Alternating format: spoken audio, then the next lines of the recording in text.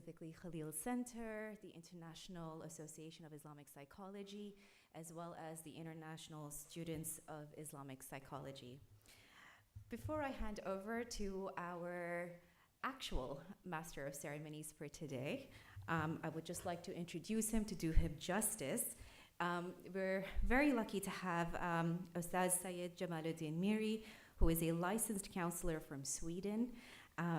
And he has a previous background with culture, media, and arts, which we did see last evening at the Symposium dinner. He has a postgraduate diploma in Islamic Psychology from Cambridge Muslim College, UK. He's also certified International Association of Islamic Psychology practitioner, as well as the Ijaza in practicing traditionally Islamic integrated psychotherapy, also known as TIIP, from the Ibn Khaldun University and Khalil Center. I will give you the floor. Thank you so much.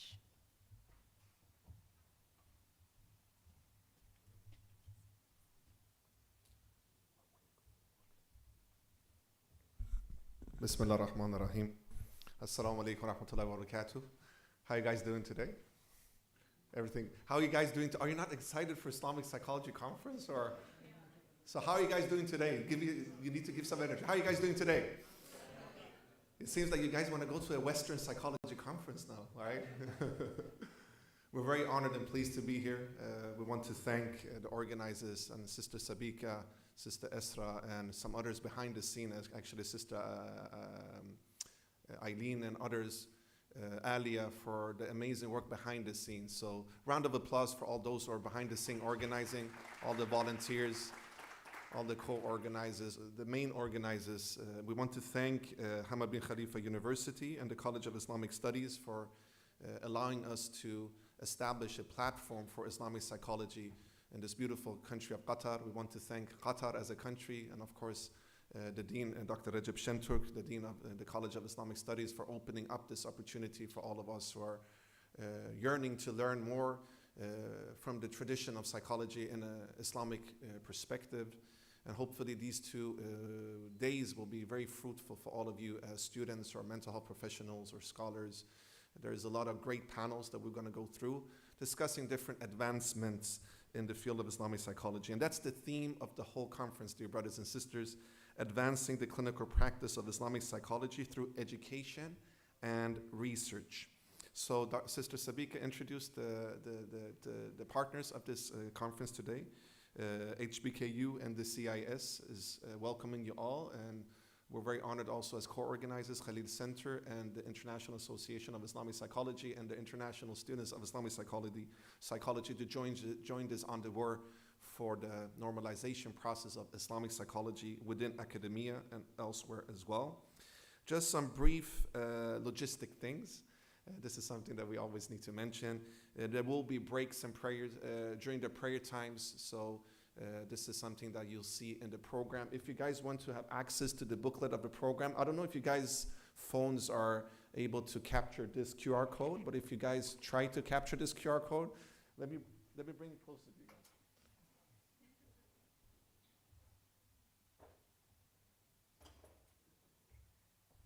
So I'll let it be there for 30 seconds. So please scan the QR code, and you will have access to the booklet where you will see more about the whole program, the organizers, all the panelists and their bios, etc. So it's a very handy and great booklet to have. So feel free to scan the QR code. Lunch will be served at my left side, your right side. You just go out here and then go to the right, and you'll see where you guys can eat. And the bathrooms is on your left side if you need to go and refresh yourselves. For all those who need translation, translations are offered from Arabic to English and English to Arabic. And this was announced earlier, so I hope that you guys have got the headphones and the equipment necessary for that. If not, please do speak with our volunteers and they will be at your service. And yes, I think this is partially it. We will have some microphones going around during the Q&As. So after each panel, we will have brief Q&As. And alhamdulillah, shukrullah, really, we're very excited of the prospect of what Qatar and Hamad Bin Khalifa University and the College of Islamic Studies are doing, creating a center for Islamic psychology internationally, in this beautiful city of Doha. And from my bird's eye view as one of the co-founders and executive director of ISIP, we have chapters all over the world and members all over the world. And I can, without any doubt, say that this is the place to be right now when it comes to the advancements of Islamic psychology. And we will also discuss more about the master program that will be established this fall in counseling psychology from an Islamic perspective. So most welcome to all of you. We have some people coming from Australia here actually, which is amazing. And I know a lot of you are traveling from far and wide and from many different parts of the world. You're most welcome, brothers and sisters. We're honored to be at your service. And let us now introduce our keynote speakers that will welcome us with some reflections and thoughts about the university, the partners, and also the program today. So allow me to introduce first and foremost Dr. Hamad Keshavarzi, who is the founder and executive director of Khalil Center. Round of applause, please.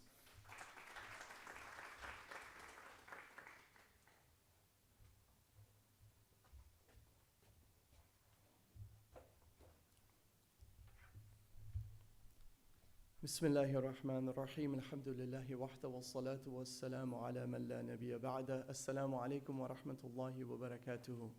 Welcome to Doha, welcome to the College of Islamic Studies. I'm very honored and privileged to have this sort of symposium go on and to have such a diverse group of scholars with us. I think part of the objective of the symposium, when we were sort of thinking of it, was that we thought rather than sort of a theoretical discussion of Islamic psychology or even introducing the topic of Islamic psychology, we really want to get into some, as we say, meat and potatoes, get into some action, get into clinical practice, right?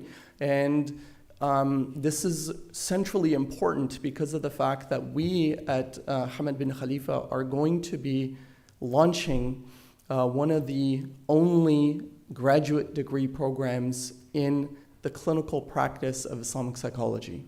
This will kick off in the fall of 2024. I myself will be coming here. This was one of the visionary projects of Dr. Rajab Shanturk, and he invited me to partake as the program director of this program. And in the creation of this program and writing of the curriculum, we felt that it was duly important to ensure that when we embark on this very novel and new and visionary mission and path, that we are informed and that we diligently think about our teaching methods, our approach, books, texts, ideas, work, literature that we'll rely on. And just as any good academic does, they typically do a survey of the landscape, a literature review, right, before you write on any topic. And so this is our sort of, I don't know what to call it, our literature review, in not just reading about the scholars' work, but to actually invite the scholars to engage in an active participation and discussion about the education and advancement of the practice of Islamic psychology. So this is a novel thing. People have been doing it in different parts of the world for quite some time now, and we want to bring everybody together to be able to do this together. As if some of you may know, and some of you may not know, that Islamic psychology has become a very international movement. Some of you are just becoming oriented to this today. We have at least a 40, 50-year-old sort of contemporary interest, a renewed interest in Islamic psychology. And now we've kind of come to the point where we are establishing a graduate program and we're going to give education to the next generation of practitioners of Islamic psychology. And before we do that, we want to ensure that we have all of your contributions and that it's grounded, as Dr. Rajab likes to say, rooted revival, grounded in the usul, in the principles and the foundations of our religion, so that we're not among those individuals whom Allah subhanahu wa ta'ala says, وَبِالْأَخْسَرِينَ أَعْمَالًا الَّذِي ضَلَّ سَعْيٌ فِي الْحَيَاةِ الدُّنْيَا وَهُمْ يَحْسَبُونَ أَنَّهُمْ يُحْسِنُونَ صُنْعًا. Those individuals who think that they're doing something good, but in reality, they are just wasted sort of efforts. And so we want to ensure that we don't fall prey and victim to this. And part of the idea is to be between Islamic authenticity and grounded upon our legacy, but to recognize and to demonstrate that this is a living tradition. It's not a historical process, that we're not just digging up. And now history is important. We need to look back on the writings of the scholars in order to inform the present, in order to inform our practice, in order to be able to translate that into action. The Prophet ﷺ didn't come with a theory. He didn't come with an ideology. He came with a revolutionary mission that would transform the daily lives of every single human being on the face of the planet. And so we want to be able to turn this into some sort of practice and applications. And so this is sort of the mission of this discussion and some of the program that we hope to be able to benefit from. And the other is that we want to do an integration, meaning Islamic authenticity grounded in our tradition, but also to be between Islamic authenticity as well as demonstrating integration and integrating the behavioral sciences, those parts of it that are empirically validated, that are useful, that fits within our foundations, and to sift through the Eurocentric interpretations of that science. You know, psychology is between philosophy and science. And it's been marketed very well as an objective science that can explain to the details of the human experience and human behavior. However, the reality is that there are many governing philosophies and ideologies that shape the research questions, but also the interpretations of the data that come out of that research. And so we want to situate the data, take from the data something that will be consistent with our worldview, with our legacy, with our tradition, and to demonstrate to the world that the Islamic tradition does have the capacity and the foundations to be able to demonstrate a tangible contribution to the field of psychology and to reform and transform psychology as we see it today from a reductionistic, pharmaceutically driven, for-profit, sort of run industry to one of compassion, human beings. لَقَدْ جَاءَكُمْ رَسُولٌ مِّنْ أَنفُسِكُمْ عَزِيزٌ عَلَيْهِ مَا عَنِتُّمْ حَرِيصٌ عَلَيْكُمْ بِالْمُؤْمِنِينَ رَؤُوفٌ رَحِيمٌ. The Prophet ﷺ was عَزِيزٌ عَلَيْكُمْ. He felt the pain and weighed heavy on his heart the human condition, the suffering of the individuals. Through compassion, he was invested in the prevention and well-being of the human condition. And to take, yesterday I attended 2 days ago Dr. Wael Halaq's seminar on ethics in Sharia. And he was talking about just this sort of overarching sense of a concern for the human condition, a concern for the betterment of human beings that underlies the basis of the entire corpus of the legal tradition. And so we want to demonstrate that element of our tradition within this confine and this topic. Jazakumullahu khairan. I look forward to interacting with all of you over the course of the next 2 days. And this evening, we will actually have an information session on the Master's in Counseling Psychology. For those of you who are interested, you're welcome to join us this evening at 6:45 here at CIS as well. I'll be here to talk more detail about the actual curriculum and the way that it's laid out. And at this point, I'll hand it back over to Sayyid Jamaluddin to direct us into the next segment.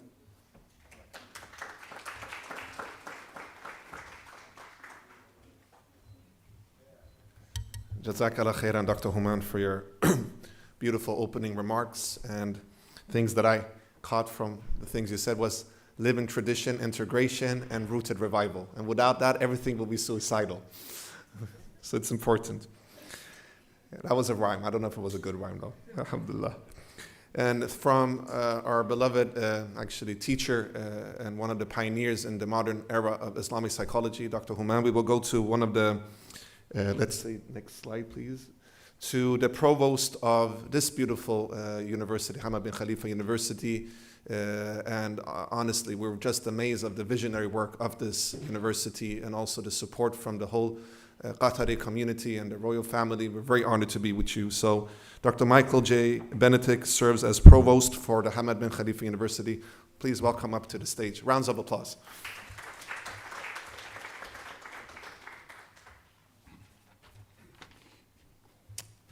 Thank you very much. I am delighted to welcome all of you to Hamad Bin Khalifa University, all the honored guests, my faculty colleagues, HBKU students, and members of the community who are here today. And I'm also pleased to see the formal opening of the Islamic Psychology Symposium here at HBKU. This is a field that we have been thinking about, I think, for many, many years, and only in the last couple of years have we really been able to formalize putting this into place. And in many ways, this symposium really kicks off what the university is trying to achieve in this area. So my job is not to talk about psychology because it would be very silly of me to try to do that. Instead, I want to tell you just a little bit about the university and the place this program has within the university. HBKU is a very unique graduate research university. It serves as a catalyst for transformative change in Qatar and in the region as a whole. Our mission is no less than to transform society, yet also be the #1 university in the Arab world. I think we can achieve that. The work of our faculty in doing that is both rooted in the local culture with a mission to address problems of local, regional, and global importance through their research, as well as to educate the next generation of leaders, scholars, and researchers who will serve throughout this country and throughout the region. My expectations of our faculty is that the research and the scholarly work be of world caliber, and I expect them to gain an international profile, and yet I also expect their research and their education to be rooted in the local culture and the local region. This conference and this new initiative in Islamic psychology is precisely that. However, it is also the research of this university that I believe distinguishes HBKU from many other universities. As I said, we expect our scientists, our researchers, our faculty to straddle the local and international expectations. Local in terms of assuring that much of what our scholars do have an impact. International in that our mandate is to become a world-recognized leading research university in all the areas that our faculty work in. This conference, again, is such an example, focusing on the practice of clinical psychology from an Islamic perspective, and yet within the framework of modern society in which we find ourselves. The impact of this conference and the impact of the graduate program that is forthcoming is impossible to predict, but I think will be fundamental. I hope that all of our visitors at HBK will take an opportunity while you're here over the next few days to walk around this truly stunning building you find yourselves in. If you haven't yet explored it, please do. The building is in many ways a metaphor. It's strikingly modern, yet it's very much based on tradition. In so many ways, I think that's what your conference is about, and that is what this university is about.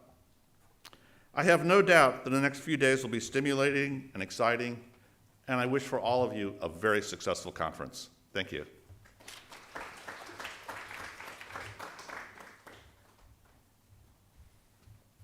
MashaAllah, Jazakallah khairan. Thank you so much, Dr. Michael J. Benedict, for these opening remarks. And it's quite exciting to be part of this endeavor of transforming the academical society, becoming the #1 university, and that will become a reality. So we have 3 rhymes there as well, alhamdulillah.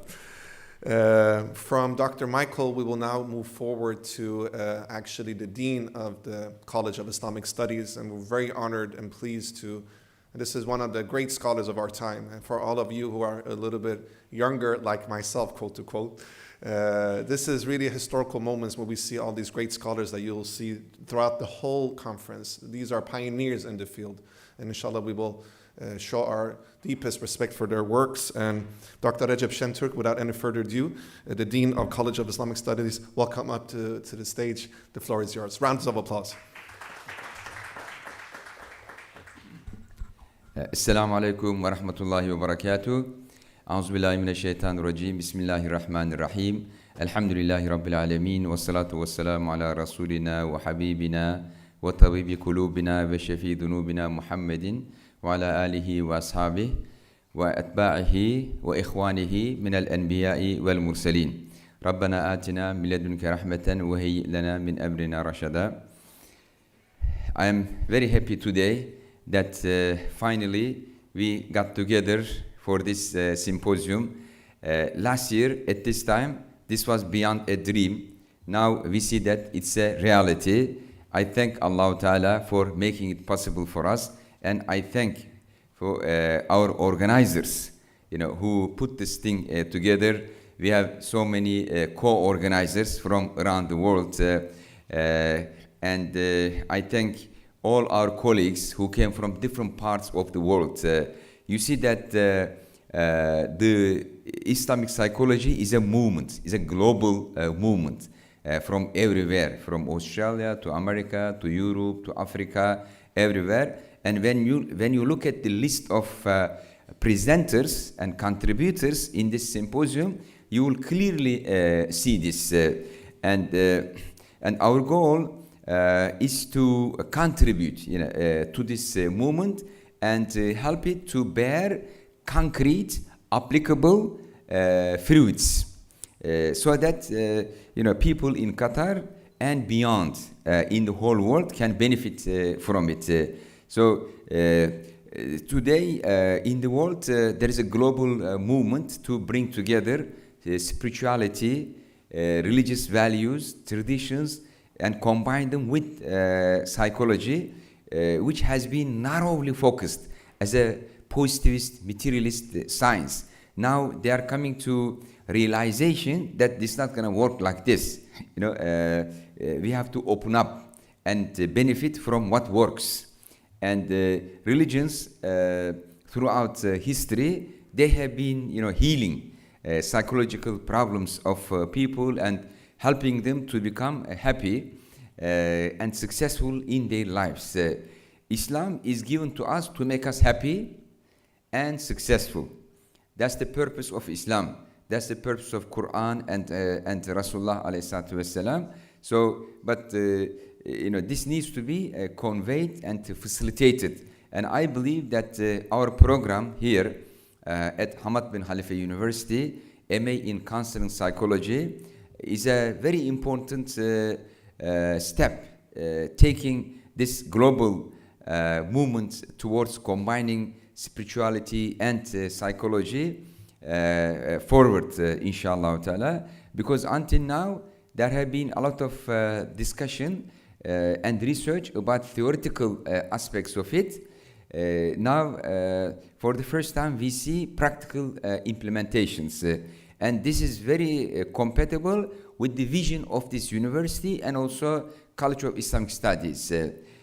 Our college is named College of Islamic Studies, but what's Islam? So when we say Islam, we mean religion and civilization.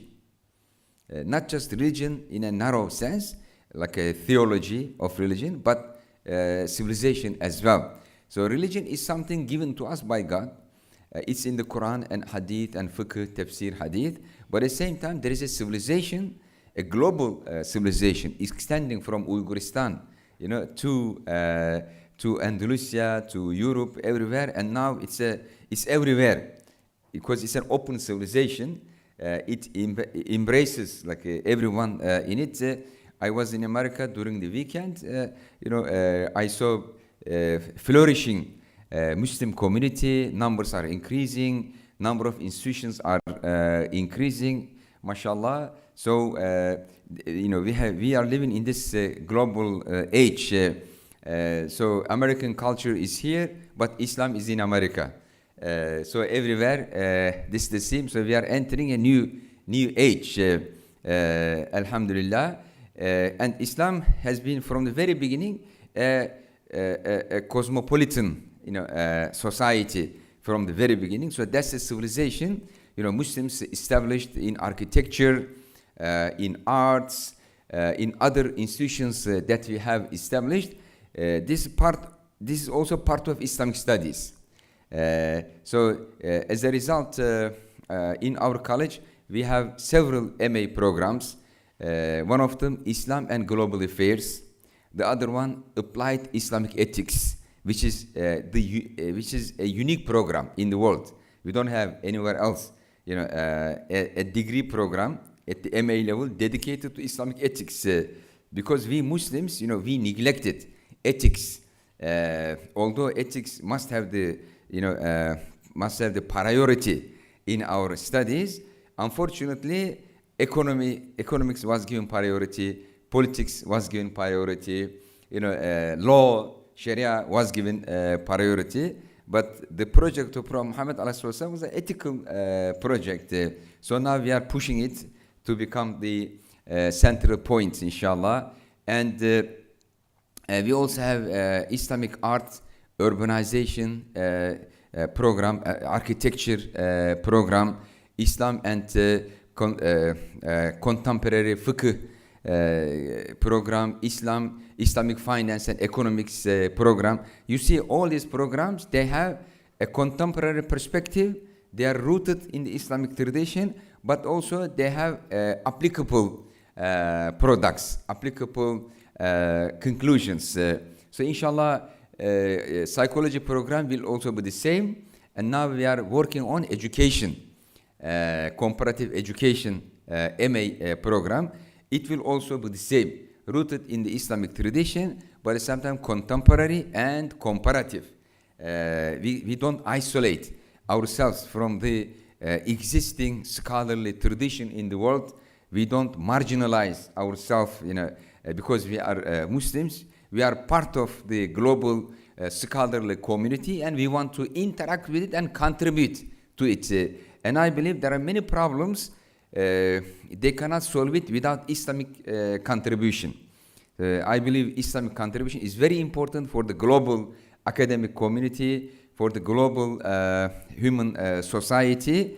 In many areas, we have a rich tradition.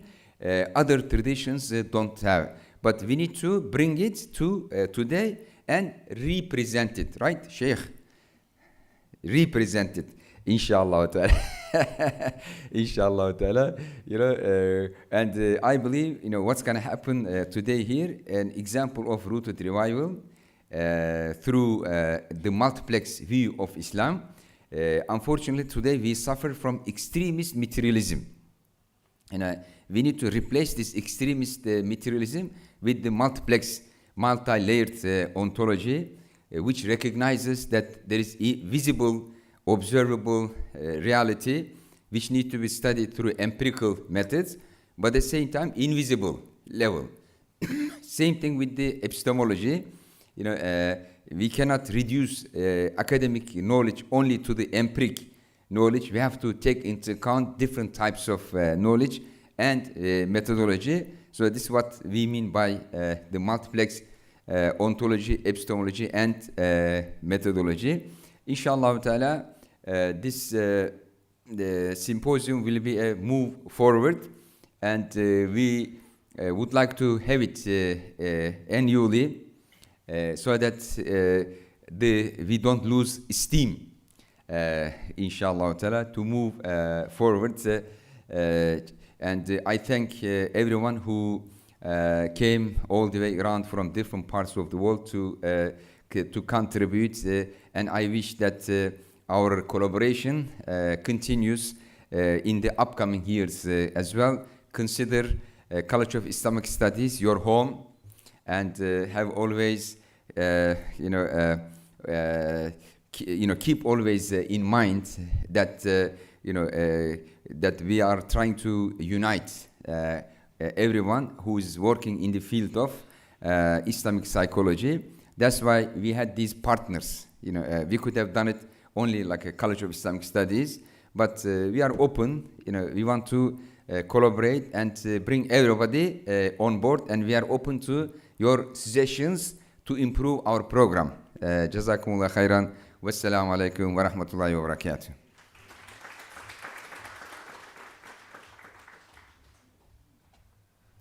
MashaAllah, Jazakallah khairan, Dr. Rajab Shentu, for these beautiful words and for opening up, as you say, and allowing this beautiful space and place to be a space for collaboration and interaction, integration, multiplexity, which is a beautiful reality. And one thing I thought about is that IP is a movement and harakat, and where we're united, there is a lot of barakat, right? Alhamdulillah. Dr. Recep, for all of you, is from Turkey, and I'm partially Turkish as well, but I don't speak Turkish. But what I love with our Islamic tradition is the diversity rooted in Tawheed and Quran and Sunnah when it comes to languages of Islamic psychology. Arabic is the main language, but we will have scholars from all over the world. And I want to mention their names so that you guys get acquainted, and please check them out online as well. There's so much resources.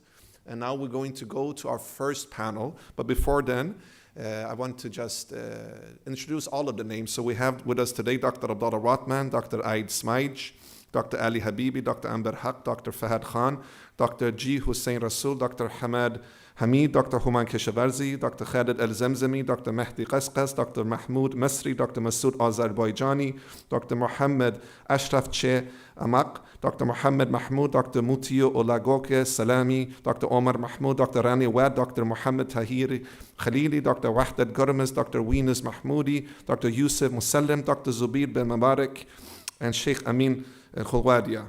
So round of applause to all of our scholars as they are going to enter the stage.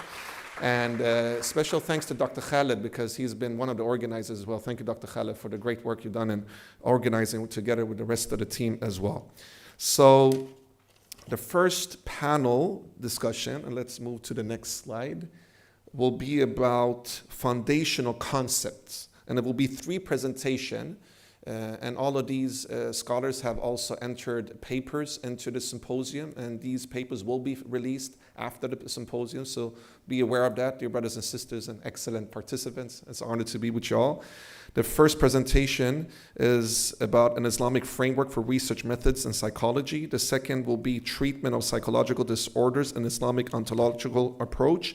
And finally, drawing lines in the sand is also one of the main topics. So I will allow the moderator for this panel discussion, Dr. Fahad Khan from the Khalil Center, to enter the stage, and he will present the rest of the panelists. Rounds of applause.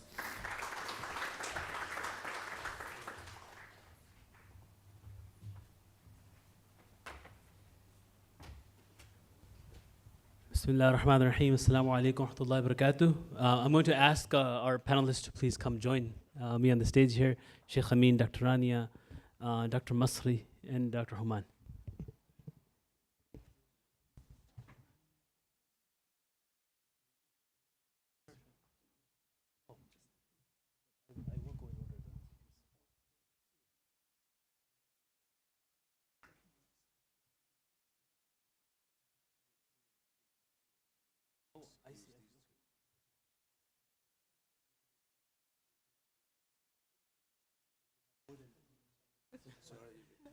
My apologies, please.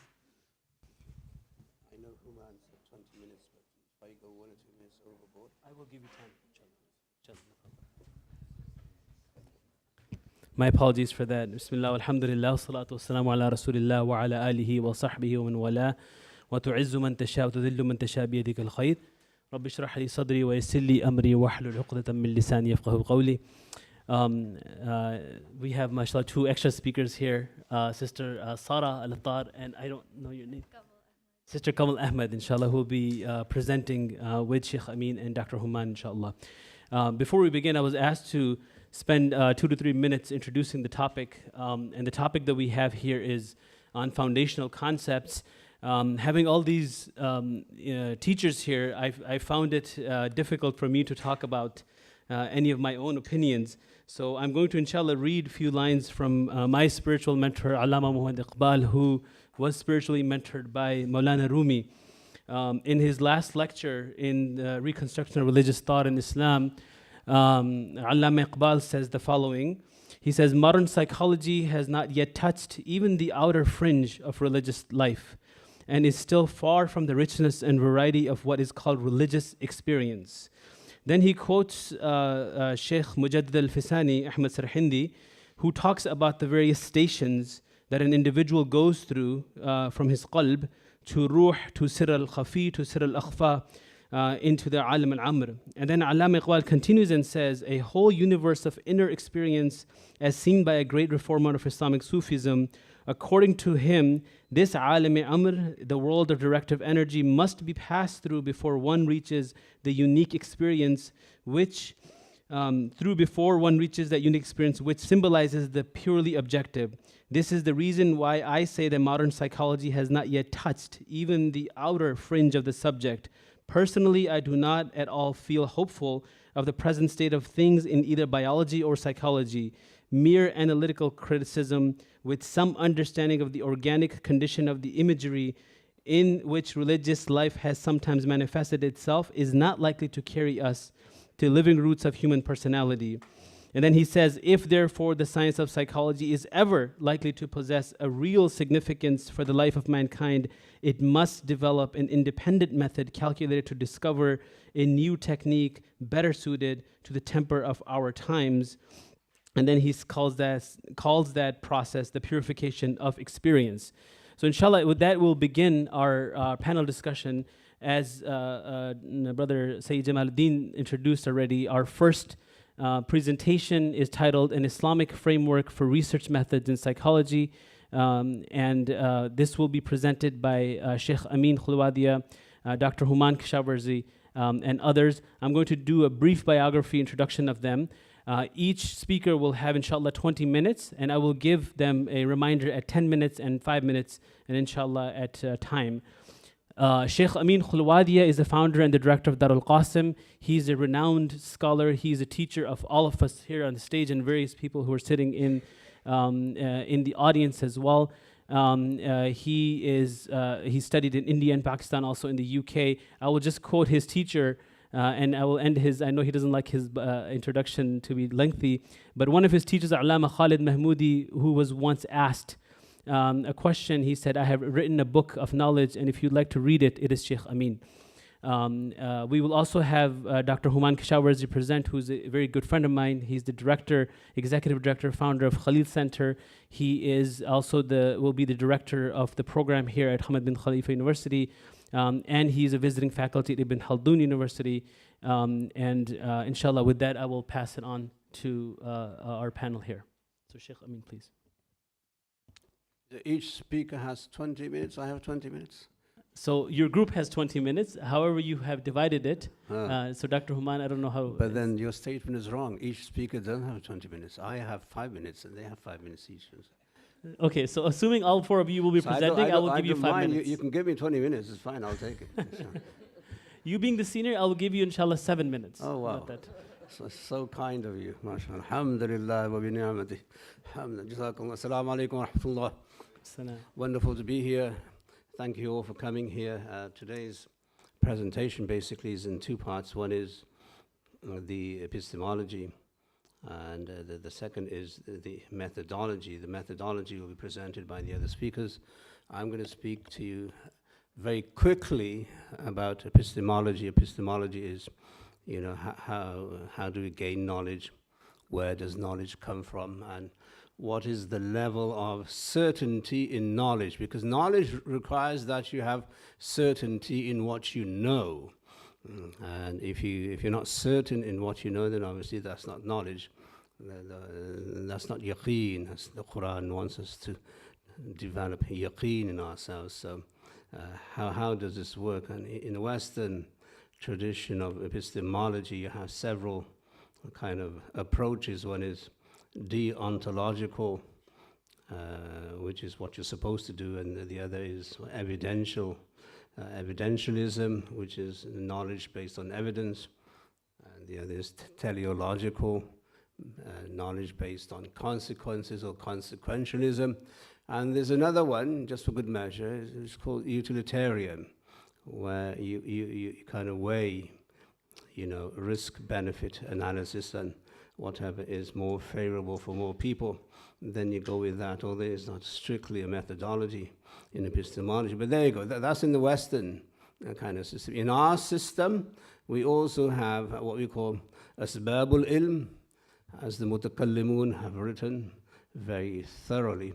You have to remember that we were discussing these super luxurious ideas and conversations when everybody else in the world were in the Stone Ages and in the Dark Ages, where people didn't know their right hand from their left hand.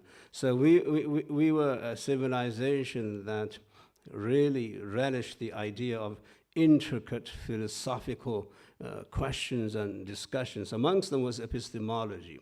So the way we see epistemology, how we know, basically the five senses, what we call the mashhudat, five senses yields a certain level of knowledge, and certainly, hopefully, that's what we see and what we hear and what we taste and what we touch, etc. This gives you knowledge. Although that could be argued in the legal realm through legal realism, where sometimes our senses will deceive us, and the prosecutor or maybe the defender will ask the witness, did you really see this person? When you say that I saw this person killing this person, so they're always going to see if they can bore holes into the testimony. Testimony, obviously, is where you want yaqeen. You want to be absolutely certain. Your knowledge of your observation has to be absolutely certain. So in the legal realm, this kind of falls apart, and they drill holes into people's testimonies. And so, did you actually hear this? And so those are the questions you'll find in courts, etc. But on the whole, your five senses are usually safe. I say, okay, I know this is sweet. I know this is hot. I know this is black. And I know this is the sound of a bell. So you usually know through your five senses. That's how you gain knowledge of what we call mashhudat, those that are knowledge that is received through the sense perception. The second ala and tool for knowledge is what we call the aql. Aql basically here means understanding, or the human intellect. Now through the human intellect, we do have a way to know things. Okay, know things. Sometimes they're mathematical, sometimes they're philosophical, sometimes through deduction, sometimes through a conclusion, sometimes through logic, sometimes just by thinking and observing and so on. So this is now the rational way to know, or the way of the aql and the intellect and understanding and so on. The third way is a bit, what do you call it? A bit of detail there. I've put it under at-talaqi min al-ghayb, although most scholars will just put it under al-khabr al-sadiq, a good authentic report. But I've made another category on top of it, which is called receiving from the other world. So in Muslim epistemology, obviously, you have your empirical method, your five senses and the rationale, the intellect, but you also have another whole realm, an ocean of knowledge, which gives the Muslim the added advantage. When a Muslim studies science, for instance, he has the advantage over a non-Muslim, because the non-Muslim only has two tools of knowing, the five senses and the aql. Whereas the Muslim now has this whole experience of knowledge from the Prophet Muhammad sallallahu alaihi wasallam, knowledge of prophethood, knowledge from the ghaib, the unseen, that which you can't see, and Allah subhanahu wa ta'ala imparts that knowledge to the Prophet, and the Prophet distributes that knowledge to other Muslims, and they receive this information, and it's a wealth of knowledge, as a wealth of information that Muslim scholars tapped into. One of the main reasons why Muslims was so good and so organized and so cultivated and so sophisticated in their portrayal of even life in general is because they had access to this tool of knowledge. That what the Prophet brought to human beings, they used that. I mean, in our opening remarks in the paper, when you read the paper, you'll see that, alhamdulillah, the Prophet ﷺ predicted that the average age of his ummah will be between 60 and 70. Now, how do you know this? Is it through your rationale? Is it through observation? Is it through experimentation? Or is there another way that the Prophet knows? And the other way is obviously the ghaib, the unseen. So Allah informs the Prophet that the average age of his ummah will be between 50 and 60. And you have to sit back and think about it. This is at a time when the average age of people in the world was 50. So at a time when the average age is 50 in the whole world, I'm talking about the Persian Empire, I'm talking about the Roman Empire, I'm talking about the Chinese. The average age, if you look it up, it was 50 at that time. But the Prophet said, the age of my ummah will be between 60 and 70. 2 minutes. Now, why is that? How did that work? 2 minutes. Oh, all right, 2 minutes. All right. Hopefully we'll live longer. Inshallah. Inshallah. I apologize. Yeah, inshallah. Bi-idhnillah. Jazakallah khair. So, this is because, the Muslim civilization promoted a way of life and a healthy way of life where they would live 60, 70 years old. Had they not lived a hygienic life, a clean life, had they not had a proper diet, had they not had the necessary tools by which they can prolong their life in a world where people were dying at the age of 50, then this would not have happened. But who gave the Prophet this knowledge? Is Allah subhanahu wa ta'ala. So the Muslim scientist has the advantage of utilizing a whole ocean of knowledge which the non-Muslim doesn't even believe in. And we should be proud of that. And Muslim scientists must look into that, that before they go into empiricism and the fossil, kind of evaluation of the fossil and see how old is this fossil, they must also resort to wahi. The knowledge we gain from the Quran and Sunnah is far more superior than the knowledge that we gain through the mashhudat, that which is tangible, and through the ma'khulat, that which is, the intellectual way to learn. So, inshallah, we'll continue with this somehow, somewhere. Inshallah. Jazakumullah khair.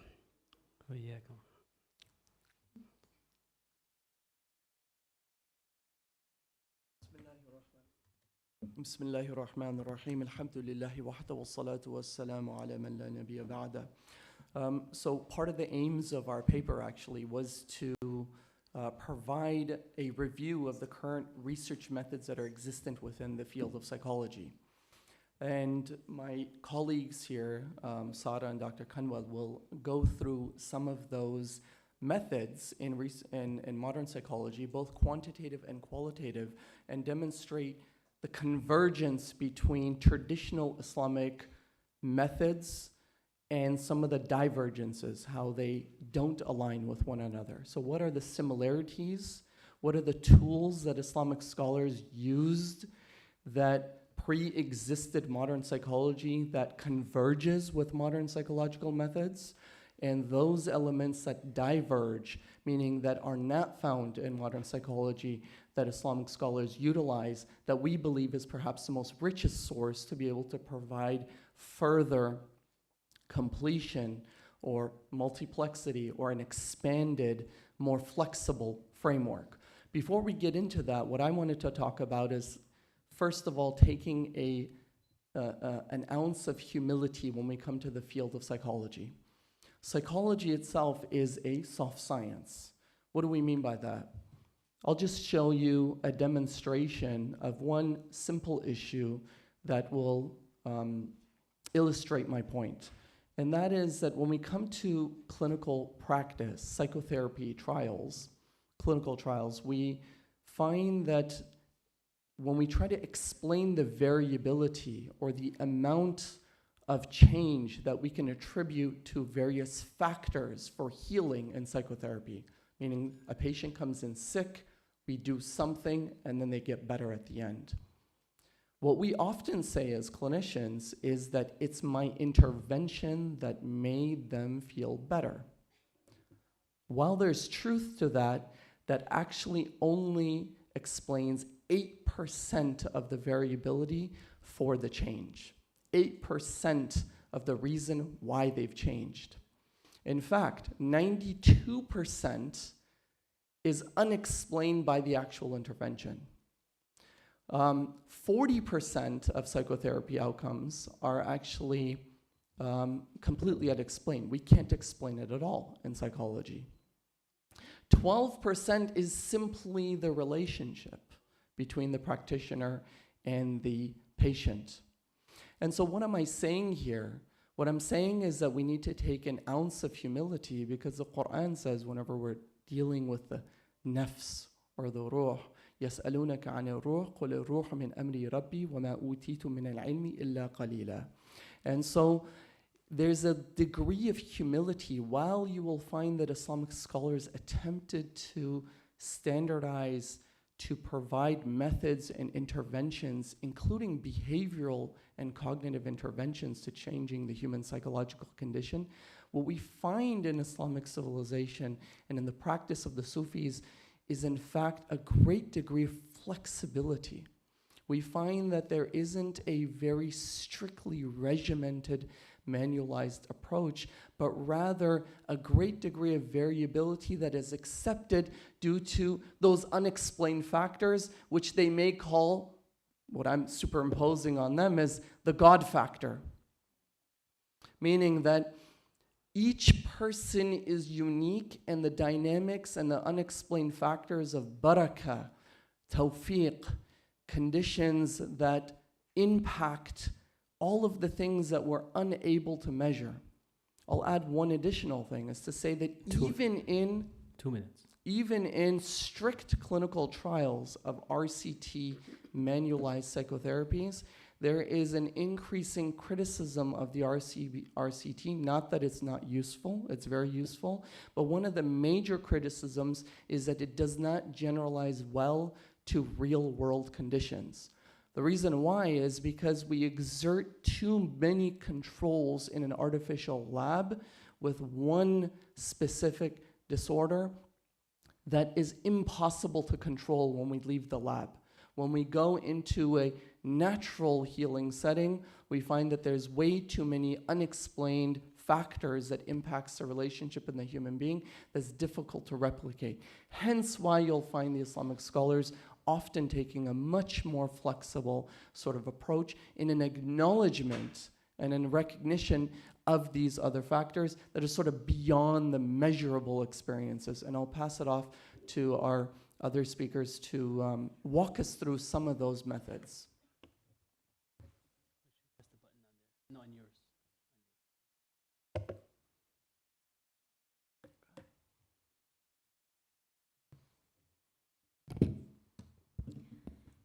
So now getting into a discussion of the different research methodologies themselves, discussing first our quantitative research methods. Some examples of those in modern psychology research include correlational studies, descriptive studies, and experimental studies in which we're manipulating variables in order to assess what kind of desired outcomes we're getting. So an analogous concept that our Islamic scholars have used, what we would describe to be sort of a prequel to experimental methods, is tajruba, or experiential trials, basically in which the sheikh provides some kind of intervention to their disciple to alleviate some kind of behavioral or spiritual ailment. And if that intervention is successful in alleviating that ailment, that intervention becomes a prescription which the sheikh passes on to their disciples, and then the senior disciples begin to pass it on to their students, and then that prescription becomes an established prescription and cure within the tradition, and it becomes solidified in the tradition.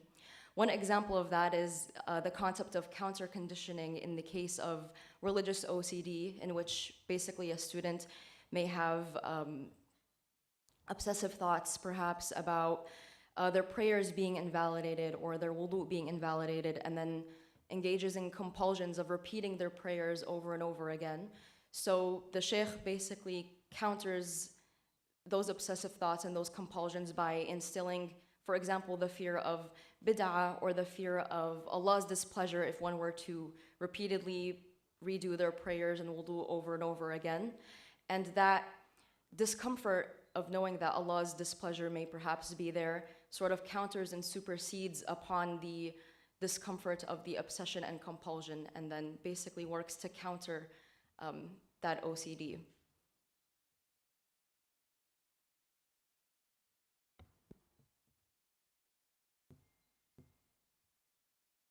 Okay, so the next type of research is descriptive research. So descriptive research, it's purely descriptive in nature, meaning that there's no manipulation of factors or administration of any kind of intervention. An example of that would be studying the development of abstract reasoning in children. And the Islamic convergence to that is in istiqra, which is inductive reasoning. An example of that can be found in the Sirah. So in the Arabian Peninsula, there was a cultural concept that intimacy with the nursing mother would be detrimental to the child. And the Prophet ﷺ, he stated that he almost forbade this practice, except he noticed in the Persians and the Romans that they engaged in this and there was no harmful effect in the child, so then he made it permissible. And so this is an example of using inductive reasoning. Another example is the renowned sociologist Ibn Khaldun, who studied the rise and fall of civilizations, and he noted that earlier civilizations, they had greater psychological hardiness that made them less resistant to being conquered, and compared that to subsequent generations who, through excessive comforts, did not have that psychological resilience that made them more prone to being conquered. And then the next is correlational research. So this is very similar to descriptive research, but it takes it a step farther and adds a level of prediction. So through regression analysis formulas, we can derive a likelihood number, and that likelihood number can give us, what is the likelihood of this event occurring? So for example, if we want to investigate what is the likelihood a child will have maladjustment if they come from a family with divorced parents versus a family with an intact marriage. And so the Islamic convergence here is in the concept of heads, which the Arabic term, it means to guess, but when used technically, it implies an educated guess, meaning that there's a basis here. So an example of this can be found in the Quran when Allah subhanahu wa ta'ala commands us, La taqrabu zina, meaning do not come near adultery. And here the Quran is establishing a correlational relationship here, that these instances like flirtation or excessive seclusion, they increase the likelihood of zina occurring, but it is not a causal relationship. So it's correlated or it's strongly linked, but it's not a causative.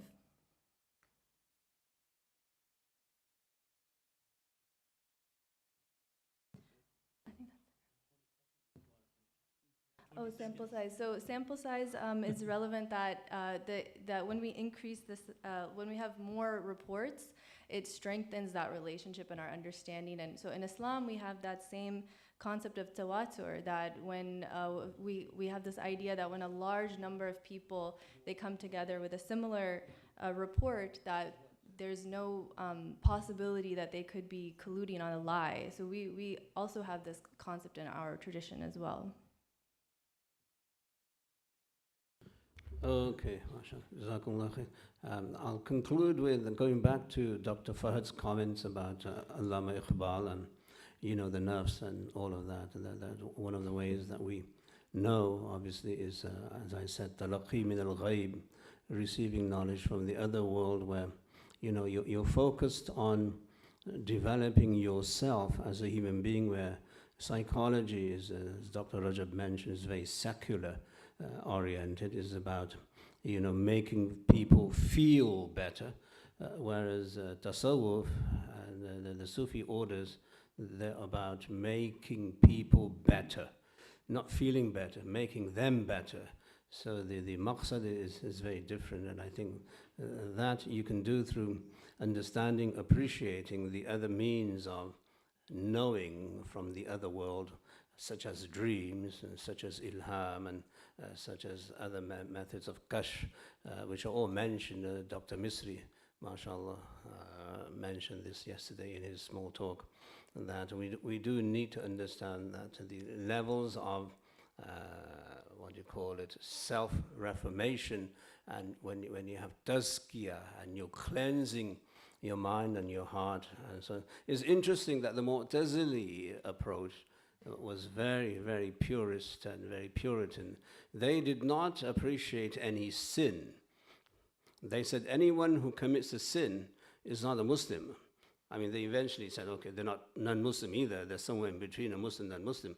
But they didn't appreciate that the human mind would be of any use if the person committed a sin.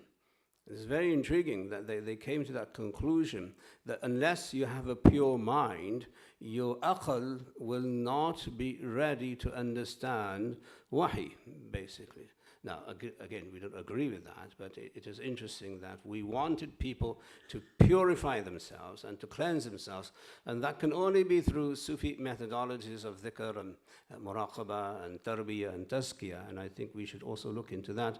As psychologists, maybe Muslim psychologists, there has to be a wing, I think, in your psychology studies of tarbiyah and tazkiyah, and going into the other realm of procuring knowledge from the other world, from the other side, through tazkiyah and tadhkir and whatever. So I'm sure you'll incorporate that. My time is up now. Jazakallah. Thank you I hate very to much. stop you. It's great. the hardest thing for me. I'm blaming Human here because he's the organizer. He only gave us the least amount of minutes. So he was supposed to give us the most amount of minutes. La hawla wa la quwwata illa billah. Jazakumullah khair. Allah forgive me for that. I'm going to ask Sheikh Amin to stay seated, and Dr. Human, and two of you, if you can excuse, and ask Dr. Rania and Dr. Masri to inshallah join us on the stage here, both of you. Jazakallah khair. Okay.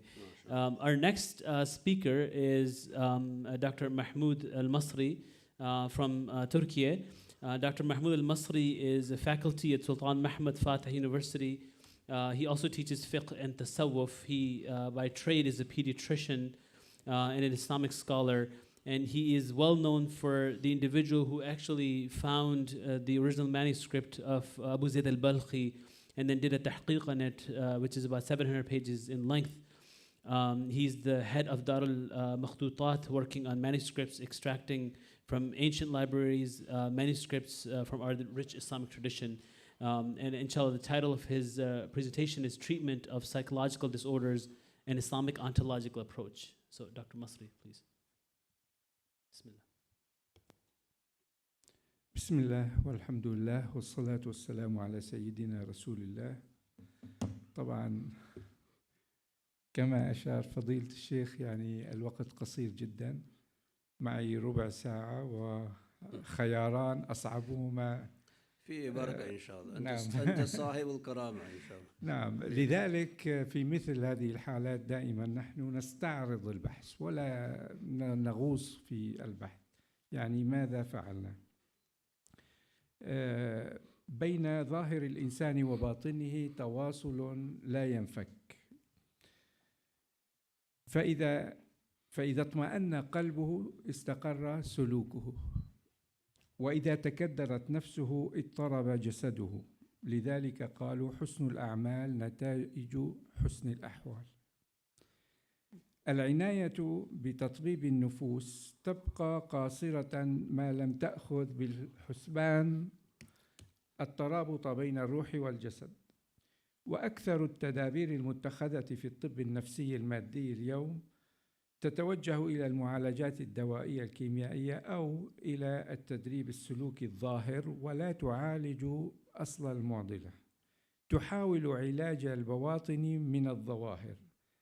أما التدبير التربوي الروحي الذي استمد من الوحي الرباني فإنه يعالج البواطن من البواطن لا من الظواهر. ولعل هذا يحتاج إلى يعني قد يكون هذا هو أساس تبنى عليه نظرية الممارسة العلاجية لعلم النفس الإسلامي. هذا يحتاج إلى مناقشة أكثر، لكن ستوضح في هذه المقدمات. أولاً، إذا كان علاج البواطن من البواطن فإن الباطن يحتاج إلى دعم معنوي قوي يستمد منه القوة المعنوية التي تقيه من الاضطرابات النفسية المختلفة والانهيار عند الشدائد. هذا الدعم الذي يحل الاضطراب الباطن من الباطن قال فيه تعالى: الذين آمنوا وتطمئن قلوبهم لذكر الله، ألا تطمئن قلوبهم بذكر الله، ألا بذكر الله تطمئن القلوب. فهو يتكلم على مفهوم الصلة بالله التي تنتج سكينة في البواطن وتلغي الاضطراب الحاصل عند الغفلة.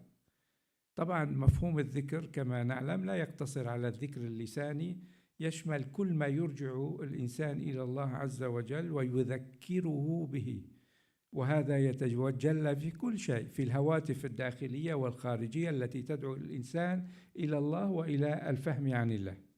بالمقابل قال: ومن أعرض عن ذكري فإن له معيشة ضنكا، أخبر عن شقاء وتعاسة وضيق يعيشه الذي غفل قلبه عن الذكر. هنا ظهر دور المذكر أو المربي الذي يذكر أصحاب القلوب الغافلة بحاله ومقاله لينقلها من غفلتها إلى انتباهها ووعيها وحضورها، أو من شقائها وتعاستها إلى سكينتها واطمئنانها وسعادتها. لذلك قال الله عز وجل لنبيه: فذكر إنما أنت مذكر. أهل التربية قالوا: لا تصحب من لا ينهضك حاله ولا يدلك على الله مقاله. فأشاروا إلى الدور الوظيفي التذكيري بالحال والمقال. هذا الدور يتكامل مع دور الطبيب الذي نظر إليه الإسلام على أنه رفيق. لذلك النبي صلى الله عليه وسلم قال لأبي رمسة: الله الطبيب بل أنت رفيق. هذا يشير إلى ما تفضل به الدكتور همام، قضية وظيفة الطب. يعني النبي صلى الله عليه وسلم وصفه بأنه رفيق. الطبيب هو الله. إذن ما الدور، ما النسبة للدور الذي يقوم به الطبيب؟ هذا البحث تناول 5 مقدمات، ثم تحدثنا عن العصابات. تحدثنا عن 5 منها وهي ال5 الأساسية. المقدمات تناولت الصحة النفسية من جهة اتصالها باللطيفة الروحية، ومن جهة التعريف بها وتدبيرها الوقائي والعلاجي، وصلتها بالصحة الجسمية. في العصابات تناولنا العصابات الشائعة: القلق والكآبة والرهاب والوساوس والغضب. قمنا بمعالجة هذا مخطط البحث. قمنا بمعالجة هذه العصابات من خلال لسان الطبيب، الأعراض والعلامات الطبية للعصاب. هذا ينطق بتوصيف الطبيب الممارس لصنعته. لسان المربي، التوصيف التربوي للعصاب وتدبيره. ينطق بتوجيه المربي المستمد من الوحي. وأطلقنا عليه في البحث مصطلح الاسترشاد. لسان الحكيم، وهو يعبر عن العصاب في الدراسات التراثية والمعاصرة، ينطق بتوجيه الحكيم المؤمن. وأطلقنا عليه في البحث الاستبصار. فنحن بالخلاصة بالتدبير الإسلامي لهذه الاضطرابات بين الاسترشاد والاستبصار. تناولنا بعد ذلك منهج البحث والمصادر. المصادر ألخص لكم. كان هناك المصادر التربية، اعتمدنا فقط على 2، يعني أخذنا نموذج نصي وهو الحكم العطائية، وآخر تأصيلي من المصادر وهو الرسالة القشيرية، طبعا فضلا عن نصوص الوحي من الكتاب والسنة، واللغة من أجل المناسبة بين المعنى اللغوي والاصطلاحي. المصادر التراثية اعتمدنا على مصدر واحد في البحث وهو كتاب مصالح الأبدان والأنفس لأبي زيد البلخي أحمد بن سهل، الذي عاش في القرن الثالث الهجري. هذا مخطط البحث، المقالة الأولى والثانية، لا يوجد وقت لاستعراض هذا. في المقدمات تحدثنا عن مراتب اللطيفة الروحانية. لماذا؟ ما هي؟ لبيان أين يكون موضع الاضطراب فيها. فتحدثنا عن المراتب الخمس.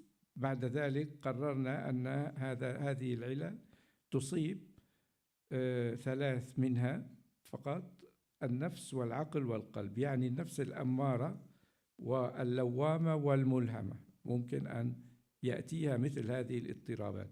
أما مراتب الأخرى لا اضطراب لروح مطمئنة راضية متعلقة بربها، ولا اضطراب لسر مرضي مستغرق في جلاله وجماله.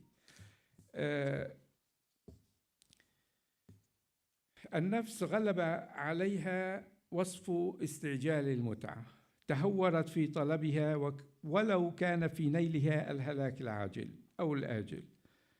غلب على العقل الشك والحذر، فجانب السكينة والاستقرار، واصطرعت في القلب نوازع الغضب والكظم والجزع والصبر والفرح والحزن والحقد والعفو والحسد والغبطة الخوف وغير ذلك من منازعات الأضداد.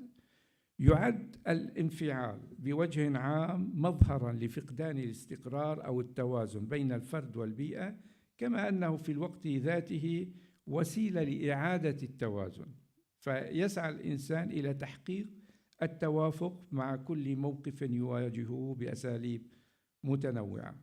تحدثنا بعد ذلك في المقدمة التي بعدها حول الصحة النفسية، وهي حالة من التوازن بين الإنسان ونفسه وبينه وبين مجتمعه، ومقدار ما يملكه الإنسان من هذه الصحة النفسية متعلق بحسن تعامله مع انفعالاته، بحيث يحقق أمرين: الأمر الأول توظيف هذه الانفعالات في التكيف، في عملية التكيف. الأمر الثاني النجاح في ضبط تلك الانفعالات من خلال الحيل النفسية حتى لا تصل إلى شكلها المرضي. كل إنسان عنده حزن، عنده انفعالات معينة، لكن متى تصل إلى الشكل المرضي الذي يحتاج فيه إلى مساعدة؟ هذا الكلام تكلم عليه أبو زيد البلخي بدقة شديدة. تحدثنا عن حفظ الصحة النفسية بعد أن بيناها من خلال صيانة النفس من الأعراض الخارجية من جهة، والحيل النفسية التي يعدها لمواجهة الاضطرابات من جهة أخرى. هذا كلام البلخي ربط فيه بين صيانة النفس من الأعراض الداخلية والخارجية بأمر معرفة الإنسان لأحوال نفسه ولأحوال الدنيا من حوله.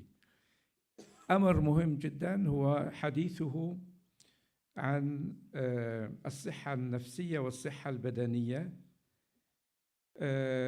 تكلم على العلاقة المتبادلة بينهما، وعبر عن ذلك باشتباك أسباب النفس، أسباب البدن بأسباب النفس، فنظر إلى الجسد والنفس من منظار واحد في وقت واحد.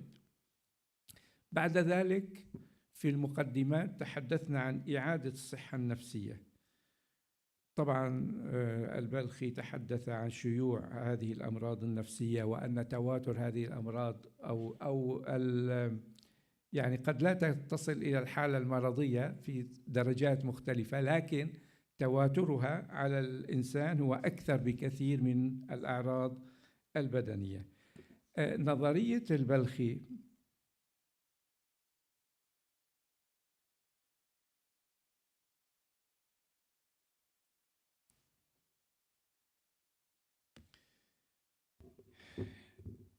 استندت هذه النظرية، لخصناها بشكل مكثف، التي استندت إلى صيانة النفس من الأعراض الداخلية والخارجية والحيل التي تحدثنا عنها. نظريته في إعادة الصحة النفسية. طبعا نحن ذكرنا مصطلحات بدون شرح لأنها واضحة، ولكن حفظ الصحة يعني الوقاية، إعادة الصحة العلاج، مفهوم هذا. فنظريته في إعادة الصحة استندت إلى العلاج من داخل النفس ومن خارج النفس. نختصرها بالمعالجة النفسية الداعمة، ركز فيها على دعم مقدرة المريض ومصادر قوته وتعزيز دفاعاته السليمة. يعني ركز فيها بشكل أساسي على العلاقة بين الطبيب والمريض، وقال هذه معالجة من خارج النفس تعتمد على مساعدة الطبيب.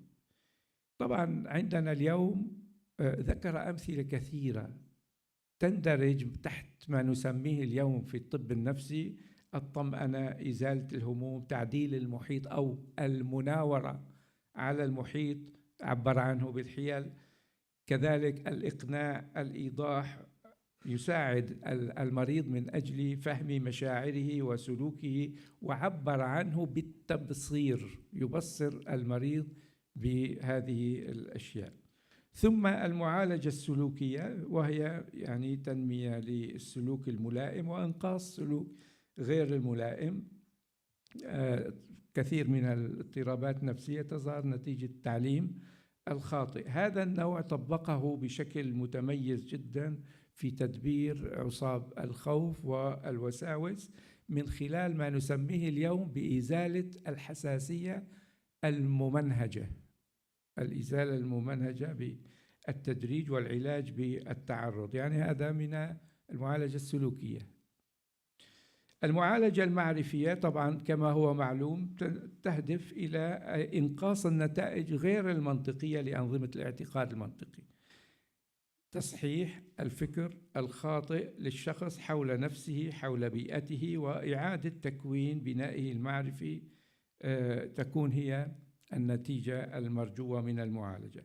فلذلك ماذا فعل هو في هذا المجال؟ فرق بين الحيل التي يعدها الإنسان قبل أن يقع في المرض، هيجان الأعراض النفسية، والحيل التي يواجه بها الأعراض النفسية عندما تأتي.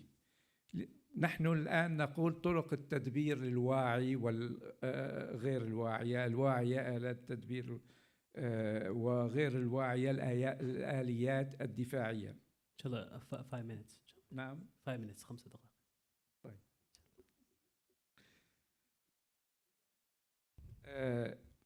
نتحدث الآن نموذج نوع من العصابات. القلق، لسان الطبيب لا نحتاج إليه، معروف الأعراض والعلامات وكذا. لسان المربي، التوصيف التربوي للقلق وتدبيره عند أهل التربية، اصطلحوا عليه. طبعا القلق ورد في كتبهم بالهم، الهم مرادف للقلق. إزالة سبب القلق أولا هو زوال الاعتماد على الله عز وجل وضعف الثقة به. قال تعالى: وطائفة قد أهمتهم أنفسهم يظنون بالله غير الحق ظن الجاهلية. ما قادك مثل الوهم.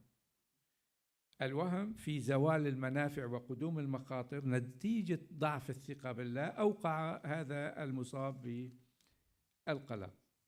التدبير، أهل التربية عالجوا هذا بتصحيح الإدراك المعرفي المتصل بحقيقة أن الكون بيد الله تعالى، وأنه بيده الخير، ولا يقدر في ملكه شيئا إلا ويكون مقرونا بلطفه.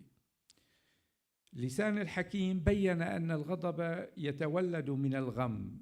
هذه نظرية أساسية عند البلخي. الغم يعتبره رأس العصابات،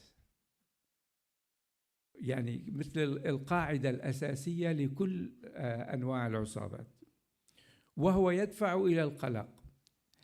في نظرية البلخي بكل العصابات عنصران: الغم الذي هو القاعدة، وكلها مرتبطة بالقلق. يظهر فيها أصلا نحن اليوم العصابات نقول نيوروتيك disorders. فهذه كل ما يتكلم عن واحد من العصابات يربطه بالقلق. نعم.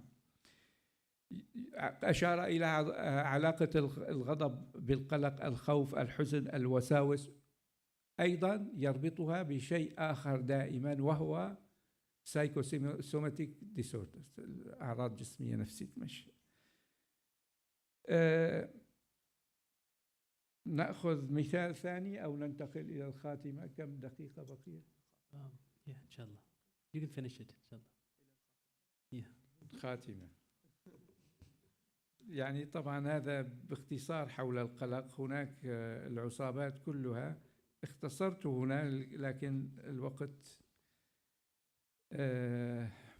طيب،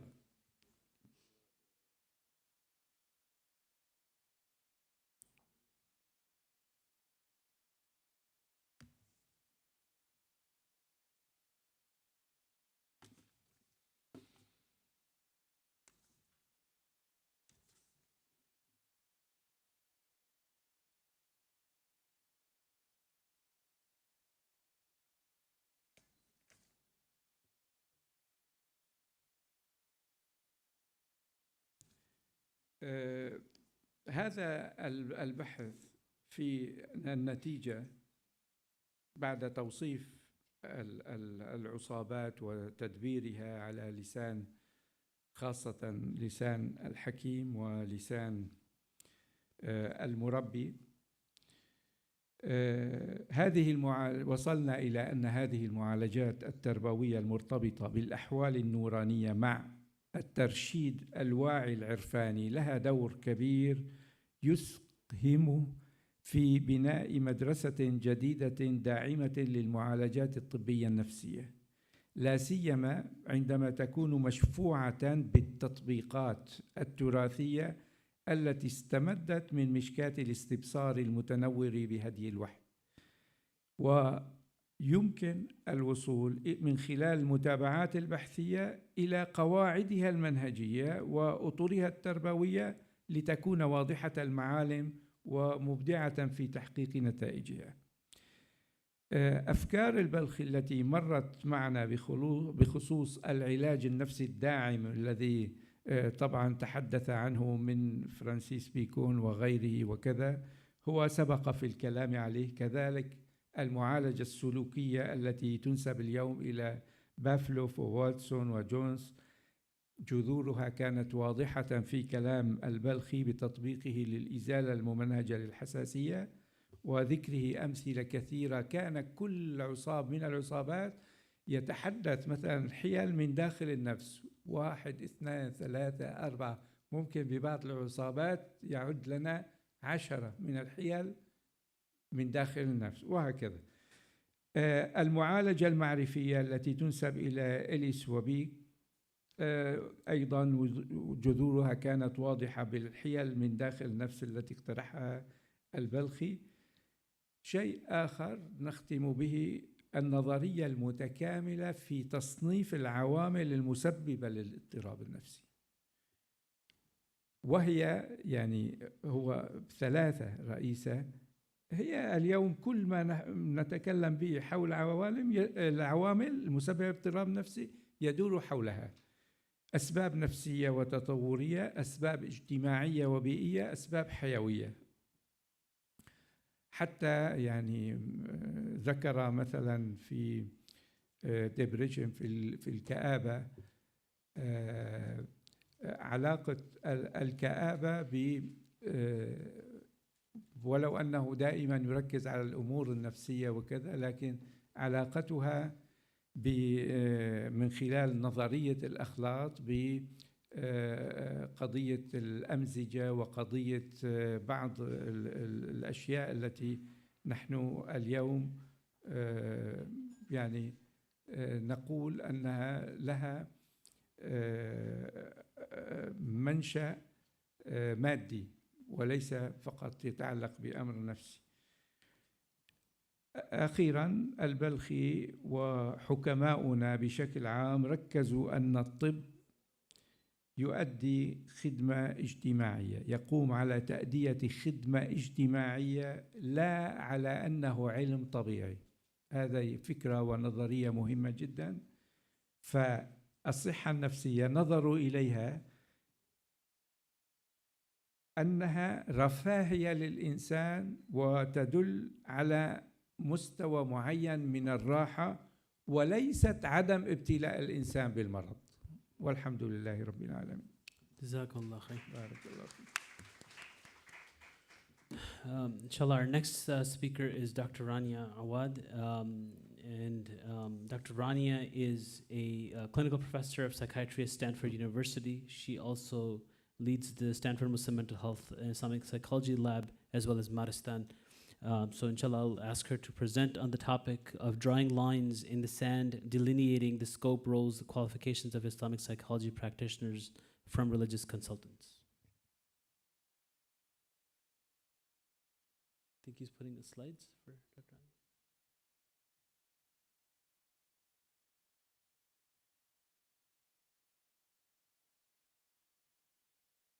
We have some sand on the screen and start drawing some lines.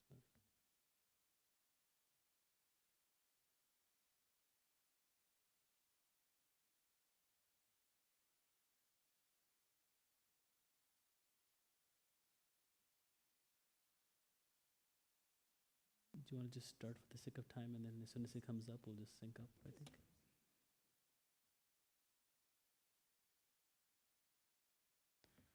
السلام عليكم ورحمة الله وبركاته. بسم الله الرحمن الرحيم وصلى الله على الهادي محمد وعلى آله وصحبه وسلم أجمعين.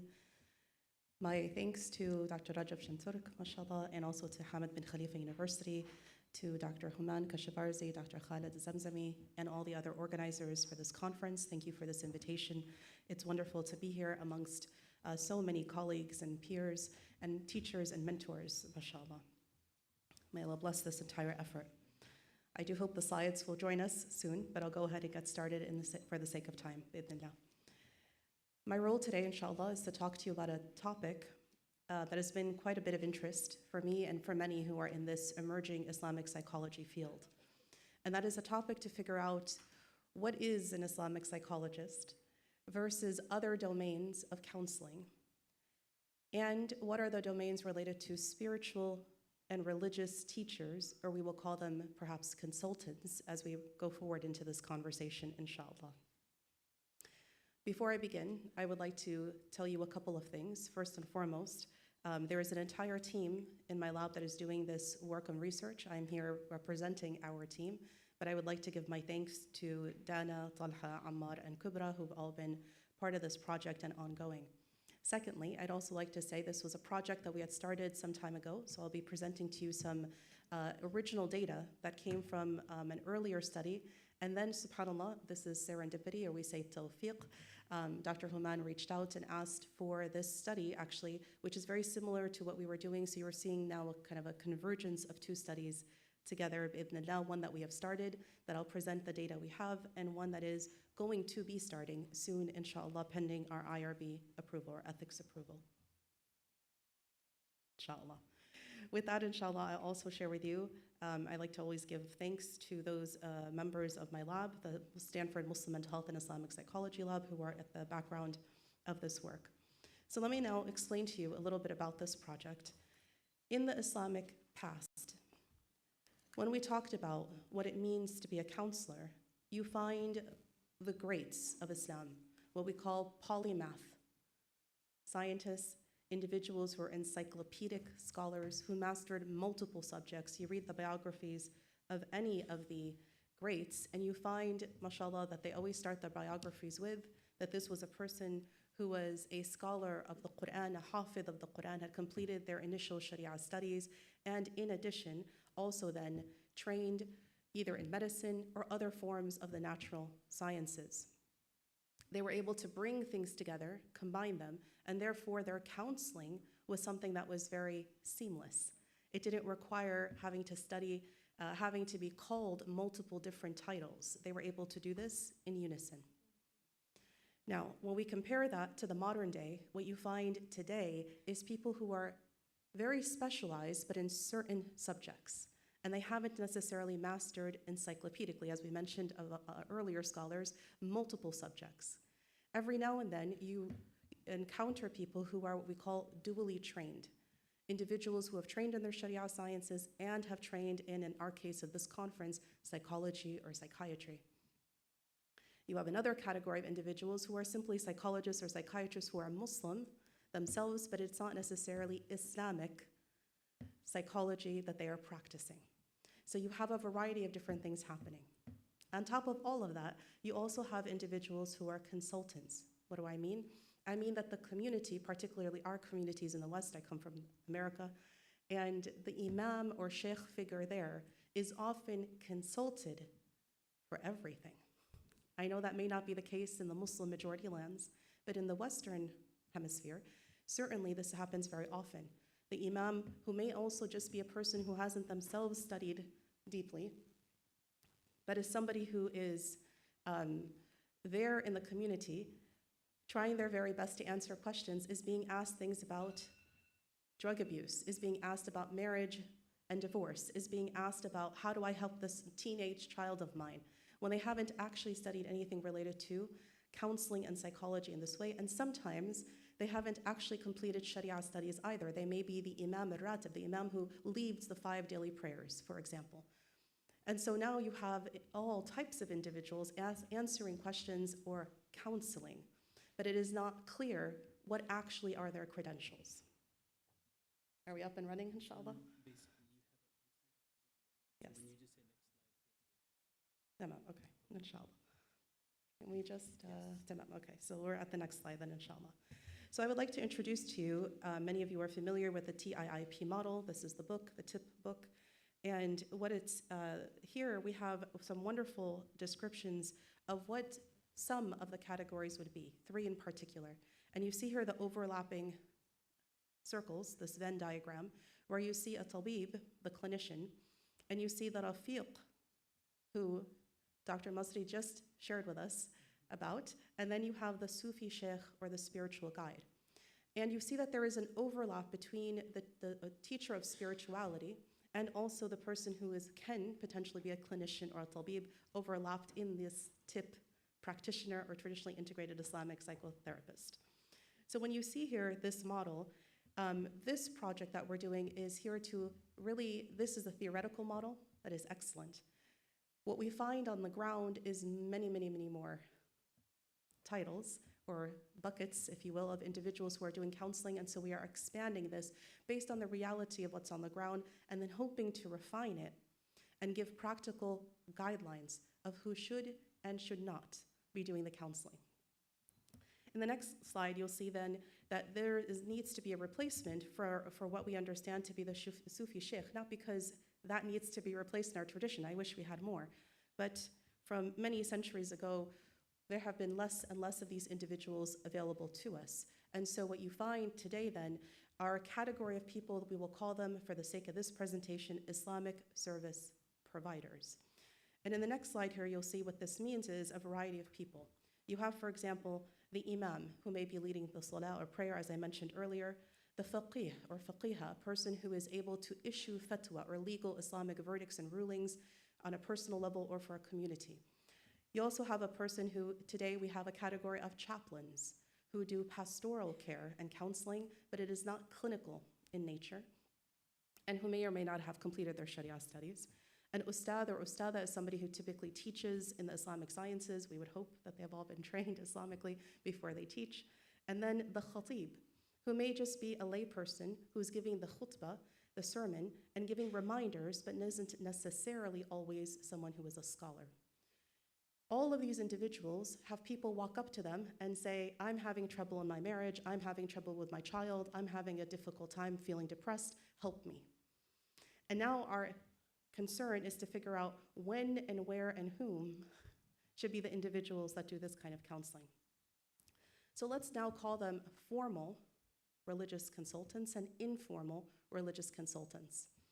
I have a bias, and I'm going to share this right at the beginning. And as a researcher, you always have to give your disclaimers of your biases.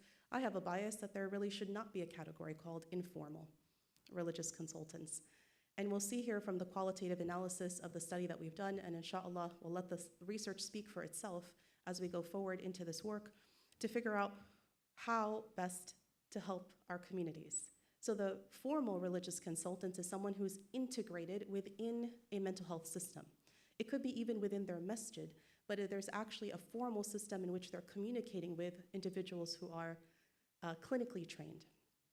Whereas informal is really just anybody who happens to be available and isn't necessarily connected to a mental health professionals or organization. The aim of our study is to solidify the contours, right? It's very amorphous at this moment, and we're trying to solidify what are these actual contours and have these collaborative opportunities, because we have no interest in removing these individuals. We actually want to collaborate them and that each know their proper lane. I was just in Cairo 2 weeks ago, and when you drive in Cairo, you just go like this because there's nobody following the rules of the road. And so people literally drive into each other's lanes. There's no traffic, mashallah. I'm Egyptian, I can say these things, inshallah. And so as you're driving through the lanes of traffic, if you're not used to this, we're used to very formal traffic laws. I couldn't, for the life of me, try to drive in something like Cairo, subhanAllah. Although people do, and they're fine, mashallah. But here in the simile here is we don't want to have people driving into each other's lanes of traffic. This will cause certainly some problems. So the methods of this particular study is that we have here 3 types of participants. The first one is what we hope, inshallah, once we have ethics approval, to actually go ahead and interview are our Islamic psychology practitioners. We also have religious consultants, both of the formal and informal type. And we had some of those already interviewed from the previous study, and also members of the general Muslim community. Now, what we said is we're looking at individuals who are above the age of 18, who reside in the United States, and hopefully fit into one of these 3 categories. When we talk about Islamic psychology practitioners, we're talking about individuals who are hopefully have been accredited by and practicing psychotherapists based on their country or a state's regulatory practices. Also, that they have a value-based value system that is based in Islam. This is very important because we have many counselors today, therapists today who are Muslim, but they're not actually grounded in Islamic principles or ideals. And then you also, ideally, they have completed some educational study in Islamic studies and have a formal, prominent connection to one of the prominent Islamic psychology associations. Now, as we look at the data that we were able to collect, so far we have been able to finish two of the three categories. The first one are in-person focus groups. We met with a group of men, a group of women, a group of imams, and a group of youth to understand their attitudes and their perceptions towards mental illness, and also to ask them, what is the role of the person that you go to when you need counseling and support? The interview questions, which I'll share with you here, and we hope, inshallah, within these 2 days of this conference, we'll actually come to some of these conclusions. One question was, what are the aspects of mental health that an imam, an ustada, a murabbi, a faqih, a scholar, a raqi potentially can provide? Where do each of these categories fit in to what you need for counseling? Also, what are situations or red flag symptoms, such as suicidality, hallucinations, that then you would know it's no longer an imam that you need to go to, but rather a professional, psychologist or psychiatrist or so on. And what are the lines that need to be drawn in the sand? What are the lines that need to be drawn for the Islamic psychology practitioners, such as the murshid, the murabbi, the faqih, the raqi, the sheikh, and so on? In these discussions, I'll share with you now our results. And in the results, you'll see that there are 4 themes qualitatively that we were able to extract. The first, there are limitations to these Islamic service providers. And what I mean by that is, here I'll share with you results of members of the focus group who we call the general Muslim community or lay Muslims, and then you have the group of individuals who are the religious consultants, both commenting, and we extracted data from both of them. You'll see here that one of the main things that comes up under limitations is lack of training. Lack of training. What I mean by that is, you have, for example, somebody who means well, but they don't know what they don't know. I'll tell you this as a practicing psychiatrist and someone, alhamdulillah, who was very blessed to have studied the Sharia sciences. When I receive, for example, many of the, my patient load has many individuals who have OCD, for example, obsessive compulsive disorder. And we had, mashallah, in the first presentation, a whole discussion on scrupulosity or religious-based obsessions. And when you think about what that means is, how many individuals have I counseled who I am the very last person they will come to because I'm a psychiatrist? They have talked to everybody before me, family, friends, the imam, the shuyukh, the so on, all these individuals before they'll ever come to a psychiatrist. And when I ask them, what were you advised by your imams that you went to? They would say, every time I told them about my waswasa, they told me, say, a'udhu billahi minash shaitanir rajim. But what they don't understand is that a person who has, and this is what al-Balkhi, as Dr. Masri shared with us just prior to this, and if you are familiar with my paper on al-Balkhi and OCD, it is phenomenal what he was able to accomplish in the 9th century. And here he's saying OCD, waswasa is normative, waswasa is normative for all people. We all have some level of OCD. Yani waswasa. To say what? A'udhu billahi minash shaitanir rajim works for you. But when it comes to a level of what he calls waswas al-qahri, or basically a waswasa that is a pathological level, now that individual that took a'udhu billahi minash shaitanir rajim made it into a ritual and says it 100 times over and over and over again without actual treatment. Why? Because the treatment for OCD is exposure therapy. You are meant to expose yourself to the very thing that you are obsessing about, not the opposite. And so a person may give what they think is good and sound advice, but actually backfires clinically when it is not put in the proper context. So this is what they meant by it could be dangerous when a person gives this kind of consultation without realizing the limits or the contours of what they should and should not be consulting on. Less than 5 minutes, inshallah. Inshallah. Also, you'll see here that many people talked about in the next theme, the next slide, inshallah. They also talked about how the limitations here have to do with time constraints. It says here, for example, an imam can't make appointments with 2,000 people. This is true. In our communities, you'll have one masjid who's serving thousands of people in the surrounding area. How does one imam have that? Or in my home masjid, for example, there isn't even an imam. There is somebody who leads the 5 prayers, but he says, I'm not a scholar. He's a beautiful boy, he's a qari, but not a scholar of Islam. So what are the thousands of people that live in that community do? Subhanallah. So there are limitations of time. Also potentially cultural constraints, which we don't have time to go into depth right now. I'll just simply say stigma related to mental health from cultural backgrounds. And then the next theme you'll see is the desire for what we call dual trained professionals, which I thought was very interesting that the group that was interviewed came up with this on their own. And so, for example, they would say, look, we need individuals who are actually trained in both realms, ideally. They have completed Sharia studies and they have completed professional mental health studies. Or at the very least, they are mental health professionals who are actively engaging in their own Islamic knowledge and betterment, right, both spiritually and knowledge-based, in order to be able to help our communities better. Another aspect that came up in the study, another theme, were individuals' roles of religious consultants. What are these roles? And so we find here that the general community members were saying, look, sometimes the imam or the religious consultant figure doesn't need to give you knowledge about mental health. Rather, what they need to give you is reassurance. Reassurance that this isn't what's happening to you, this depression or anxiety or OCD isn't a matter of a weakness of faith. So often, when we hear about mental health being discussed, and you'll see this on most, unfortunately, on most programs, if I ever am in the Arab world and I turn on the TV, I hear people say things like immediately, it's like immediately, it comes up all the time. Al-mu'minu la yusabu bil-ikti'ab. Like there's all this rhetoric about there is no way that a believer is going to have any form of sadness, depression, etc. But this is simply not reality. And we have, of course, measures from our own beloved Prophet sallallahu alaihi wasallam that huzn is a real thing. And in fact, he had an entire am al-huzn. So sometimes what you need that person to do, the religious consultant, is to simply say to the person, look, this is not a weakness of your faith. It could be something that is actually psychological or psychiatric. Go get the proper treatment for it. That could be their role.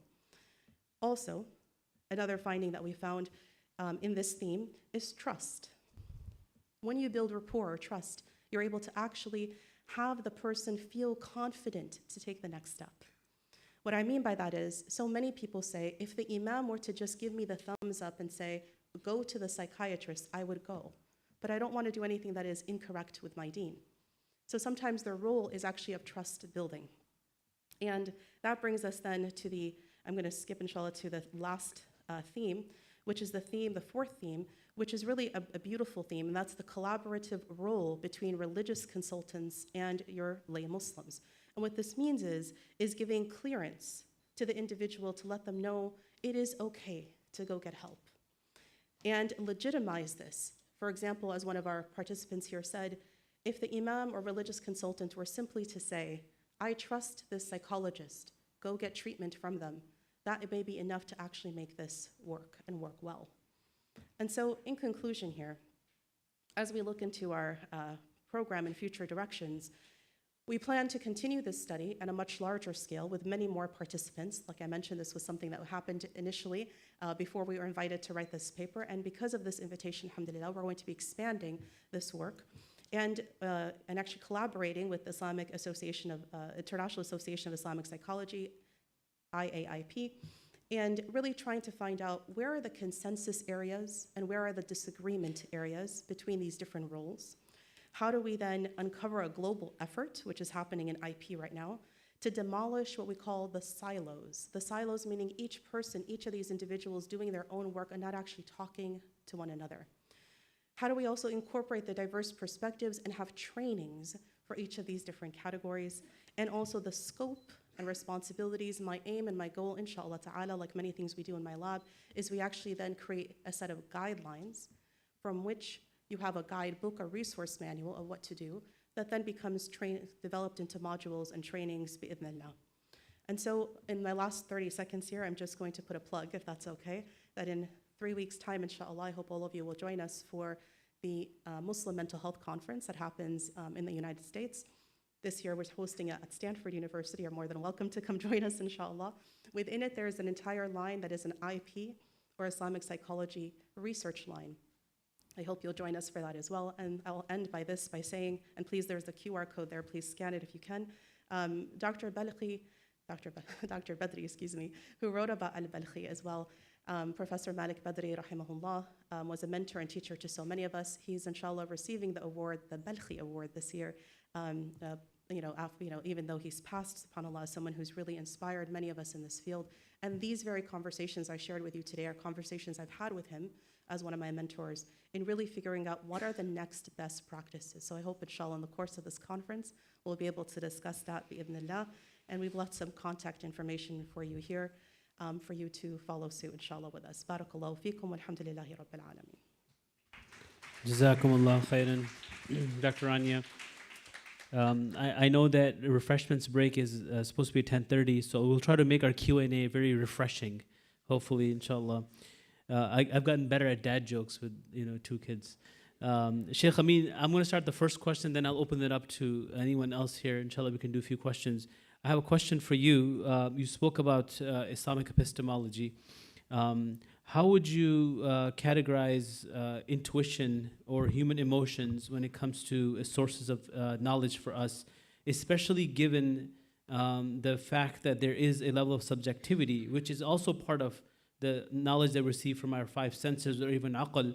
Our subjectivity can come in and sometimes take it towards a different direction. So how would you fit that all in, including if you were to put an intuition or human emotions as part of the conversation?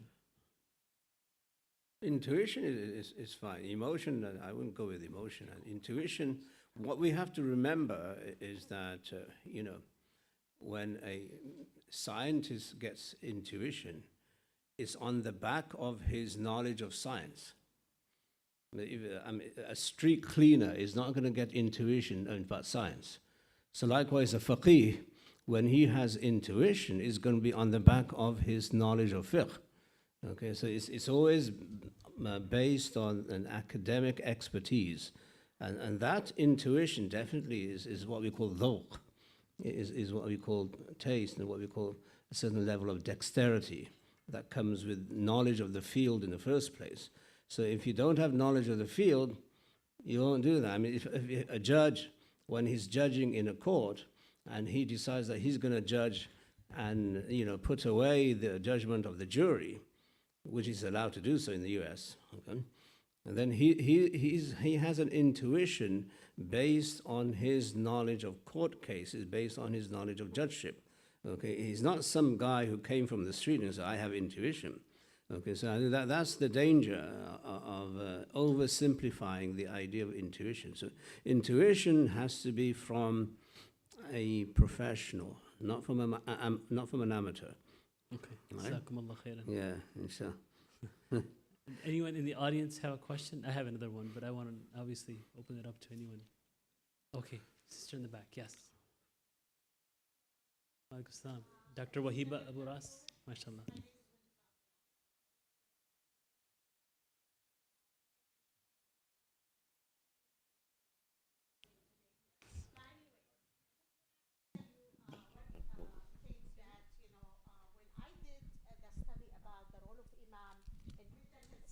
In New York area, it kind of contradicts, the results that Dr. Awad has presented here, because during trauma is a trauma, and trauma is a very serious issue, And when we ask about the role of imams who are not even educated, or are not trained in the psychology or psychiatric, field, most people where, I indicated that the role of imam has increased during the trauma, especially after 9/11. So how do you explain this, I know that you are a researcher, I'm a researcher, and many people here are researcher, but people really turn first, to their religious leader to even receive any kind of counseling. Before, for example, they used to go to imam for divorce, family issues. After 9/11, they start to go to imams for trauma and how to deal with trauma. So I really would like to, if you can explain to me the contradiction between my results in the research and your results in your research. Thank you. Thank you, Dr. Wahiba. I actually don't find any contradiction at all. In fact, we're saying the exact same things. The research study that I'm referring to here and that you're referring to is talking about the increased use of imams in the mental health setting. This is accurate. Every study that we've actually run, again, in the Western world, this may not be accurate in the Muslim majority world, is that people are continuously going to their imams and religious leaders well before they come to a family doctor, a psychiatrist, or a psychologist. In fact, they are more likely to go always number 1 and 2 are friends and family, and number 3 in the Western world is almost always the imam. So what you're saying and I'm saying exactly the same. However, what this project is doing is something different.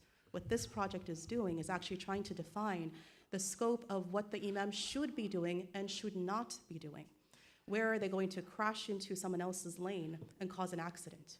Whereas each person should stay within their lane so that they don't inadvertently harm and give the kind of advice that they're not trained in. They're not necessarily trained as a trauma therapist. They may say something to somebody that may further traumatize them, even though they're well-meaning. And so what we need to grow as a community is really to start to understand who do you go to for what thing, right? And understand who the roles and responsibilities of this is what the point of this project is. So I hope that's a little more clear, inshallah. May I make a comment on that? Please, of course. I think we must understand how Muslim organizations work in the US. Muslim organizations usually a board of physicians, cardiologists usually, they run the show, especially on all religious matters. I think there has to be a responsibility of the board of governors in terms of governing the imam and say that you will not entertain any person who comes in for trauma. Let's keep it very simple. And I think that's a whole different story of negligence, where the board simply doesn't care what the imam does. They only care that the imam doesn't give a fatwa against moon sighting or something. Right? I mean, that's just the truth. All right? So I think if we put the onus on the people who run the masajid, that you have to manage and supervise the community affairs of the community. So if the community has depression or suicidal thought, then they have to provide training for the imam. And I think that's the gap we have. And I think where we do have that, we do have certain masajid where the board mandates that the imam gets training, vocational training, or what we do at Dar al-Qasim, we send them all to Khalil Center. All our students, they go to Khalil Center for shrink therapy, and they come out perfectly capable of shrinking anybody in the world. MashaAllah, alhamdulillah, to their credit. But I think there has to be some governance and some oversight into how the imams perform their duties. You know. Agreed. Wallahu alam. Yes, question there. Last question. Wait. Oh, someone already has a mic here, so yes. طيب بسم الله الرحمن الرحيم. عمر الشفيع, I'm a psychiatrist, linguist, and also a good reader in Quranic studies, and I have 2 points. My daily language is German, but I try to express myself in English also. First of all, foundational concepts. These are Quran, Sunnah, and our history, Islamic history. But I think, and I see, and I am sure that Quran, we have nothing from Quran now. We speak always about Sunnah or about history. For example, the Quran has spoken from the first of Quran to the end about self, about nafs. And there is a difference between nafs and anfus in Quran. And there are many foundations in Quran about nafs. But we are not concentrating about Quran and what said Quran about nafs. And what is the difference between nafs and ruh. So this is just first notice. If I know this conference, I would like to present a paper. The second notice is Islamic psychology. The word psychology, maybe we have to change it, I don't know. Is it for a human being, not for Muslims? Because Quran is hudan linnas. شهر رمضان الذي أنزل فيه القرآن هدى للناس. Guidance for all mankind, not for Muslims. And so we have to present this Islamic psychology for all the people, not for Muslims. Inshallah, I'm going to pause you there just so that we can answer that question. Dr. Hamad, do you want to, or maybe yes?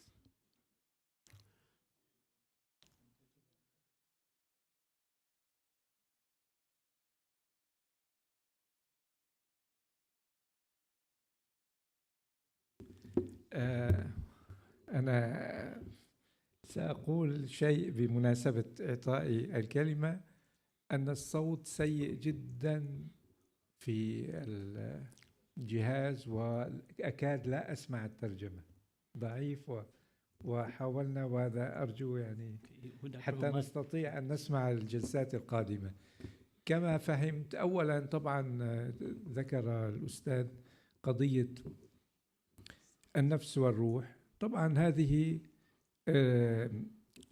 المراتب تحدثوا عنها، ومبحوث جدا من خلال فهم المصطلحات التي وردت بشأن اللطيفة الربانية المودعة في هذا الجسد في القرآن والسنة. ورد كثير، وأصحاب الأذواق والتربية وكذا تكلموا على هذا. أنا في البحث في 5 مقدمات. المقدمة الأولى كان هذا موضوعها طبعا، لكن لا يمكن في ربع ساعة أن يتكلم كل شيء. الأمر الثاني قضية طبعا التسمية، يعني مهم جدا قضية التسمية. والعنوان عنوان المؤتمر الممارسات العلاجية لعلم النفس الإسلامي، يعني عنوان في الحقيقة أعتبره موفق وجميل ومعبر. نعم، الهدى جاء لكل الناس، لكن استعداد الناس لقبول الهدى هذا مختلف. وهناك عوامل كثيرة تلعب دور في تقوية هذا الاستعداد الموجود أصلا، الذي هو فطري في كل إنسان. وبالتالي ما خاطب من هو أعلم بالفطرة، خاطب هذا الإنسان بتوجيه، بهدى، بكذا، هو أعلم بما يصلح أمره، سواء كان مسلم أو غير مسلم كما تفضل الأستاذ. لكن كيف نستثمر هذا يحتاج إلى دراسات، خاصة عند غير المسلمين. عند المسلم الاستعداد أقوى بكثير، لأنه أصلا مؤمن. وفي أشياء عندما أنت تركز على القضاء والقدر في قضية معينة، عندما تركز على تغليب التفاؤل على التشاؤم في قضية معينة، كل هذا مستنداته الإيمانية موجودة أصلا عند المسلم. عند غير المسلم نعم يستفيد، لكن يحتاج إلى تمهيد وخطوات أكثر. والله أعلم. Jazakallah khair. Inshallah, we'll end with that because we're 10 minutes over time. Jazakallah khair for your attention. And if you have any questions, you can always ask the speakers themselves. So, Jazakallah khair. Assalamu alaikum wa rahmatullahi. Jazakallah khairan to the panelists. Round of applause to all the panelists, please, brothers and sisters. Sheikh Amin Khulwadia, Dr. Human Keshavarzi, Dr. Mahmoud Masri, and Dr. Rani Awad. And thank you for moderating in an excellent way, Dr. Fad Khan. Brothers and sisters, just briefly before you go to the break, we're shortening the break a little bit. We're so sorry. So please be here again in exactly 10 minutes. 10 minutes. If you go out to the front doors here and you just go out, you will see the space where we offer some snacks at the exhibition space. And we'll meet each other exactly in 10 minutes. And please do look at the signal that our volunteers will showcase when it's time to come back here. See you guys soon.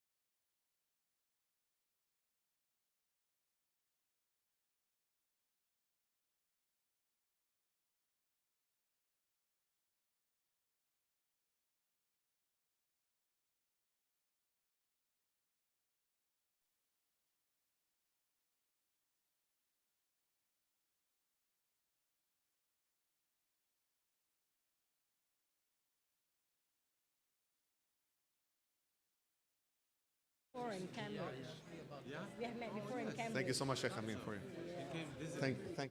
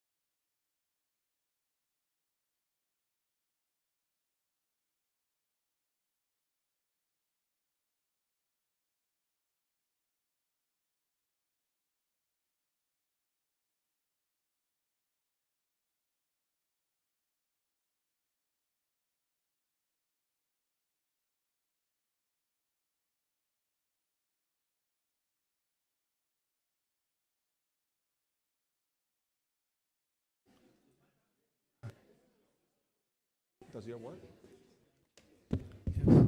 Yes. Okay, now. Welcome back, dear brothers and sisters, dear scholars, esteemed participants, students of knowledge. Hope you guys had a great refreshment break and a lot of sohbah and good companionship and good conversations and networking and connections. And part of these symposium is to connect and to get to know each other, find ways to collaborate. Maybe you guys in the future will sit here presenting, which will be an honor.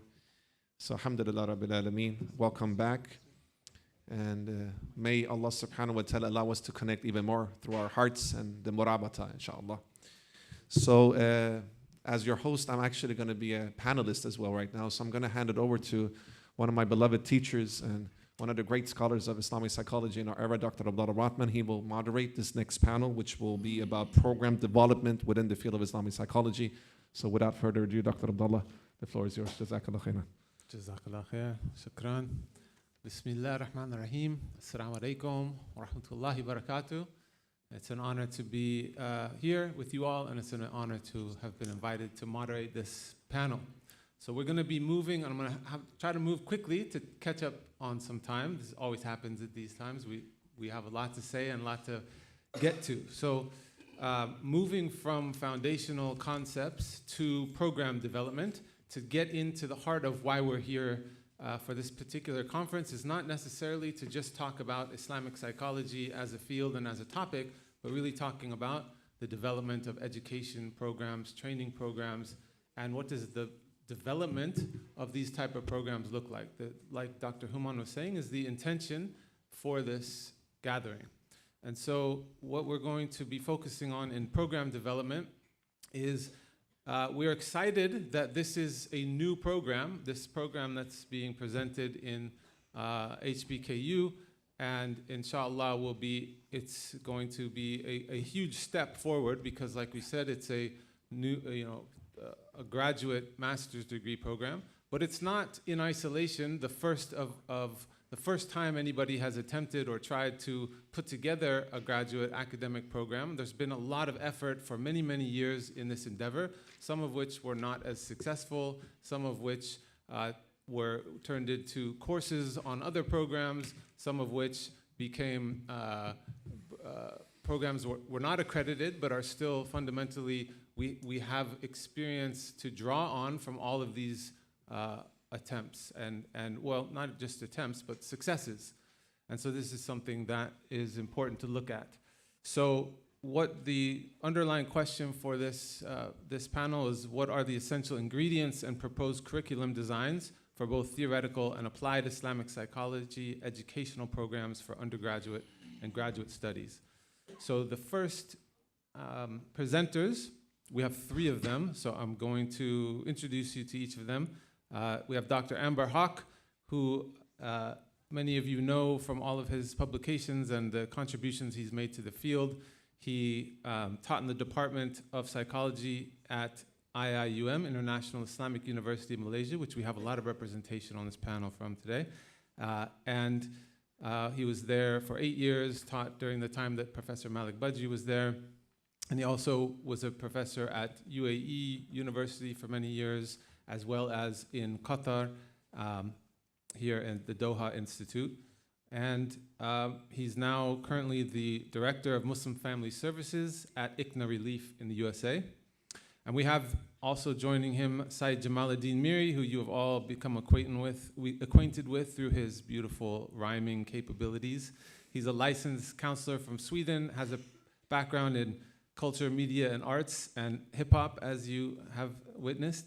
He has a postgraduate diploma in Islamic psychology from Cambridge Muslim College. He's also certified as a TIIP practitioner with the Khalil Center and is certified by the IAIP. Sayyid Jamaluddin is co-founder of ISIP, International Students of Islamic Psychology, and serves as its executive director. And then lastly, joining this team is Dr. Zubair Ben Barak. He's head of ISIP Arabic chapter. He graduated from Constantine Medical Faculty in Algeria as a general practitioner and a psychiatrist. He holds a diploma in comprehensive psychiatry from Lorraine University in France and in forensic psychiatry from Paris University, and he's currently working in private practice. They will be presenting their paper on a survey of Islamic psychology programs, missions, objectives, curricula, and outcomes. And they will have 15 minutes. Inshallah, you can divvy that up 5 apiece. Bismillah. Bismillah. Jazakallah khair, Dr. Abdullah Ratman. It's always an honor to be presented by you as one of our great teachers and leaders. I want to thank all the organizers and specifically to be able to work with one of my teachers and one of the pioneers in the field, Dr. Amber Haq, has been an honor.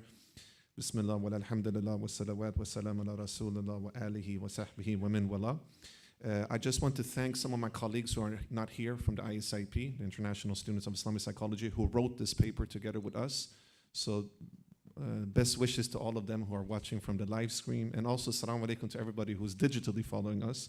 So to Sister Zarina, Sister Shireen, Sister Alia, Sister Aziza, Sister Yusra, Brother Zakiyus, Brother Muhammad Hussein, Sister Sarah, Sister Nur Huda, Sister Dua, and Sister Razia, and Brother Rahid, and Sister Fatima.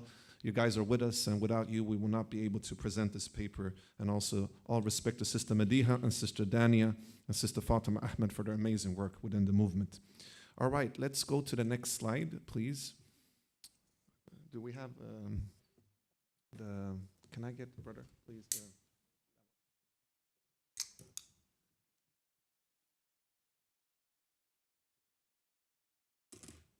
Does it work?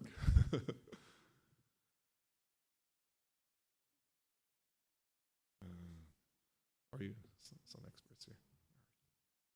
Please forgive us, brothers and sisters.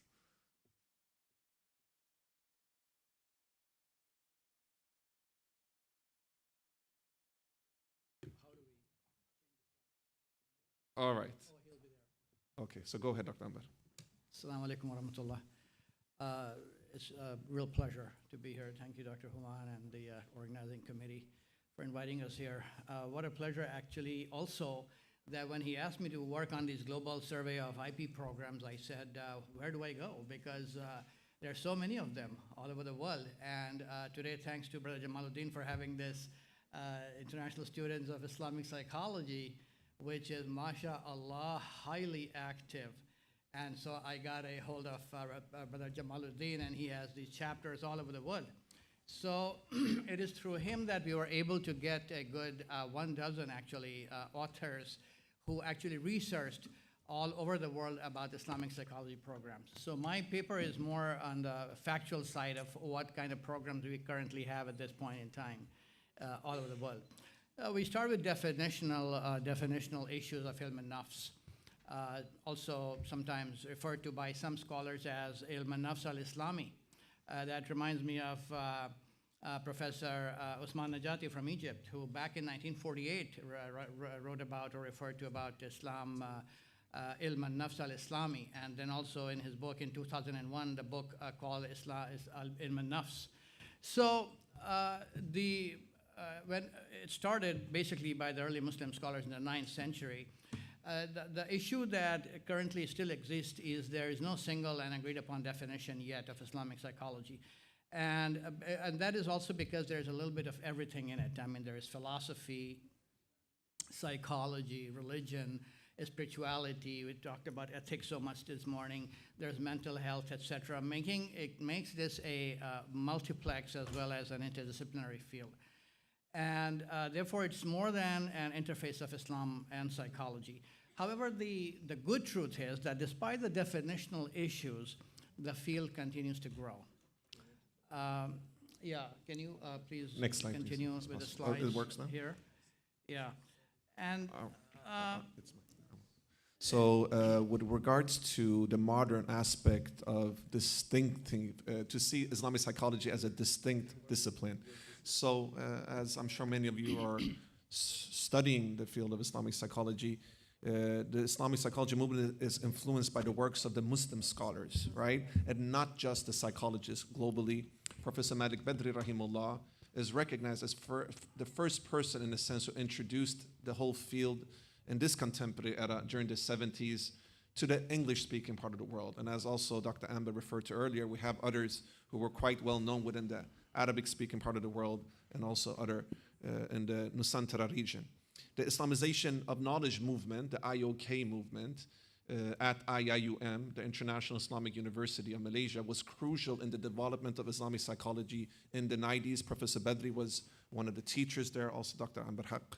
So that was a foundation, and some of the scholars here actually studied there, like Dr. Aid, for instance, and Dr. Salami. Multiple conferences and publications from the International Islamic University of Malaysia was done during the 90s, and then Professor Badri, together with others, also established the IAMP, the International Association of Muslim Psychologists, as a way to organize people who are interested in Muslim mental health and Islamic psychology.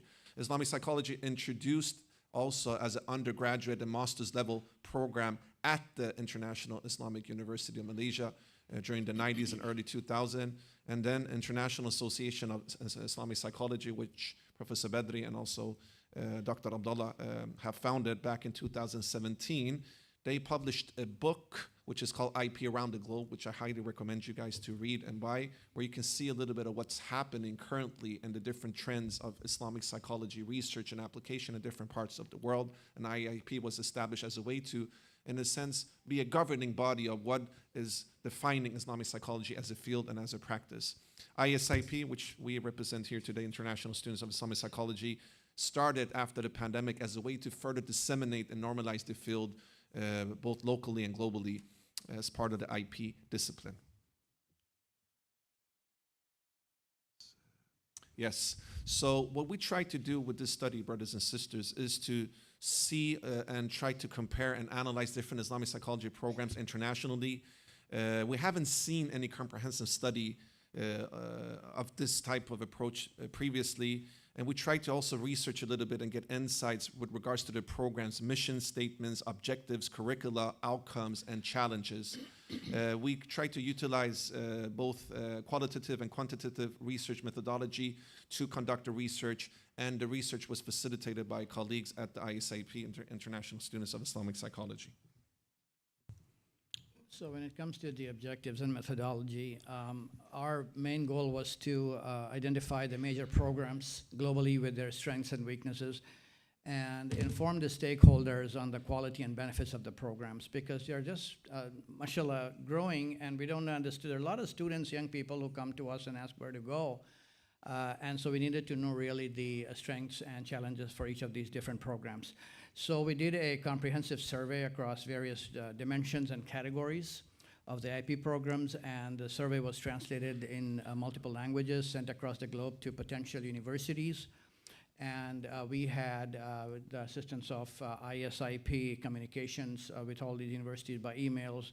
Many of their members, I think they have now about 30,000 plus members, WhatsApp, video meetings, discussions, etc. And we developed our own inclusion and exclusion criteria of what to do in this study, mixed method to collect data, and then we have some information on the quantitative and qualitative aspects of the data analysis.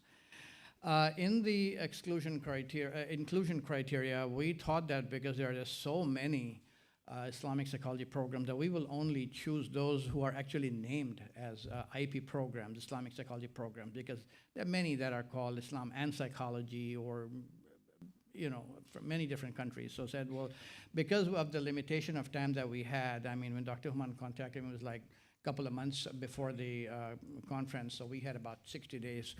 And in that, we had to do this research. This is a work in progress. Whatever you will see in results and tables is a work in progress, not finished yet.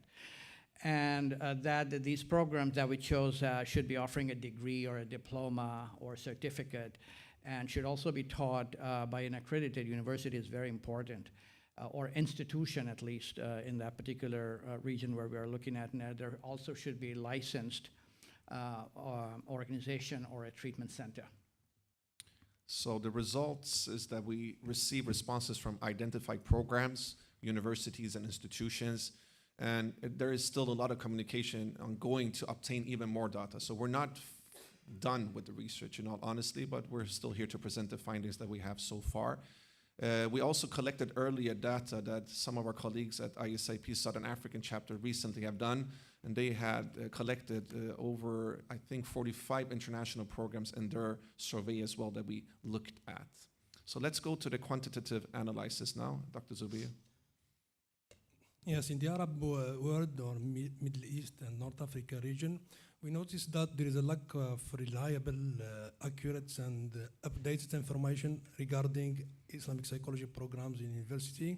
But it seems that there is no single university or accredited institution that offers a program or curriculum in Islamic psychology. And maybe there is some university who offers courses, and even in contrast to the trend that we see a surge in Islamic psychology program. In the Arab world, there is a decline in interest in it, even in some countries that once was a pioneer in introducing Islamic psychology in their programs. Also, Iran is part of the MENA region, and we have Dr. Azerbaijani here as one of the leading scholars from Iran. So essentially, we are working very thoroughly to even try to survey more of the programs in Farsi that has been conducted in Iran, and perhaps even other Farsi speaking countries, or Dari speaking countries, or Tajiki speaking countries like Afghanistan and Tajikistan, and more data will be collected with regards to Farsi. Also, another focus area is programs in the Nusantara region. Nusantara includes Indonesia. We have our excellent scholars here from Malaysia. It's an honor to be with you guys. Singapore, Brunei, Southern Thailand, and South Philippines.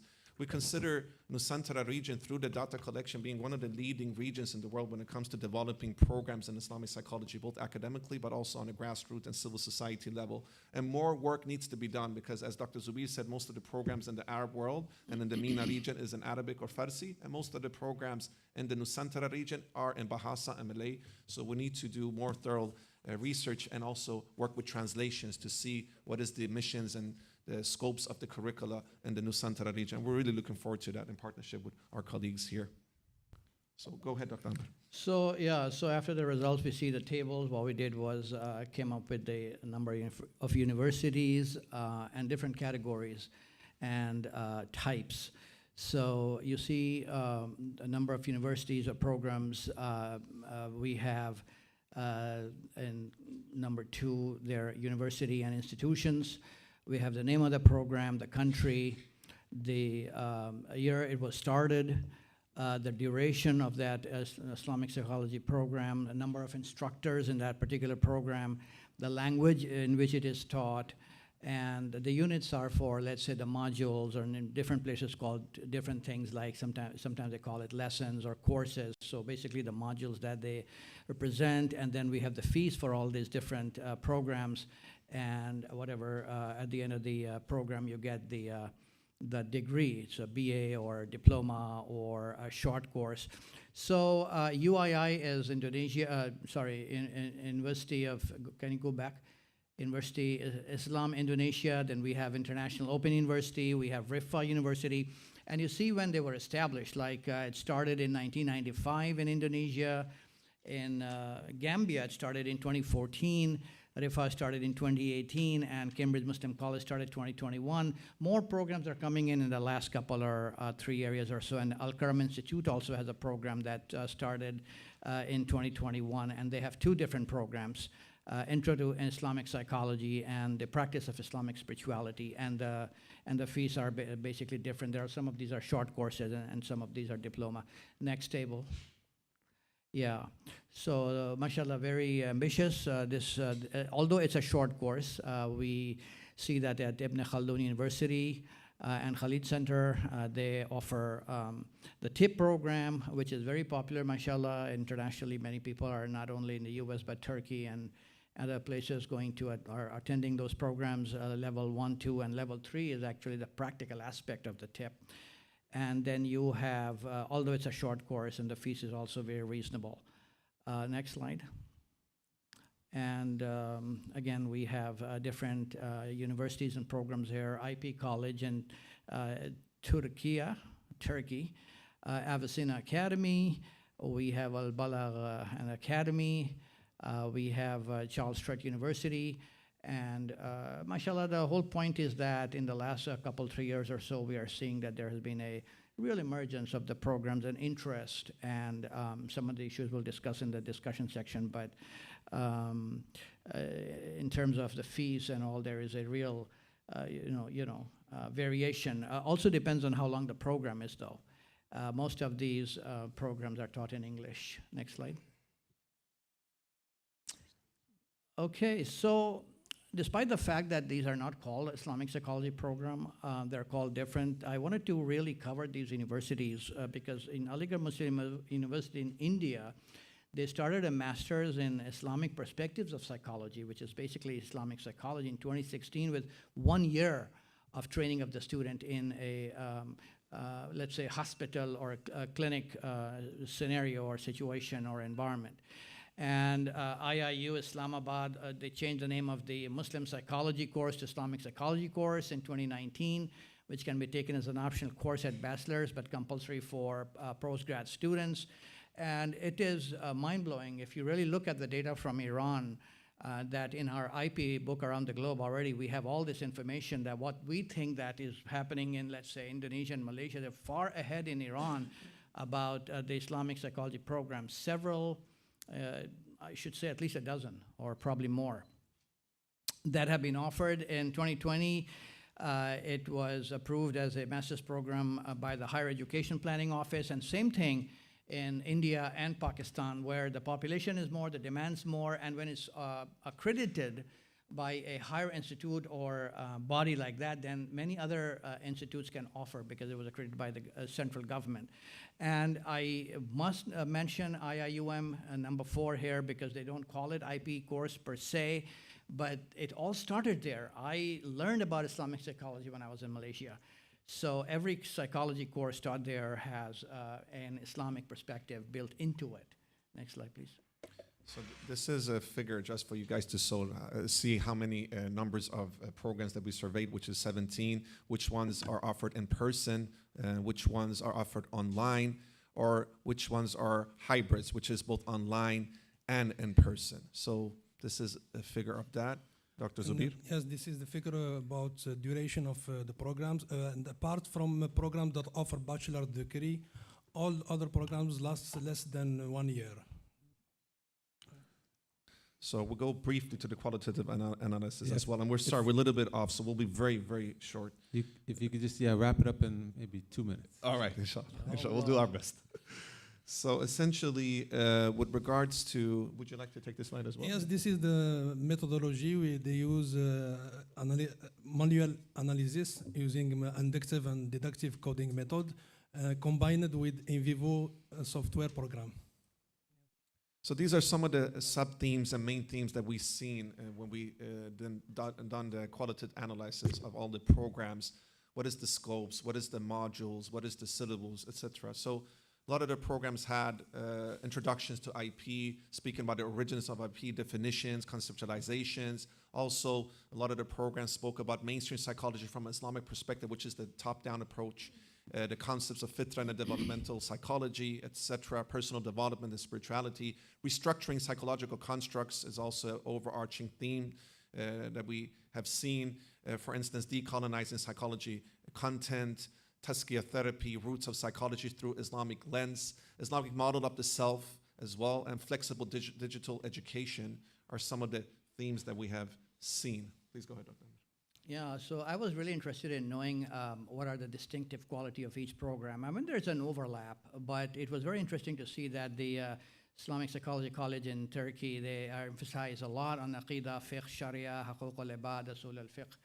The Khalil Center, Cambridge Muslim College, Al-Karam Institute are into Islamic sciences, schools of thought intro to fiqh as well. Sufism, Akhlaq al-Adudiyya, this is exceptional because we did not actually, unless you were taking courses from Revealed Knowledge in Malaysia, at that point in time we didn't have this. We have the TIP program and CMC, they have also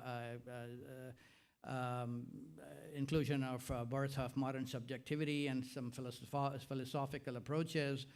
Key figures, Al-Karam Institute talks about special topics, Al-Balagh is into counseling skills, jinn and black magic. This is unique to the different programs. And Rifa is more into clinical placement opportunities, which is very, very essential. Actually, I talk about that in the discussion section as well.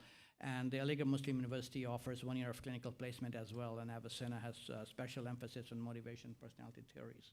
Not that the other programs are not offering that, but these are distinct to these particular programs.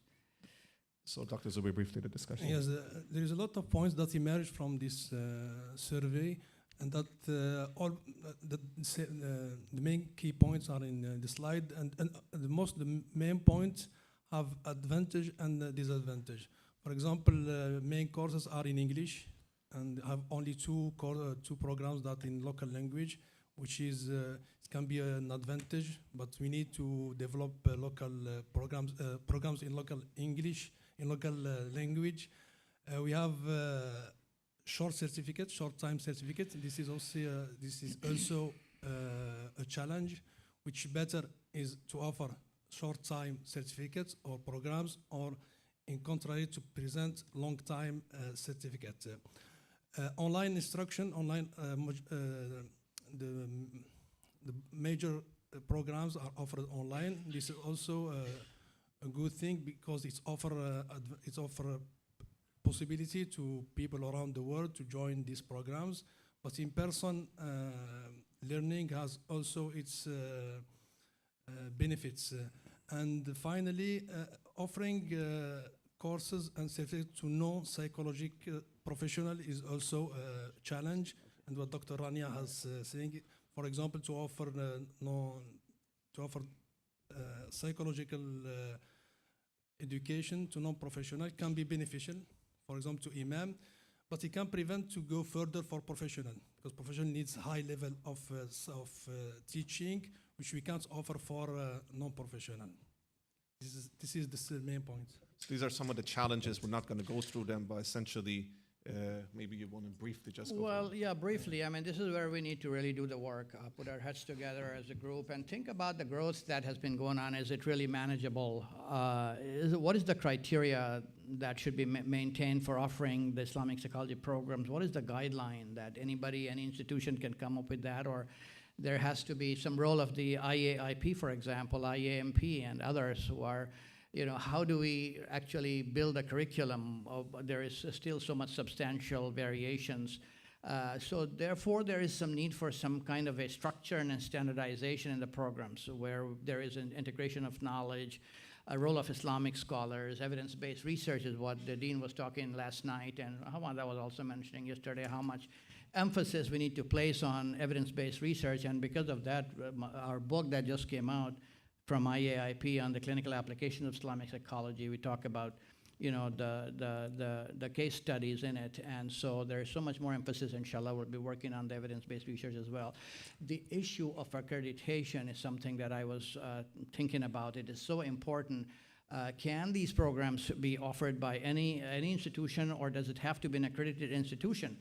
Does it offer employment to the graduates? There's so much interest in it, but what do they do with their degree or diploma? Or is it just for knowledge, or is there some utility of these certificates? And of course, we need to think also about the clinical placement, because we saw that more than 70% of the programs are not actually offering clinical training and placement. So then it boils down to who will develop such training modules, and can it be shared with other institutions that are offering such programs? And what is the qualification of the trainers who are offering this? Are they really trained? Are they really certified? Are they licensed or not? This is very important to ask. The training sites, not everybody will be willing to take, for example, those who are from Islamic psychology. Doctor from Hamad Psychiatric Clinic was sitting here. I don't know if he will take students if you say, my specialization is Islamic counseling. We don't need it. We need people to do the MMPI and stuff. Still, we have that mentality. Is how do you work around that?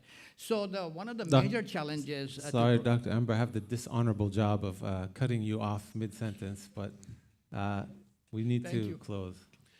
So just brief, this is the last slide, and thank you, Dr. Amber, and it's so much more we can take from this research, and hopefully you all can benefit from it.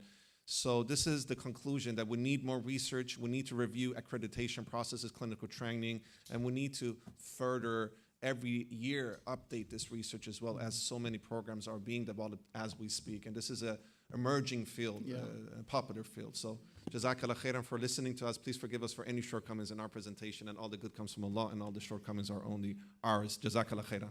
Jazakallah khair. Thank you so much. Thank you. We know it's all important things that you need to present, and this is really important data that we need for this discussion that we're here for, to understand program development. So we look forward to reading your paper. Inshallah. Jazakallah khair. So next, we have Dr. Masood Azerbaijani. He's a professor at the Research Institute of Hausa and University in Iran, former president of the Islamic Psychology Association in Iran.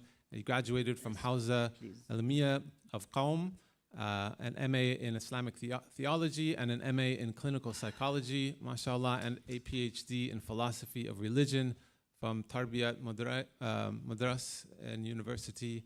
And he is co-author or author of 25 books and 60 articles.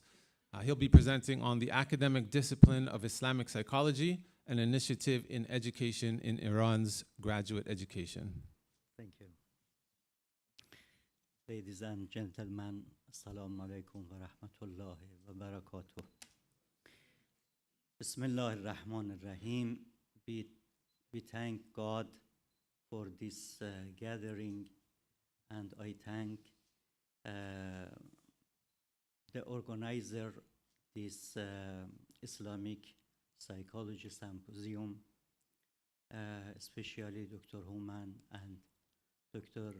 Jamaluddin and University Hamad Bin Khalifa. My paper's title, as you know, Islamic Psychology, Academic Field and Initiative in Iran's Postgraduate Education.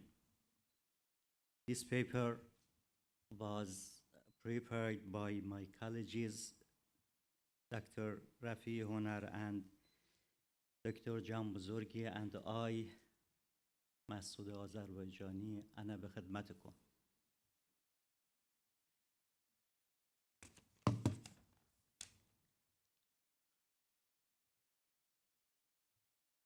You know the objectives of education and higher education.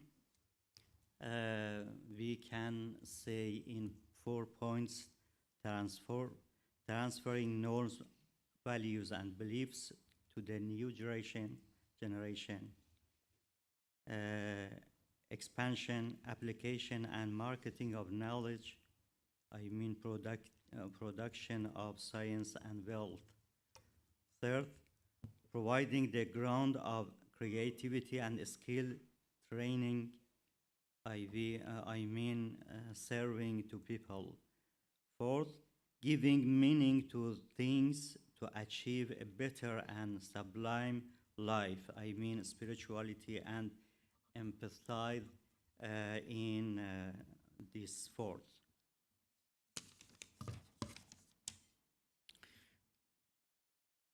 the role of religion, especially Islam, in providing the above goals.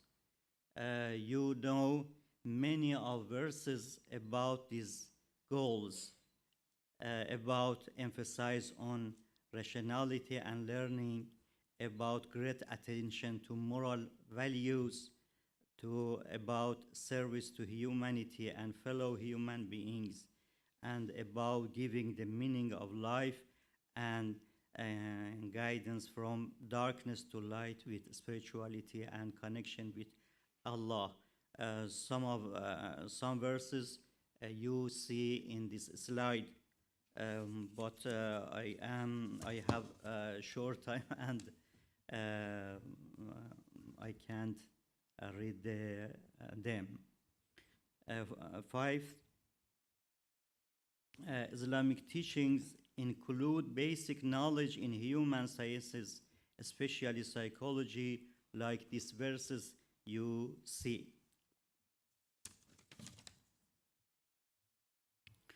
Some background of Islamic psychology as a field in the world, like the Dr.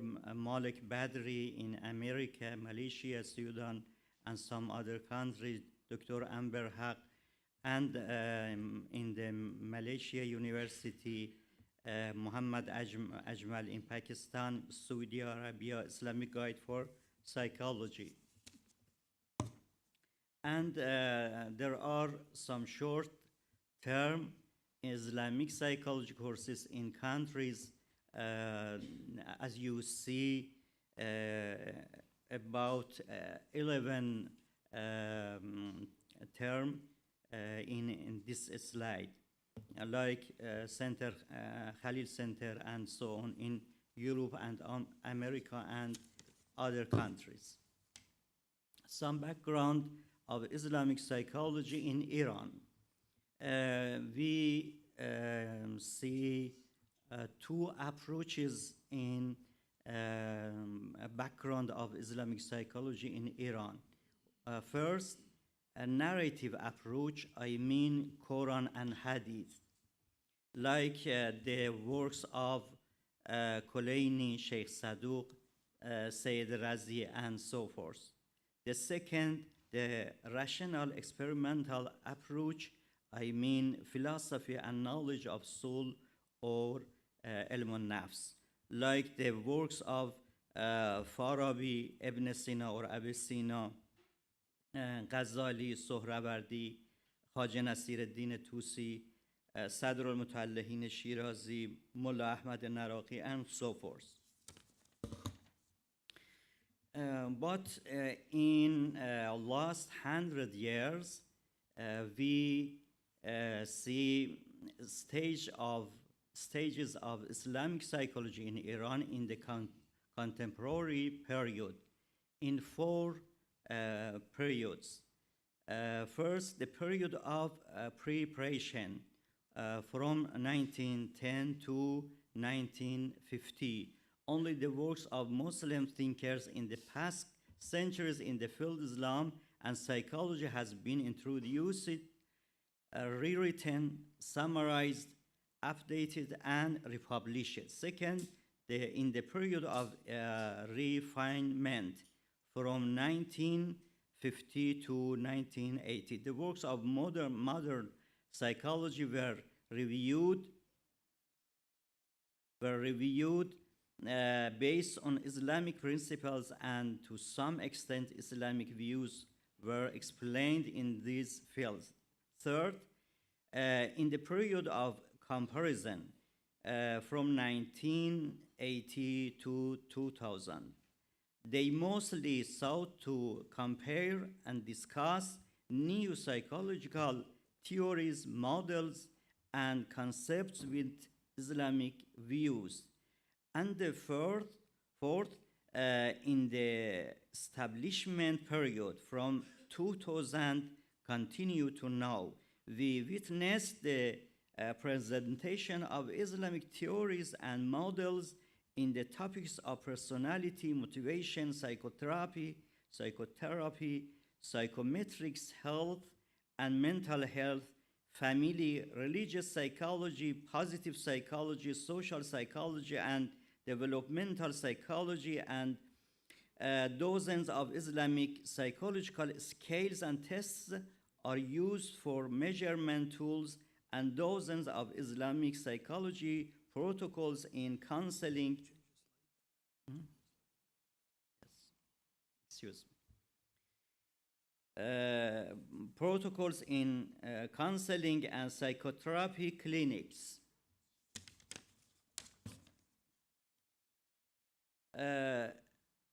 Iran's educational academic programs in the fields of Islam and psychology, about 10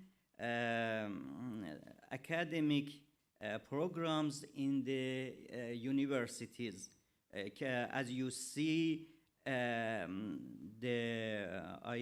read just the titles: Islamic Sciences and General Psychology, Islam Knowledge and Psychology, Quran and Science with Psychology-oriented, Positive-oriented Islamic Psychology, Islam and Social Psychology,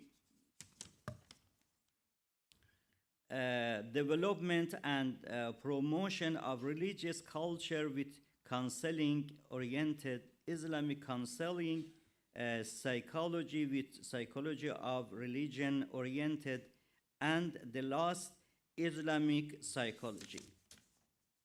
We can say about the academic field of Islamic psychology in the other slides.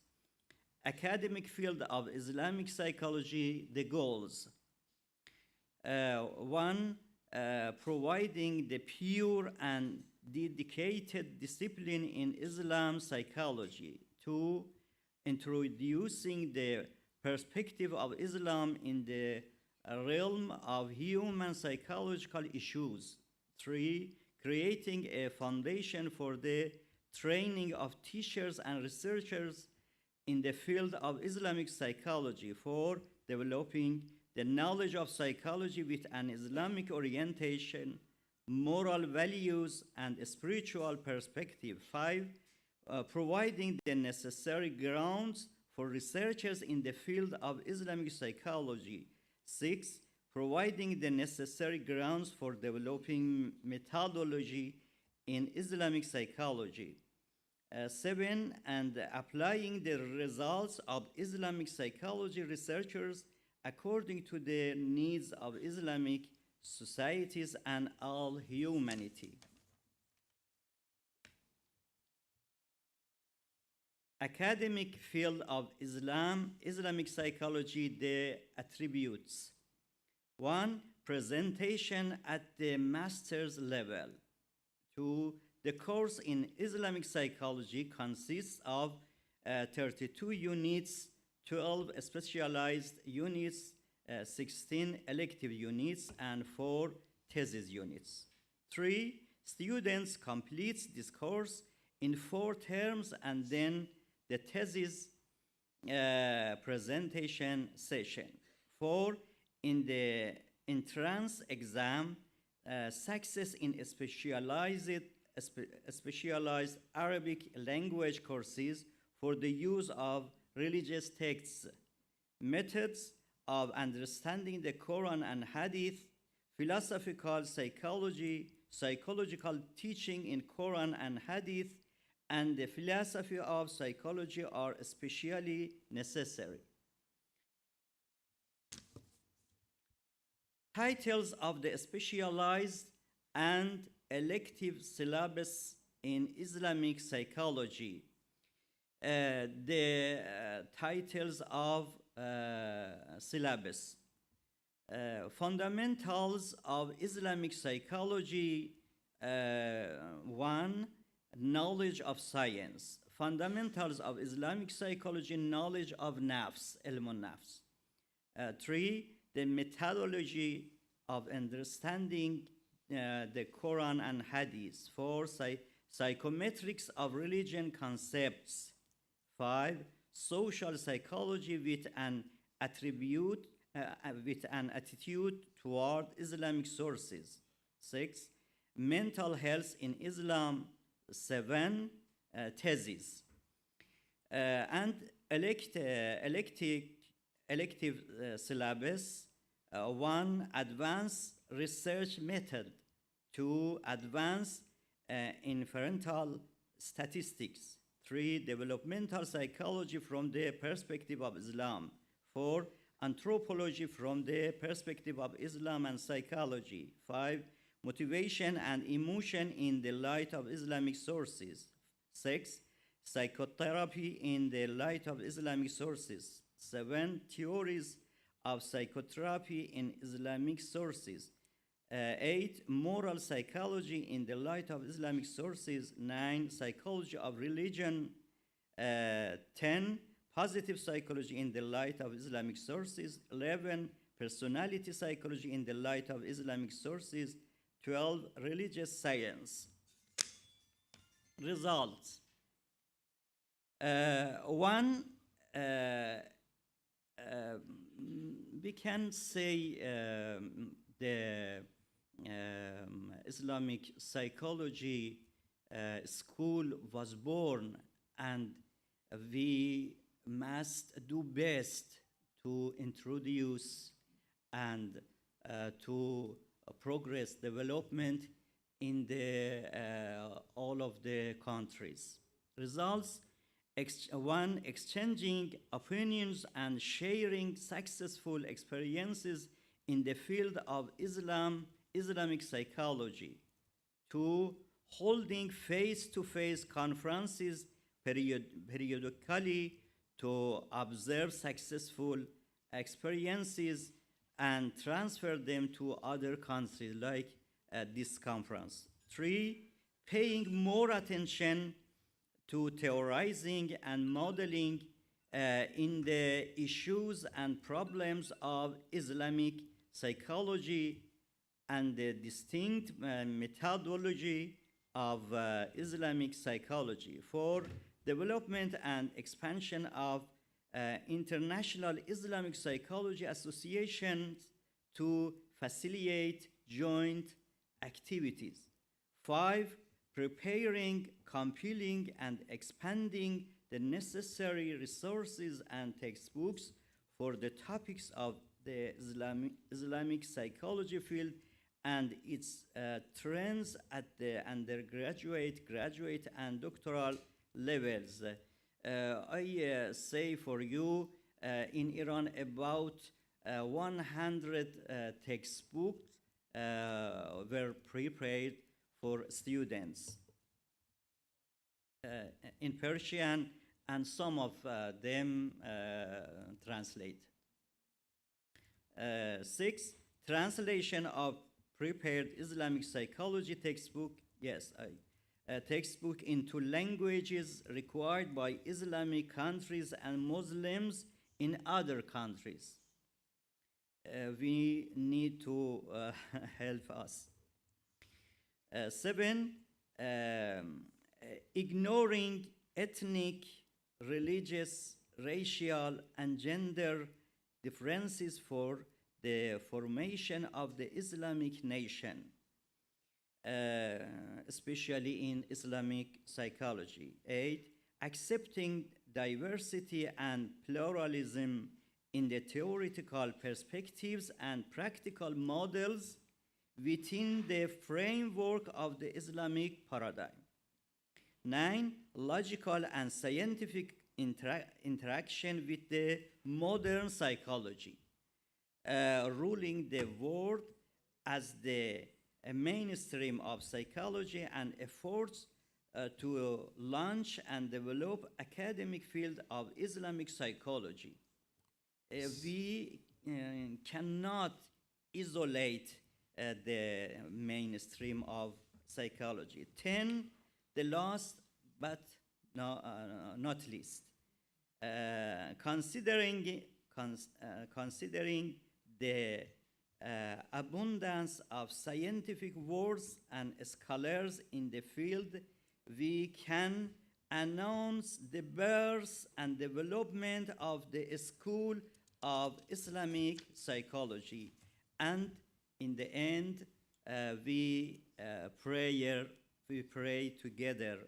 اللهم نور ظاهري بطاعتك وباطني بمحبتك وقلبي بمعرفتك وروحي بمشاهدتك وسري باستغلال اتصال حضرتك يا ذا الجلال والإكرام. اللهم انصر إخواننا بالغزة وافتح لهم باليسار والعزة والحمد لله رب العالمين. Jazakallah khair. Thank you so much.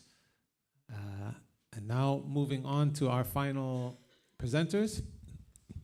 Dr. Muhammad Ashraf Sheikh Amat serves as the head of Department of Counselor Education and Counseling Psychology at the University of Putra, Malaysia.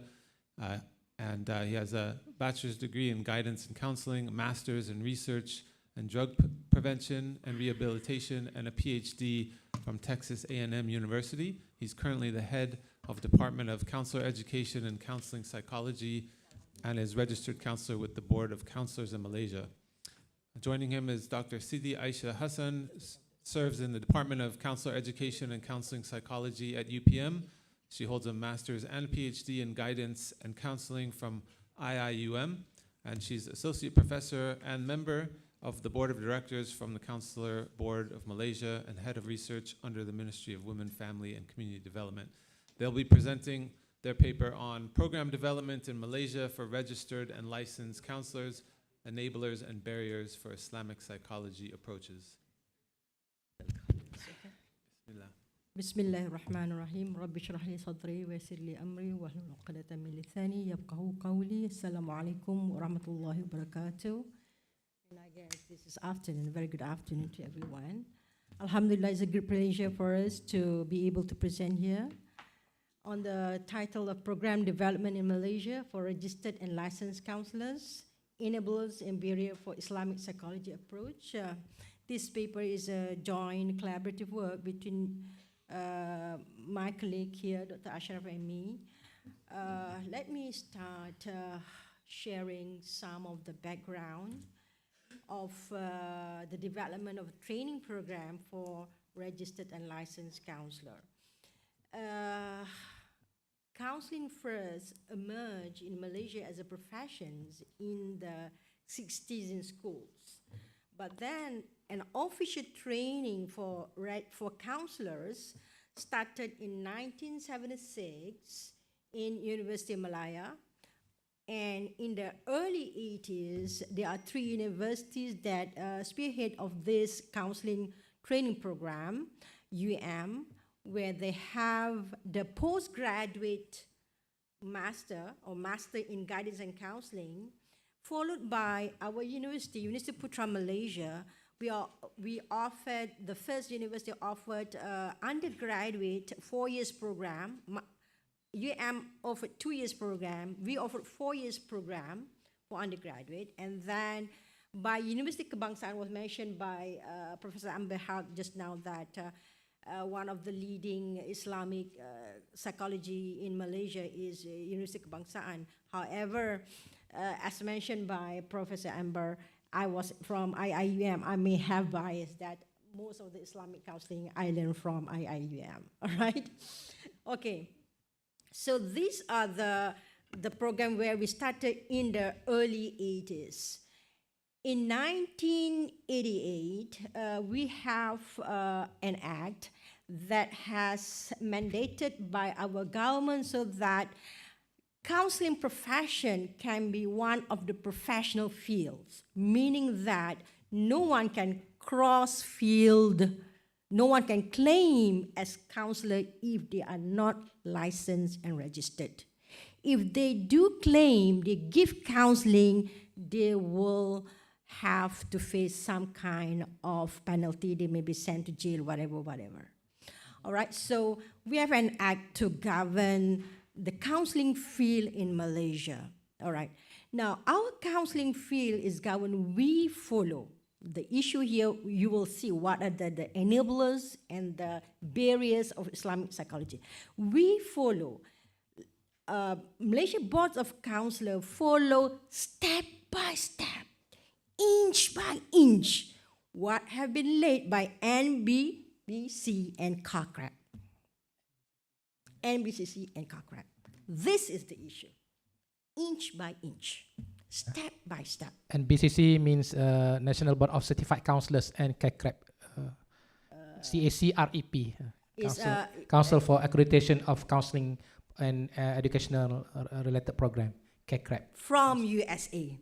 So we are following Malaysia Certified Board of Counselor, following step by step, inch by inch, what has been laid by the US program. So if they have 8 foundation, we will have 8 foundation. If they have said we have to cover 12 credit for this section, we cover 12 credit. We followed everything to be able to be certified, because every 5 years, maximum 3 to 5 years, all universities that covered that offer a counseling program will be examined by professors from CACREP accredited university. So if we do not follow, then we will have some consequences. So these are some of the background of what counseling program, the accredited counseling program in Malaysia. All right. Having said that, knowing that these are the conditions, you might foresee what would be our findings. So we conduct a qualitative. We can go to the methodology. Okay, these are some of the Board of Counsel in Malaysia. Basically, whatever the board in US do, we do. All right. So you can read in the later. So we do a qualitative research using Simon structure in-depth interview. We interview 6 counselors, educators from accredited program. We have 58 counseling program in Malaysia, but not all are accredited. All right, so we selected them from the accredited program, from undergraduate and postgraduate. And they have to be registered professional counselors, at least have 5 years experience, and and they practice some Islamic psychology. They may not have a formal, but they either come like myself, coming from Islamic University, or come from UKM, where they come, their background Islamic studies. So we interview those who practice Islamic psychology in their counseling. All right, so next. We found that there are 2 main themes, the enablers and the barriers. We'll focus first on the enablers, all right? The enablers, one of the enablers that the increased recognitions of the importance of Islamic psychology. So these are the things that the counselor educators do emphasize that the majority of Malaysians are Muslims. And to ignore the Islamic approach is something, we're ignoring the very core of Muslims.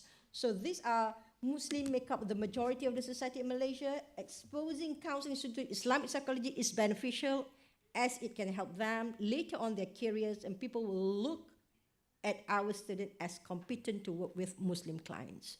So these are one of the enablers. I will do that. Enable the barriers, right?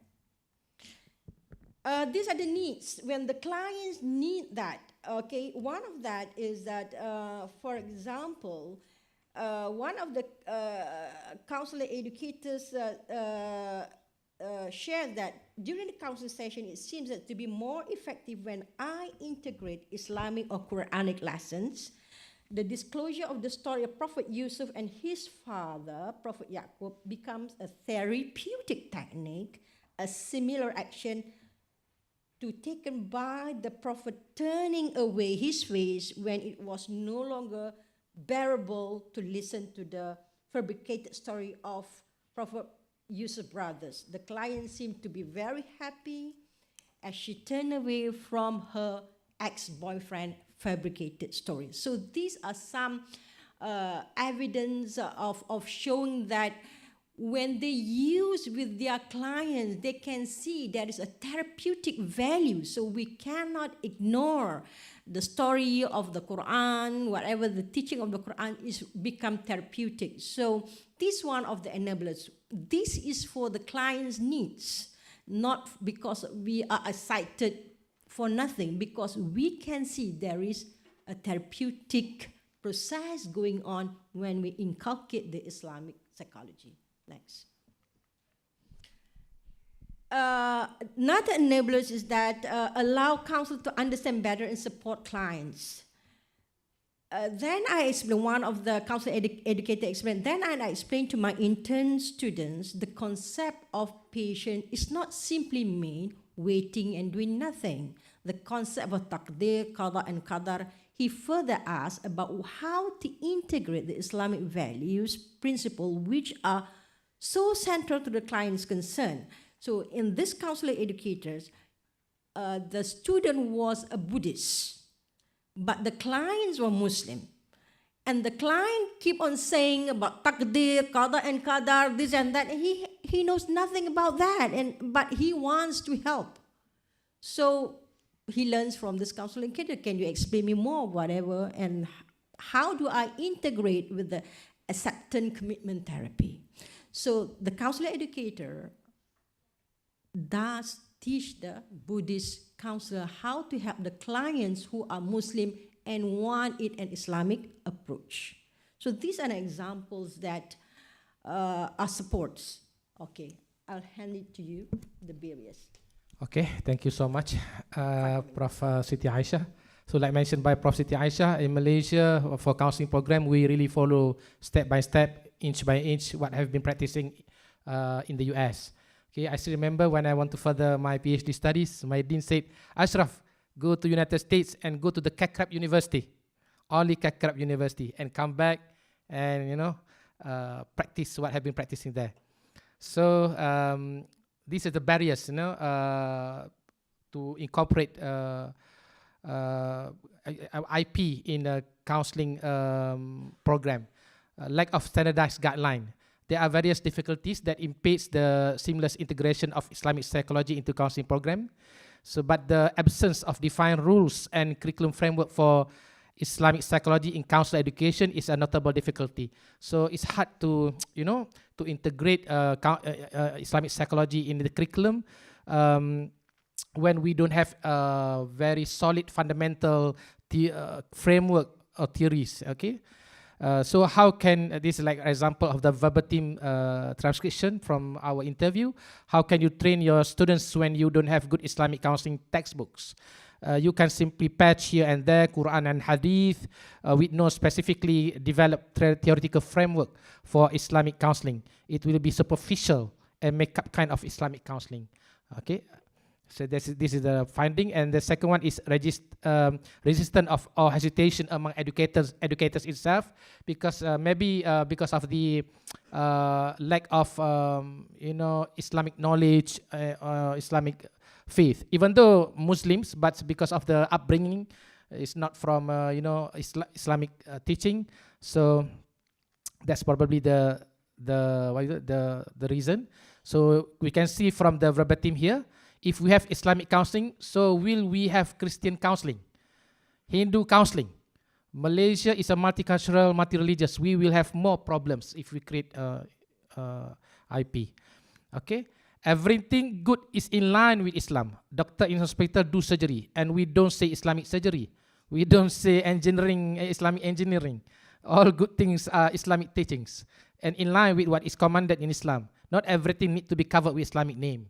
So this is the one of the participant mentioned, and the barriers concern about pseudo-scientific practice, because I'm close with the board of councils Malaysia, and he also share some issues with me. Like we have a case like our counselor do ruqyah in the counseling session. You know, the counselor said, you have jinn inside your body. And then the client report to the board of counselors, and you know, the board, the board president also Muslim, but you know, become headache for him to answer to society when the counselor integrate, you know, do such kind of thing, you know, ruqyah, because in our syllabus curriculum we don't have, you know, we don't study about ruqyah. And even last time also become issue, I got also complaint, our counselor, you know, do webinar about birthstone, something birthstone or something related to zodiac related to our personality. So yeah, concerned about pseudo-scientific practice if we don't have really clear framework how to integrate Islamic psychology into our curriculum. Okay, and then lack of expertise. Yeah, definitely. Even I myself don't have like experts in Islamic studies, and most of our counselor educators receive training in the West. Yeah. And many of us do not have solid religious knowledge, so it will be a challenge to integrate elements of Islamic psychology in training, okay, in curriculum. And then basically our government, like Dr. Rania mentioned during her speech, that imam, ustaz become central of attention. Like if society having problem, they prefer to refer to imam and so on. So in Malaysia also same thing happen. People go to seek imam's help. But you know, imam don't have any experience or expertise in conducting counseling. So that's why our government offer, you know, a few universities offer program in Islamic studies but associate with counseling. For example, they have bachelor's degree in Sharia with counseling, bachelor's degree in Usuluddin with counseling. But the problem is this proportionate number of credit hours. Like major credits goes to the Islamic studies, but just little credit they study about counseling. So when they graduate from the program, they cannot be a licensed professional counselor. They cannot be a counselor. And in Malaysia, if you're practicing counseling without license, it is illegal because, you know, it's against the act that we have. Okay, that's the barrier. And then implications. Three implications. The findings of the study indicate that policymakers and education institutions have a vital role to play in addressing these factors that enable or hinder progress. And stakeholders play important role. Okay, and it's also related with politics. And then conclusion, to enhance counsel education programs and meet the changing needs of the Malaysian people and Muslims globally, stakeholders must understand these issues. This will ensure that mental health services are culturally and religiously sensitive. And because of Malaysia, most of the biggest race in Malaysia is Muslim, so actually it's really good if IP also can be integrated in our curriculum, basically. So I think that's all. Jazakallah khair. Thank you. Thank you so much, and thank you to all of our presenters. MashaAllah, you all brought a lot to the table for this discussion.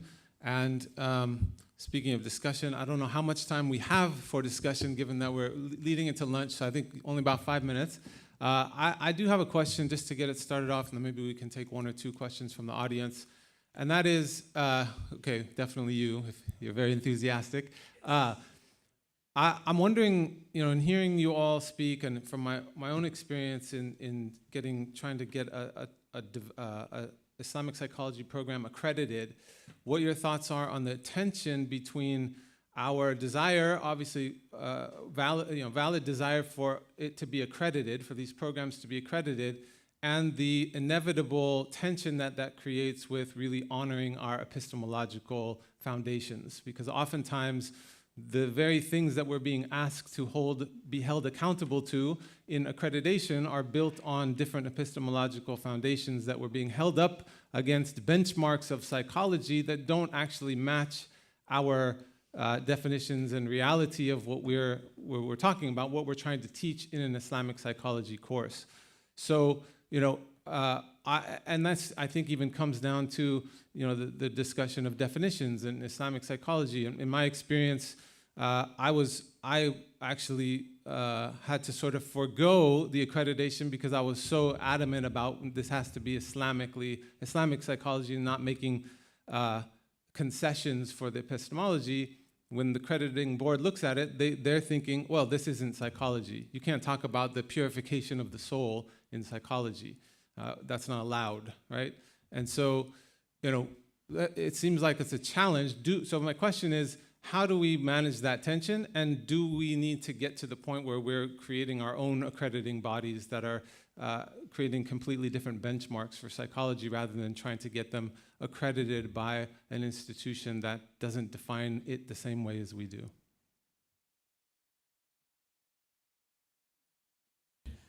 I don't necessarily have an answer for that, but I'll tell you this, that it's definitely a lot more difficult in non-Muslim countries, Western countries, than it is, like, for example, Malaysia, Pakistan, probably, some of the Muslim majority countries. It's also difficult here, as I was saying the other day about the graduates from Doha Institute of Graduate Studies, if their program was not accredited, and although it is a very recognized institute, the graduates were not able to practice. So the only solution I see is that at least these IP programs should be a part of the accredited university, at least. Or that Islamic psychology should probably be a part of the overall training in which the counselors are being able to get their license as a counselor first, and they have a specialty in Islamic psychology. You can create your own accrediting body, but it will have no impact in Western countries. For example, you cannot do that, as far as I know, that in the US will have any say. Maybe I'm wrong. I can just add. Thank you. Or maybe we should take another question. Maybe briefly, if you want to add something. No, I just wanted to add that I think that no matter what, the ethics is important. I know that Dr. Khalid is doing a research presentation here about the ethics of Islamic psychology and how to apply it. And I think that we need to have those ethical standards ourselves through different bodies of Islamic psychology, like IIP, for example. I think the pathway towards normalization in some countries might be difficult, at least when it comes to legislative bodies. And also the definition of Islamic psychology, of what are we calling it, is an ongoing conversation. But at least that those that are studying it, if they want to apply it, they need to have some form of mental health professional background. That will be at least the minimal basics, I think. Allahu alam. Question up here. Oh. Bismillah. Yes, Sheikh.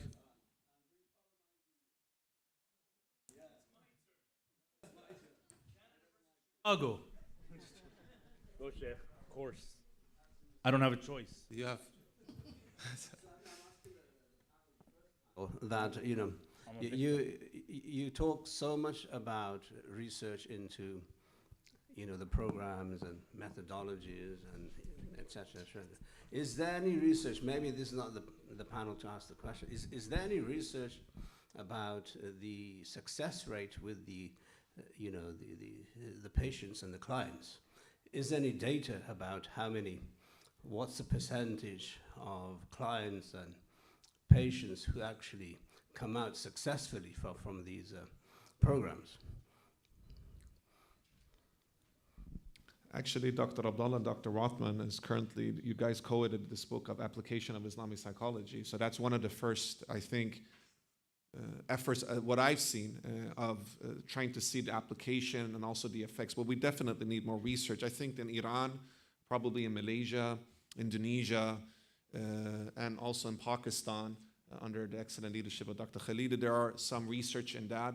But generally, Sheikh Amin, I would say we need more research of the effects and the outcomes when it comes to clinical application. Psychology as a profession, then I think people go with the successful kind of options. If you don't have data on that, how are you going to promote it? That's why we have this, I think, Sheikh Amin, we have this symposium here as a way of bringing more people into the research, also the results. So you're fully correct in your analysis, and we're taking upon your feedback. That's a great nasiha. So back in the 1990s, I had read articles in Malaysian Journal of Psychiatry, for example, on the effects, for example, of Quranic recitation, on either whether it's depression or anxiety and things like that. Back in studies in India, for example, they had done some EEG studies on Quranic recitation and the effects on that person's brain and anxiety and whatnot. So in most of the studies that they have done and published so far, they have shown very significant positive outcomes of religious interventions. Now, keeping that in mind, yeah, the research publications are very minimal. Like, this is why this book that just came out, Clinical Applications of Islamic Psychology by IAIP, is we try to focus on what people are doing in different parts of the world. And there are at least 12 chapters in it showing that based on case studies, interventions and all, it was very effective. And yeah, but there is a dearth of research, but we are working on that, inshallah ta'ala. There will be more outcome studies on that. Thank you. I think I see lots of hands, but I think we can only take one question, and he's already holding the microphone, so.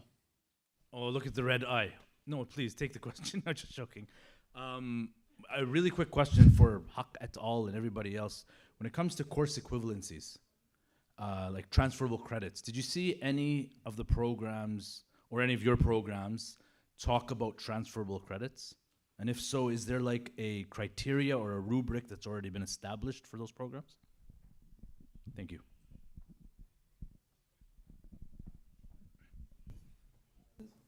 So that's probably I a think very it's, good question. Dr. Human's saying that would be relevant for the next panel as well, so maybe we can bleed that over to the next. Well, thank you for... We'll bookmark that question. I think we need to close, yeah? Thank you, everybody. Hopefully, save your questions, write them down. We have other opportunities to ask questions. Inshallah, they'll be relevant. Jazakallah khair. Thank you again to all of our esteemed panel members. And now it's time for lunch. Jazakallah khairan to all panel members. And thank you, Dr. Watman, for your excellent hosting and moderating. Before you go, brothers and sisters, excellent scholars, practitioners, students of knowledge, we will now have prayer and lunch. The lunch will be served at the same place as you guys had the refreshments earlier today. And we will be back here at 1:15 p.m. inshallah. The prayer facilities is also close by at the masjid here, so hopefully you guys will guide each other of finding the place for salah and for prayer, the duha prayer. And we will be back shortly, and hope you guys enjoyed. And feel free to come to the panelists if you have any questions, or to the scholars. Jazakallah khairan. Assalamu alaikum wa rahmatullahi wa barakatuh.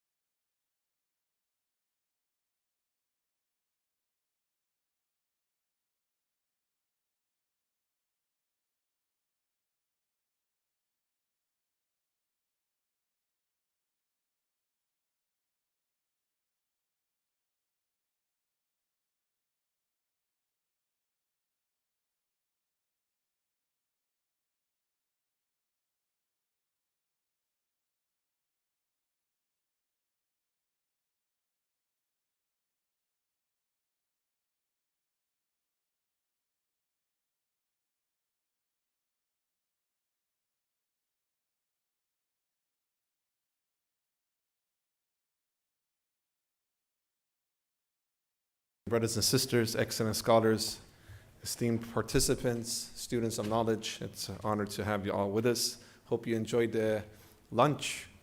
Was it a good lunch, or alhamdulillah, I felt it was good. And often the lunch is actually the secondary thing. The primary thing is the sohbah and companionship. So it was a joy to connect with you all, and I know you guys connected with one another. And please get to know each other, because part of Islamic psychology is socialization as a way of breaking individual barriers and connecting hearts, and through murabata we can create collective efforts. So jazakallah khairan for joining us. We're going to move forward now to the next panel. And the next panel is the third panel of today, which will have the overarching theme of curricula approaches. All right? So we will have Dr. Ali Habibi, who will speak about teaching Islamic psychology. Then we will have Dr. Muhammad Mahmoud Mustafa speaking about the foundational principles for construction of an instructional curriculum for teaching Islamic psychology. And last but not least, we have a presentation about housing and applied Islamic psychology program at the faculties of Islamic Studies in Sarajevo with Dr. Ait Smajj. And our moderator is one of the organizers of the symposium and a beloved brother to me as well, Dr. Khalid Al-Zamzami from Johns Hopkins University School of Medicine and Khalid Center of US. So without any further ado, please round of applause to the panel and to the moderator. Thank you, Ustaz Sayyid Jamaluddin. Assalamu alaikum. Welcome back. After the lunch treat, we are up for an intellectual treat here. In the previous panel, we talked about programs across the globe of Islamic psychology. We are now going to take you into the classrooms of these programs, some of these programs, to envision what is happening in these classrooms, what courses are being taught in these programs, and some of the barriers that some of these programs are facing, and some of the solutions. Our first speaker is Dr. Ali Habibi, a French-Moroccan clinical psychologist who launched an Islam and Psychology Academy that teaches Islamic psychology in French, and he also heads the French chapter of ISIP. Dr. Ali will speak to us about his vision for a university Islamic psychology program. Dr. Ali is known for his round yellow glasses, and I asked his permission to comment on this because he actually uses yellow round glasses as the logo for his website, if you want to take a look at that. Dr. Ali, the floor is yours. Yes.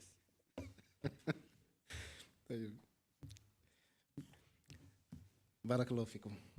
بسم الله الرحمن الرحيم. والصلاة والسلام على رسول الله صلى الله عليه وسلم. السلام عليكم ورحمة الله وبركاته جميعا. Alors je suis vraiment navré car je vais parler en français et le frère Abdelrahman يترجم إن شاء الله باللغة الإنجليزية. Et le frère Abdelrahman va, qu'Allah le préserve, va traduire en anglais. Et c'est préférable, croyez-moi, pour vos oreilles et pour garder le sérieux de cette assemblée que je reste à parler en français. Bismillah wa salatu wa salam ala rasulillah. Unfortunately, I don't speak English well enough. So for the sake of your ears and to preserve the seriousness of this assembly, I'm going to speak in French, and Brother Abdurrahman, whom I thank warmly, will give you an instant English translation. Alors, je suis très honoré d'être parmi vous aujourd'hui et je remercie tout d'abord Allah subhanahu wa ta'ala de nous permettre de nous réunir lors de cette assemblée pour ce noble projet. Ça fait alors environ un peu plus de 20 ans que j'accompagne des personnes. J'ai commencé par avoir une formation en sciences religieuses, puis en thérapie familiale et de couple, pour par la suite continuer en psychologie clinique et de finaliser mon doctorat. Et pendant tout mon parcours, j'ai toujours voulu intégrer la spiritualité à la psychologie. Et pour tout vous dire, je me suis senti très seul et très solitaire pendant de nombreuses années, en pensant qu'il n'y avait pas grand monde qui avait cette approche. Et quand j'ai découvert les travaux de plusieurs d'entre vous ici, j'ai été plus qu'heureux de trouver ce que vous avez pu produire, car ça m'a permis d'aller encore plus vite et de me sentir moins seul. Donc je suis vraiment très honoré d'être parmi vous aujourd'hui. Barakallahu fikum. I'm very honored to be here with you today, and I'd like first of all to thank Allah for allowing us to be among His servants and to be useful to His creatures. I have been supporting people and patients for more than 20 years. I have first been trained in Islamic sciences and then in psychologies.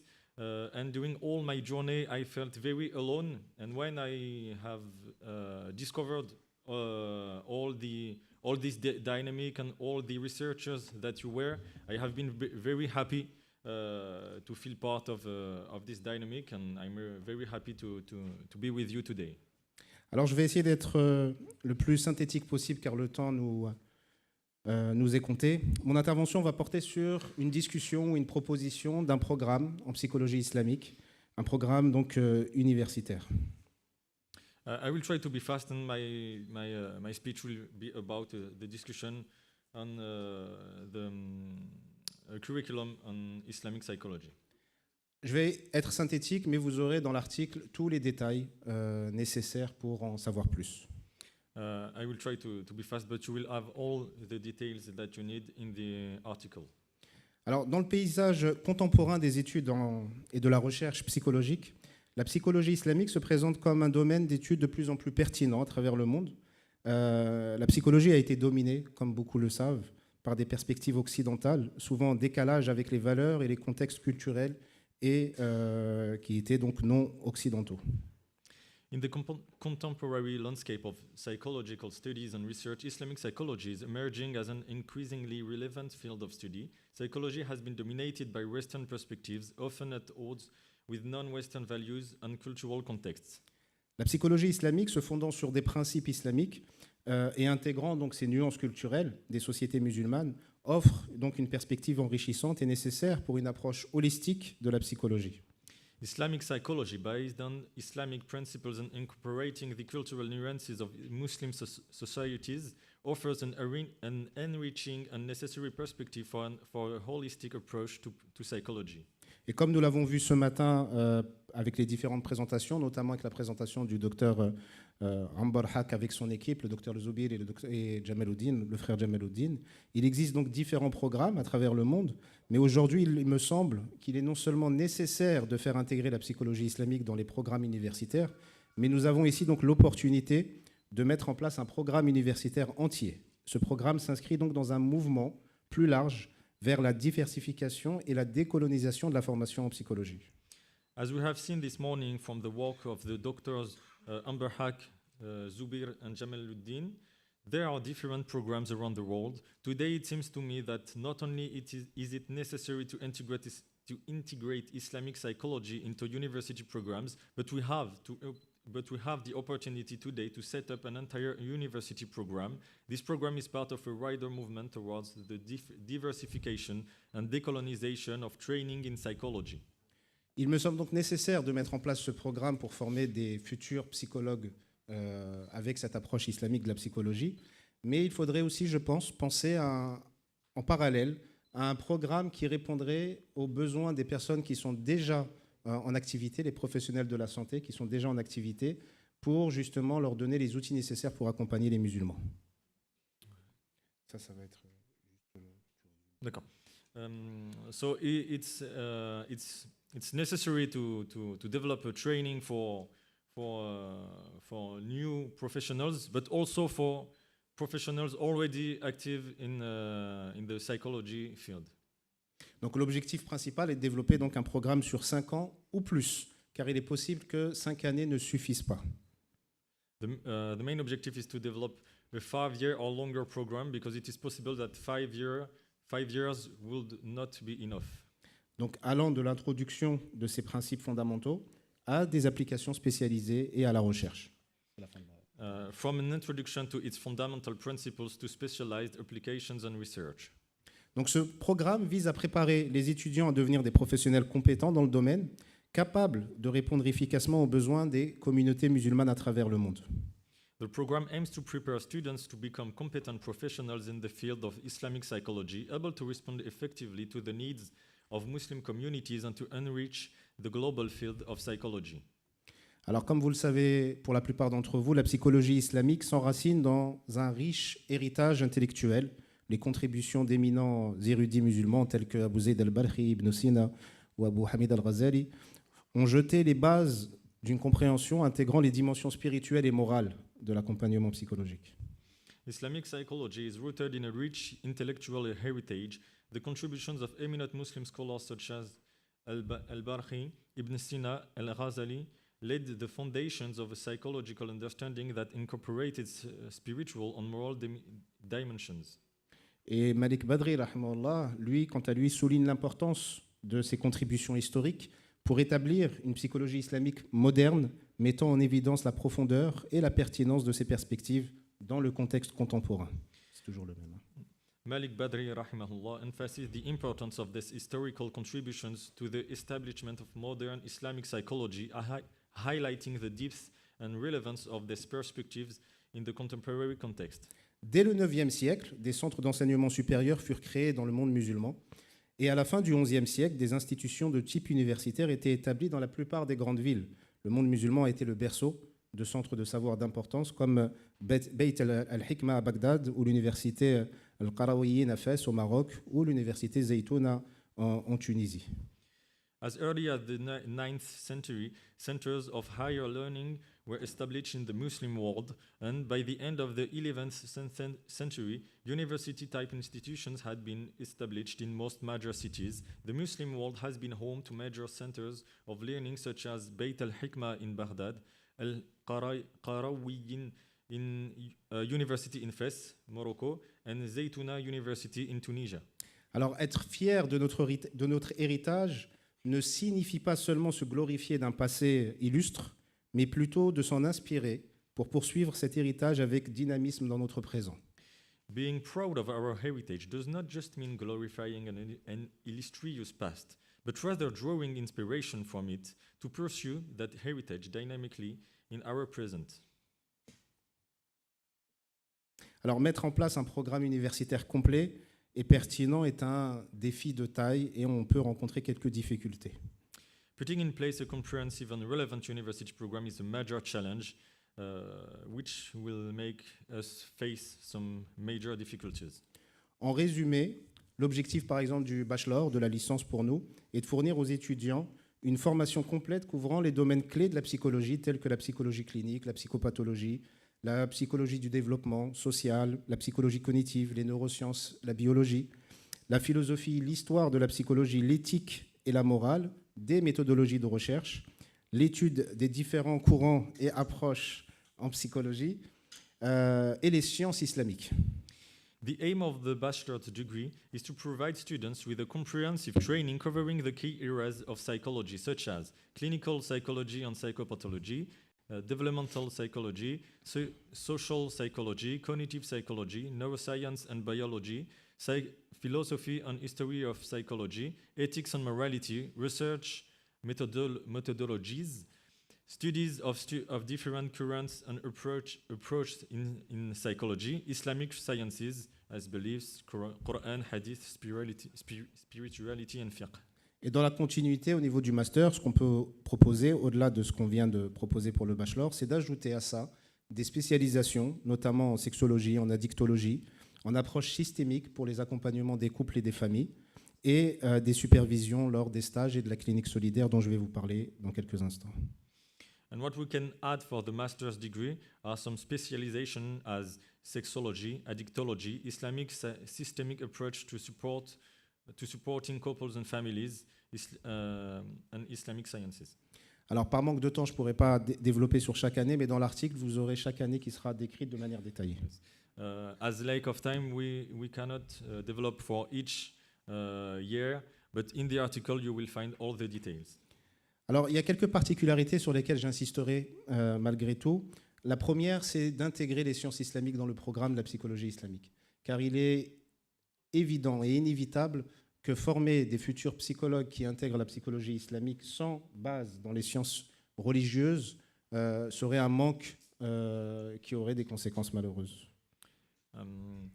There are some features on which we still have to develop, as the integration of Islamic principles and Islamic sciences, because training professionals without integrating this Islamic part will lead to some big issues. Le deuxième point, la deuxième particularité sur laquelle j'aimerais insister, c'est une proposition d'intégrer une clinique solidaire. C'est-à-dire que dès la 3e année, par exemple, les étudiants puisse accompagner des personnes en difficulté, des personnes qui n'ont pas forcément les moyens de s'offrir les services d'un psychologue, pour pouvoir leur permettre d'acquérir de l'expérience, d'acquérir de la confiance, mais aussi d'acquérir de l'humilité. To enrich this approach, it may be possible to integrate a solidarity clinic into the program. From the third year, students would have the opportunity to work under the supervision of experienced mentors with people facing psychological difficulties, particularly those who do not have the means to access traditional care. Et des partenariats pourraient être mis en place entre l'université, les écoles, les mosquées et les différentes associations de les villes. And partnerships could be developed with between the university, mosques, schools, and associations and local associations. Il y a malheureusement deux grandes difficultés que j'ai recensées. La première, c'est le manque de manuels d'enseignement spécialisés en psychologie islamique. Alors, alhamdoulilah, il y a de plus en plus d'écrits, que ce soit des articles ou des livres, mais il serait intéressant que les différents chercheurs puissent travailler de concert ensemble pour pouvoir mettre en place des programmes complets pour l'enseignement. There are two big difficulties that we are facing. The first one is the lack of teaching manuals in Islamic psychology. There are more and more books available, but it will be very interesting to gather and work together to develop one common program. Et la deuxième grande difficulté, c'est d'avoir suffisamment d'enseignants formés et compétents qui puissent avoir les différentes approches demandées pour pouvoir enseigner, c'est-à-dire une formation en psychologie islamique, en psychologie occidentale et en sciences religieuses. And the second big difficulty would be to have enough teachers who could integrate all the aspects of Islamic psychology, Western psychology, and religious sciences. طيب. 2 ولا 5؟ 5 هذه لا 6 15 2 more minutes. بارك الله فيك. طيب بسرعة. Alors je vais passer plusieurs slides donc parce qu'il me reste plus de temps.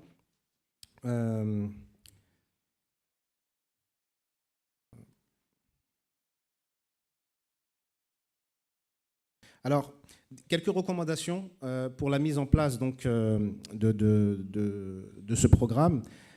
C'est la collaboration interdisciplinaire entre les différents domaines des sciences sociales, la formation continue des enseignants, l'évaluation et l'adaptation du programme pour qu'il soit mis à jour régulièrement, et le fait d'insister sur les recherches empiriques pour avoir des articles validés scientifiquement. Here are some recommendations for implementing and future research. The first one is interdisciplinary collaboration between all the actors. The second one is continuing teacher education. The third one is program evaluation and adaptation. And the fourth one is empirical research to have some validated resources. Donc l'objectif, c'est d'aller vers une pratique psychologique plus inclusive et adaptée aux réalités culturelles et spirituelles de chaque individu. Yes. The goal is to move toward a more inclusive psychological practice that is adapted to the cultural and spiritual realities of individuals. En fin de compte, l'objectif est de créer un environnement. Le slide 20. Yes. La fin du slide 20. Okay. Donc, en fin de compte, l'objectif est de créer un environnement d'apprentissage qui non seulement éduque les élèves, les étudiants, mais qui inspire également et qui prépare les étudiants à devenir des agents de changement positif dans la communauté et au-delà. Ultimately, the aim is to create a learning environment that not only educates, but also inspires and prepares students to become agents of positive change in their communities and beyond. Et pour conclure, une des missions, il me semble, de la mise en place d'un tel programme est d'inculquer aux étudiants, mais aussi aux enseignants musulmans, les qualités nécessaires pour atteindre l'excellence, c'est-à-dire l'ihsan, donc l'éthique, la rigueur, la discipline, la curiosité, la fraternité et l'humilité. One of the missions of our program is to instill in Muslim students, but also in teachers, the qualities necessary to achieve excellence, so al-ihsan, as ethics, rigor, discipline, curiosity, fraternity, and humility. I am so sorry. Oh, thank you. It's okay to finish. Not sorry. It's okay. Barakallahu fikum. It's right in time. MashaAllah, you managed to do in 2 languages within 17 minutes. Well done, MashaAllah. Next up, I'm really honored to introduce Dr. Muhammad Mahmoud Mustafa, who's one of my teachers and whose work is truly inspirational, MashaAllah. He holds double PhDs, PhD in clinical psychology and a PhD in hadith studies. He runs a psychology counseling center in Turkey, Istanbul.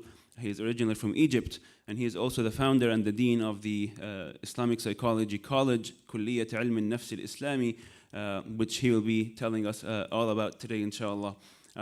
For any Arabic speakers here, I would really encourage you to take a look at Dr. Muhammad's, one of his 40 books on psychology. If you read his writings, most of which are academic, but you will be confused whether you are reading an academic paper or a novel. His approach of writing is so engaging. I've never seen anything like this before in psychology or Islamic psychology. So Dr. Muhammad, the floor is yours.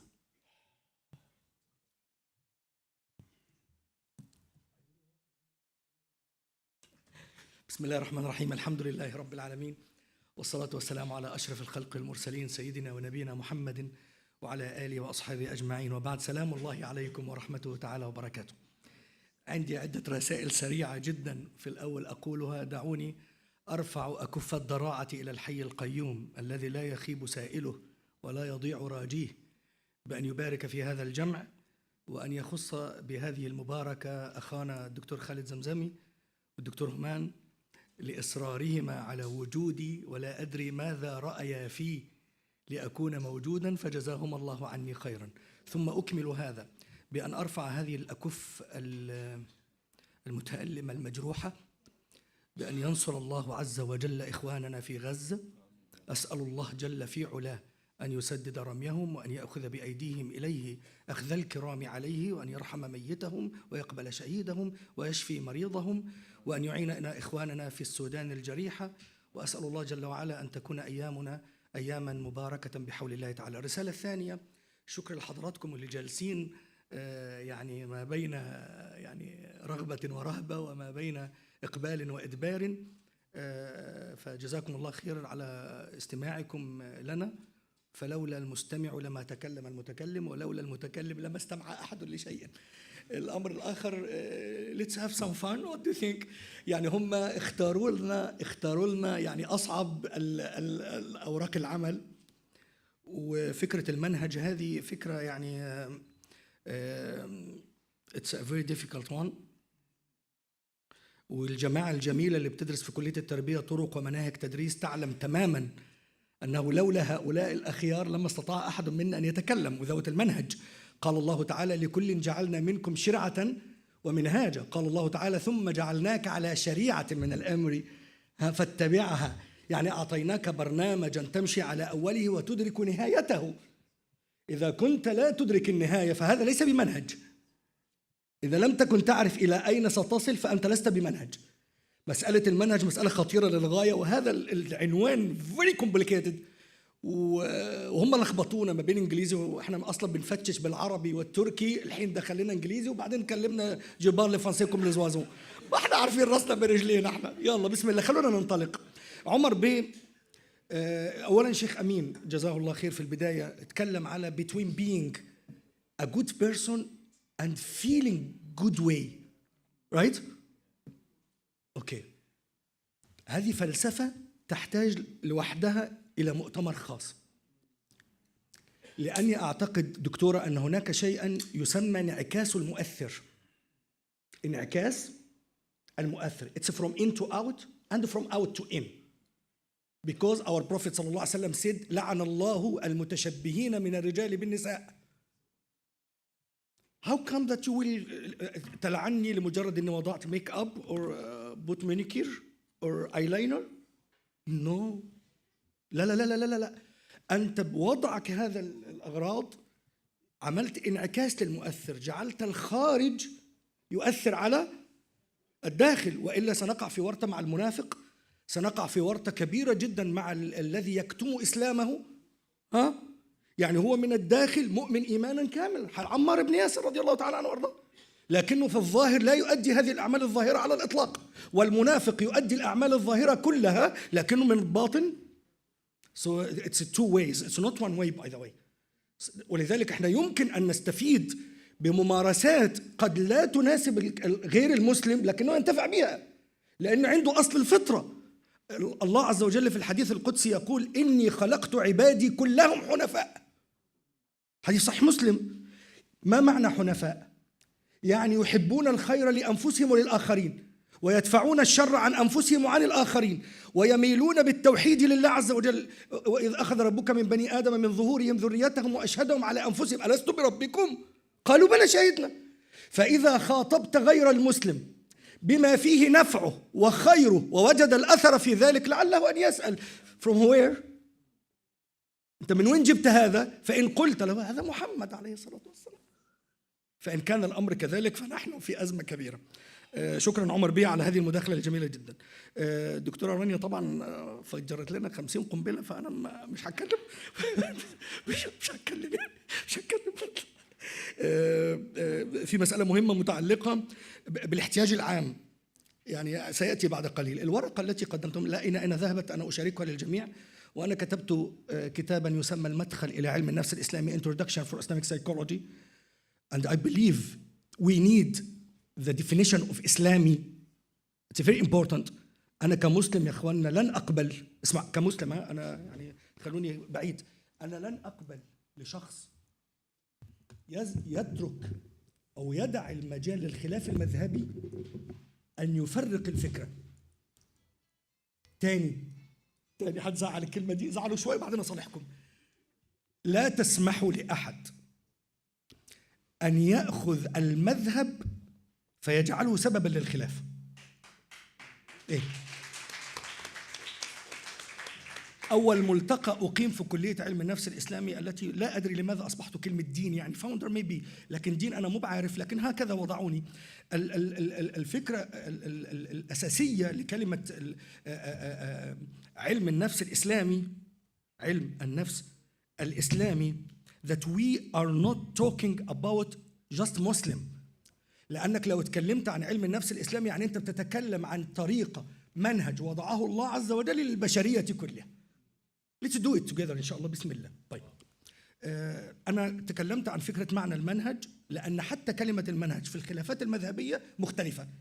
كلمة المنهج فيها إشكالية ضخمة جدا جدا جدا جدا وحط تحتها 100 خط. لكن نحن يعاب على أمثالنا إن عندنا طريقتين في التعامل مع المنهج. الطريقة الأولى تتكلم عن التجزئة. شخص يأخذ آية أو حديث he's qualified he's good he's a specialist he's good لكن في شيء من هوى النفس شيء من الميلان المذهبي في شيء من التصورات المسبقة اسمه افتراض البري اسامبشن ديسوردر. عنده افتراض مسبق ان لابد ان تكون الحياة بهذه الطريقة فيأخذنا جميعا بهذه التجزئة للمنهج. ولذلك علماء الحديث لو بعضكم له دراية بعلم الحديث يقول لا تتكلم عن الحكم إلا إذا جمعت كل الأدلة في المسألة الواحدة. لا يمكن لك أن تعرف الشذوذ والعلة في الأحاديث النبوية إلا إذا جمعت كل الأحاديث. فلا يمكن لأحد أن يتعامل معنا بمنهج التجزئة. دكتور علي ينبغي أن يكون المنهج منهج متكامل استوعب كل شيء. استوعب الأدلة من القرآن والسنة. استوعب علم النفس الغربي. لماذا ترفضه كله بالكلية؟ لا يحتاج الحق بغيتنا. أينما جاء الحق إحنا معه. فإذا كان هذا الكلام يوافق ديننا ويوافق عاداتنا وتقاليدنا فلماذا نرفضه؟ الأمر الثالث دي مسألة مهمة الاحتياج المجتمعي. كيف يمكن لوضع المنهج أن يضع منهجا وهو لا يعرف الناس يا دكتور؟ بعض مشايخنا وأساتذتنا وعلمائنا الذين نحن قلامة أظفارهم ولا نقوى على التطاول معهم لكنك منعزل عني لا تعرفني ولا تعرف مشكلتي. فإذا قلت لك أريد أن أطلق امرأتي وعفطني لعل المشكلة between us is just sexuality. You don't know anything about me and you are trying okay بسم الله. تكلمنا عن النظرية المعرفية البستمولوجي اللي تكلم عنه فضيلة الشيخ أمين. هذه المسألة المهمة في جماعة الخير. إذا أردت أن تضع منهجا فلا بد لك من بعض القواعد. هذه القواعد يا أخواننا إذا لم يتتبعها الباحث يعثر سيحيد به المنهج. ما لا يستطيع أن يصل إلى التارجت اللي هو حطه لنفسه ووضعه لأجل الوصول إلى الغاية التي يريد. ولذلك أنا وضعت هذا مجموعة من القواعد إن سار عليها الباحث إن شاء الله يسلم من العثار. في أزمة الحين أشرحها على طول. إما أن يكون عندي قواعد وأسس ومبادئ ومفاهيم تنتج الممارسات، وإما يكون عندي ممارسات وتقنيات تعود بنا إلى أصل المنهج. فإما أن أبدأ بالمنهج وبالتالي سيتبع الجميع هذا المنهج يسلم من العثار، وإما أقول لهم just try it, do whatever you reach it in your researches and let's understand what you said. أوكي، الاثنين دول منهجين موجودين، لكن أنا بعتقد في وجهة نظري المتواضعة جدا وأنا أخوكم وتلميذكم إن القواعد والأسس والمبادئ، لأن عندنا قاعدة في الشريعة بتقول الحكم على شيء فرع عن تصوري، فإن لم تتصوره فلن تستطيع أبدا أن تحكم عليه. طيب فلسفة المنهجية دي مسألة في غاية الأهمية. إما يكون في علوم شرعية، خريج أصول دين، دراسات إسلامية، فقه، كلية أصول الدين، كلية الشريعة، كلية الدراسات الإسلامية، الألسن، اللغة العربية، وبعدين تلحقه تدخل عليه psychology, social science in general، أو تخليه يدرس social science from the beginning، وبعدين تدخل عليه بعض المساقات المتعلقة بالشريعة والفقه عشان يفهم.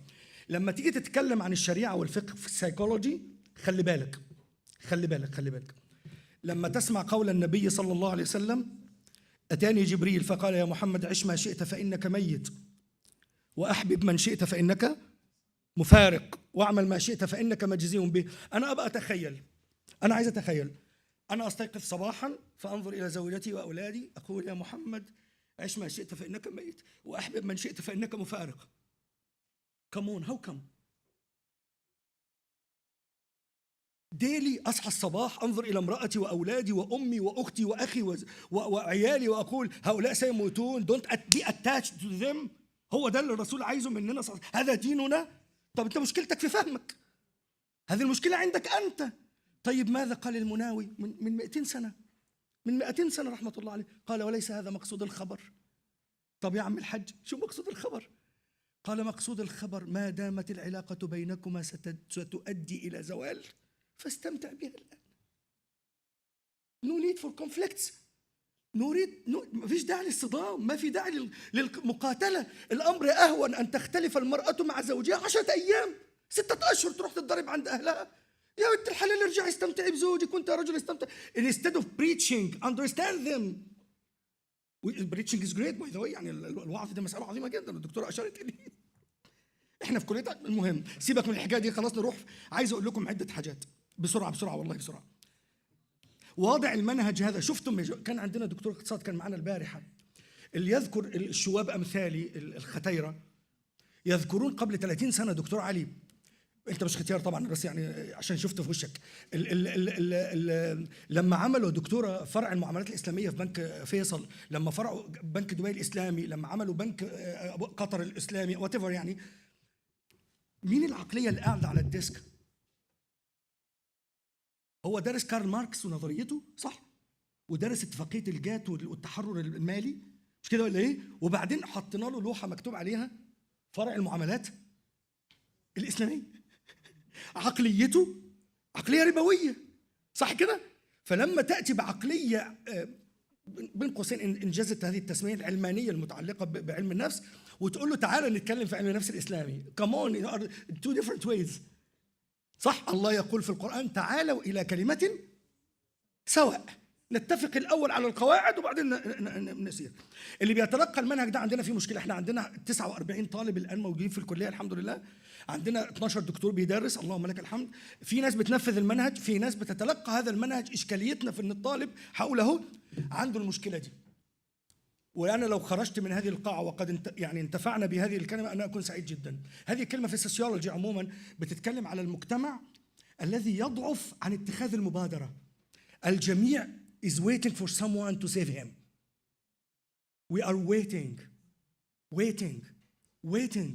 Come on, just go ahead. Don't be afraid. I'm telling you please الله يرضى عليكم، لا تخاف يا أخويا، لا تخاف من اسم زي البخاري ولا تخاف من اسم زي أرون بيك، لا تخاف.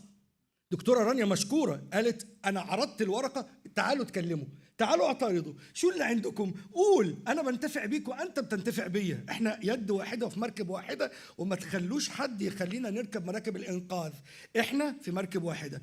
إياك أن تنتظر أحد أن ينقذك، روح أنت وبادر. هذه المبادرة هتخليني أقول المبادرة التي تحمل بعض الأخطاء أولى من ردود الأفعال. قبل 4 أيام أو 10 أيام الAPA وطلعوا قالوا احنا عايزين نعالج الرجال عشان الذكور والرجال لأن عندهم ستريس بسبب ان هم رجال وذكور. Don't talk to them about being a man, about being responsible for it. I'm finishing. Before المسألة المهمة جدا أحباتي، معلش ازعلوا مني وحراضيكم كلكم والله. خلاص بخلص والله. الحق في إبداء الرأي يا جماعة الخير، في المنهج، في تنفيذ المنهج، في أداء المنهج، في تلقي المنهج. الحق في إبداء الرأي حق مكتسب. أنت مالك حق أنك تقول والله أنا لي رأي. رأيك هذا الذي تريد أن تعرضه لحياة الناس، حياة المجتمعات، حياة الدنيا يا رجل. هذا الرأي لابد أن يبنى على أصول. اكتسب هذا الحق، اكتسب هذا الحق بمصنفات، اكتسب هذا الحق بمؤتمرات، اكتسبه. إنما أن تجلس في بيت أبيك وأمك وتنظر هل يهدى إلي أم لا، كما قال عليه الصلاة والسلام. الهوس بعلم النفس العلاجي نيدز وقفة. حلوة نيدز وقفة دي. يا جماعة الخير، علم النفس ده أقول لك على حاجة، أقول لك شو علم النفس؟ علم النفس جلدك، your skin. لما تروح تتكلم في علم النفس العلاجي you are assuming، أنتوا بتفترضوا الله يخليك إن كلنا مضطربين. الحقونا بليز، SOS لو سمحت يا فندم. هي سيركل، كرة ثلج عمالة تجري. الأول ربيه كويس.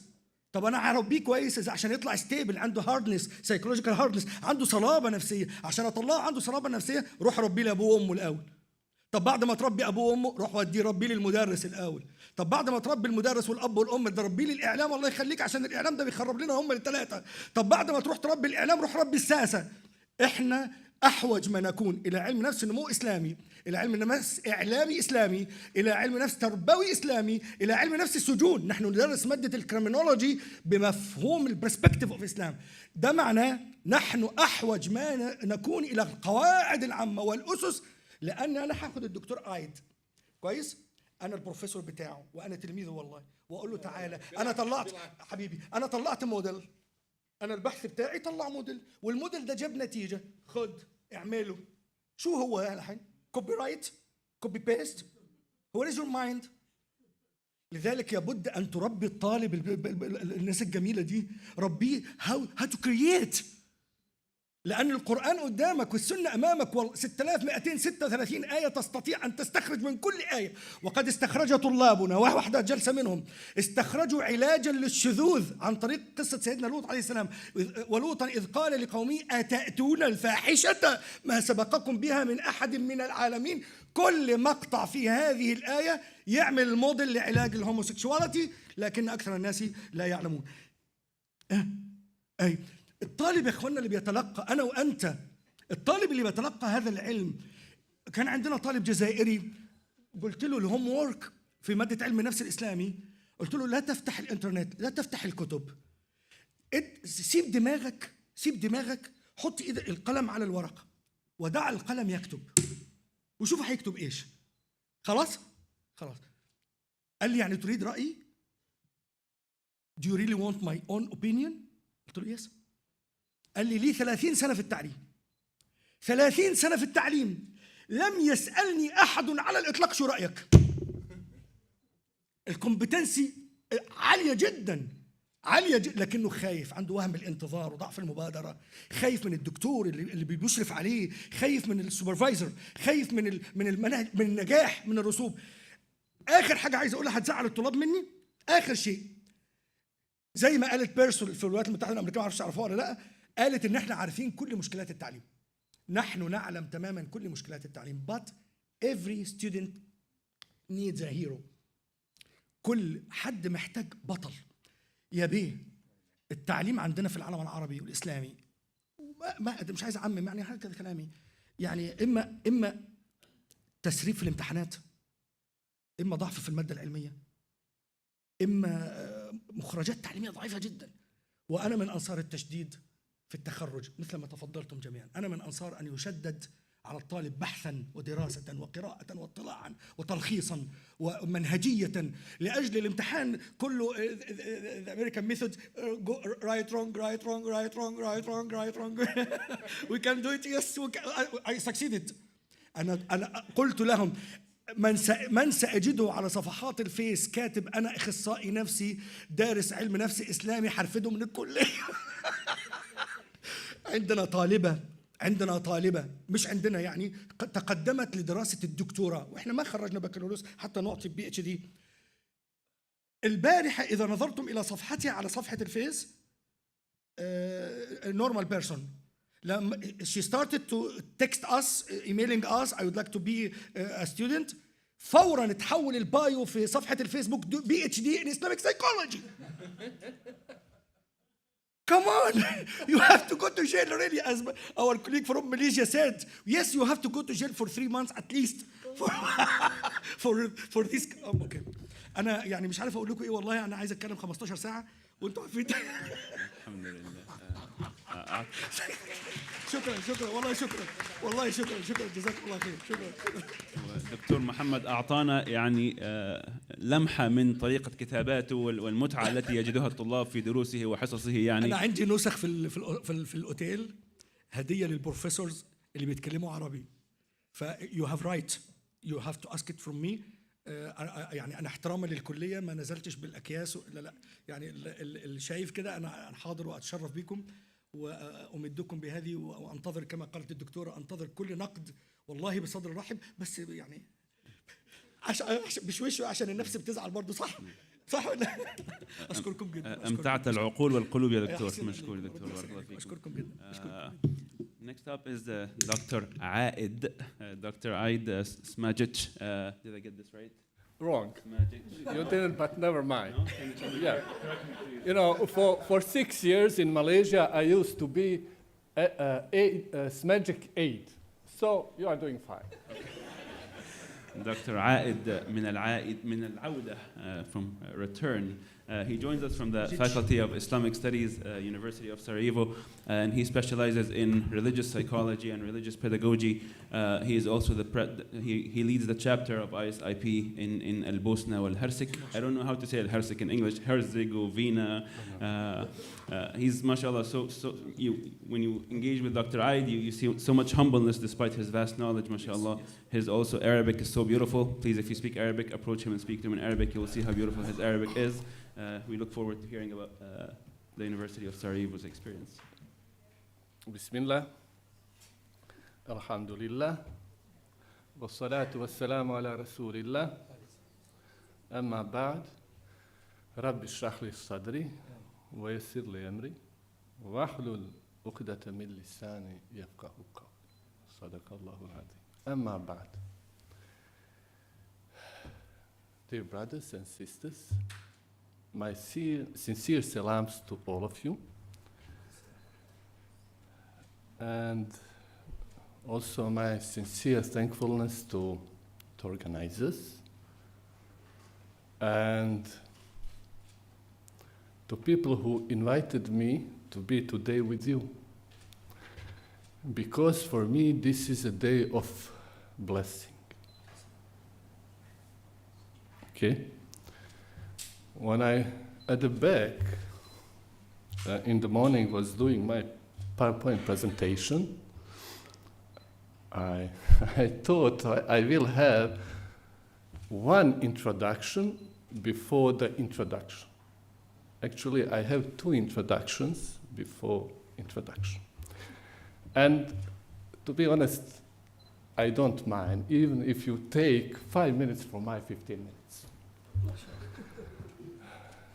My first introduction.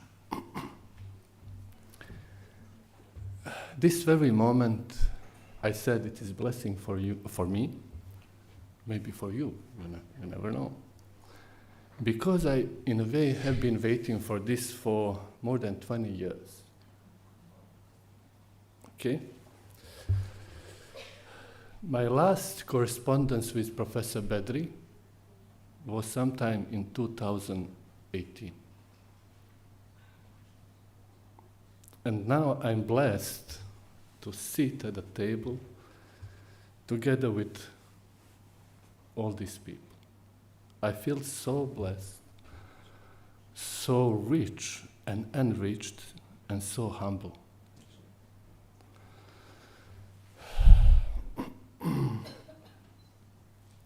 Yeah, and at the same time tempted. What now I can and have to say after presentation of Professor, Ustad, Doctor, Sheikh, Mawlana, wa Sayyidana Muhammad Mustafa Mahmoud. Did I get it right? I mean the order? No. Okay. I swear to God, in front of all of you, that from now until the last of my life, I'm ready and willing to be his tilmeed. Okay? So what to say? What tilmeed and talib has to say after the teacher? I just started, okay? This is the beginning of our journey, inshallah. Okay? That was my first introduction, before the introduction. Now my second introduction before the introduction. 2 minutes left. I mean, you have to understand it. This is traumatization for me as psychologist. So I really think twice before you do it. Okay, my second introduction. I'm coming from the Faculty of Islamic Studies in Sarajevo. Okay, and I'm one of professors there. Our responsibility basically is to train future Muslim religious leaders. That is Imam, Khutaba, wal Muallimin. Overwhelming majority of them will be working as imams, teachers of religious education in the public schools, and basically that's all. Possibly Islamic spiritual care providers. Okay? Yeah, but here we are talking about housing and applied Islamic psychology at the Faculty of Islamic Studies, which, at least so far, doesn't have any single course on Islamic psychology. So at one point I thought, possibly I'm confused, I got it wrong. But I'm telling you this and sharing this with you just to understand where I'm coming from, what I'm trying to do, and possibly Ustaz Al-Karim to guide me. Yeah, sure. Okay. And thirdly,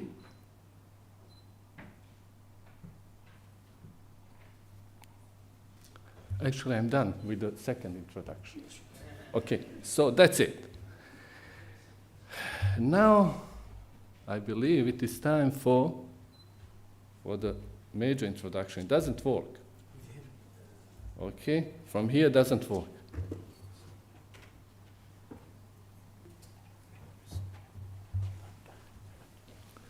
You will give me extra 1 minute because of you. Inshallah. Okay. Okay, let me start. So basically, I really would like to structure my lecture to really effectively use the rest of time left to me. Okay? So here you have the structure of my lecture. Okay? I already talked too much about introduction. You can imagine how long the rest will be. Okay, so what basically I want you to understand from this slide is my presentation is very, very broad because I would like you, or I wanted you to understand the entire context within which I'm trying to advocate for establishing a program, an applied program in Islamic psychology at the Faculty of Islamic Studies. Without this broad context, you cannot understand. You cannot understand and have full picture. Okay? So now, one by one. Okay? I promised to my teacher, Ustaz Mohammed Mustafa Mahmoud. I'll got it, okay. I mean, in my understanding of Islamic history, for the Prophet Muhammad alayhi salam, okay, Medina al-Munawwara was a refugee place, having in mind what he suffered in Mecca. Okay? For us in Bosnia, our Medina Munawwara and our Merkab and refugee in that sense is the country. Okay? I know, I'm very much aware that we are talking about, about us, Islamic psychology, in a globalized village. And I very much empathize with the brothers and sisters in Palestine. Okay? And I'm very much aware that at this very moment of history, as Muslims, we are talking about safe place on the planet, right? Right.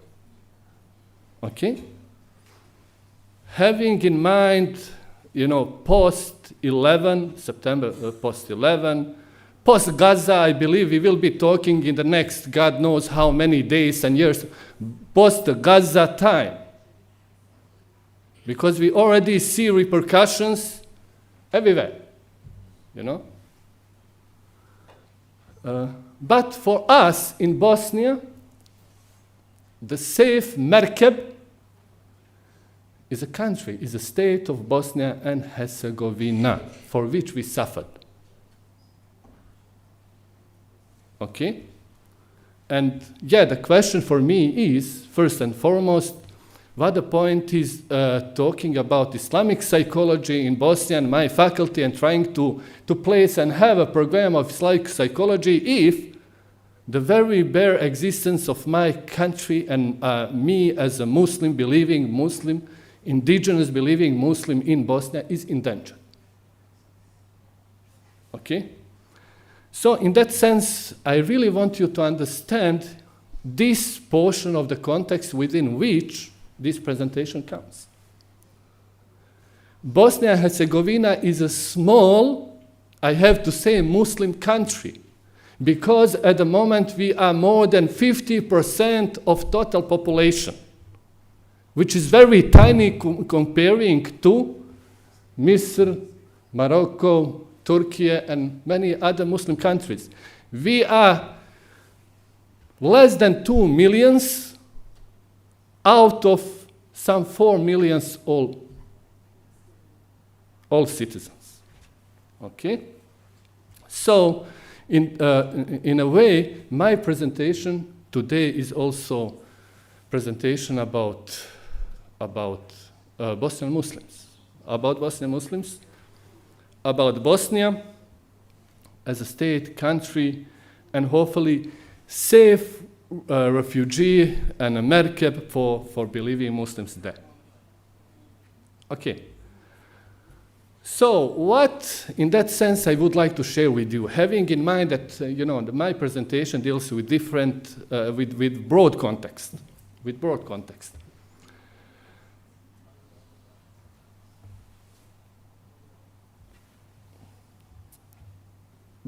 Islam arrived to Bosnia in a 15th century. For us, first and foremost, if you want, in the context of this presentation, it means two or three things. First one, that our experience of Islam, living Islam, is very long. Okay? We have not been there for the last 50 years. We did not come to Bosnia as migrants, okay? But we have been there since 14th century. Most of our, so to say, life we spent and lived under the rule of Ottoman Empire, okay? All the way until 15th century. In 1887, right, Ottomans left from Bosnia, and only 1887, yes, and only 2 years after that, this guy, William Wundt, established his laboratory in Leipzig. You know, the event on the basis of which Bosnia was given to Austro-Hungarian Empire happened and took place in Berlin. Only a few hundred meters from Berlin, this laboratory was established and the modern psychology started.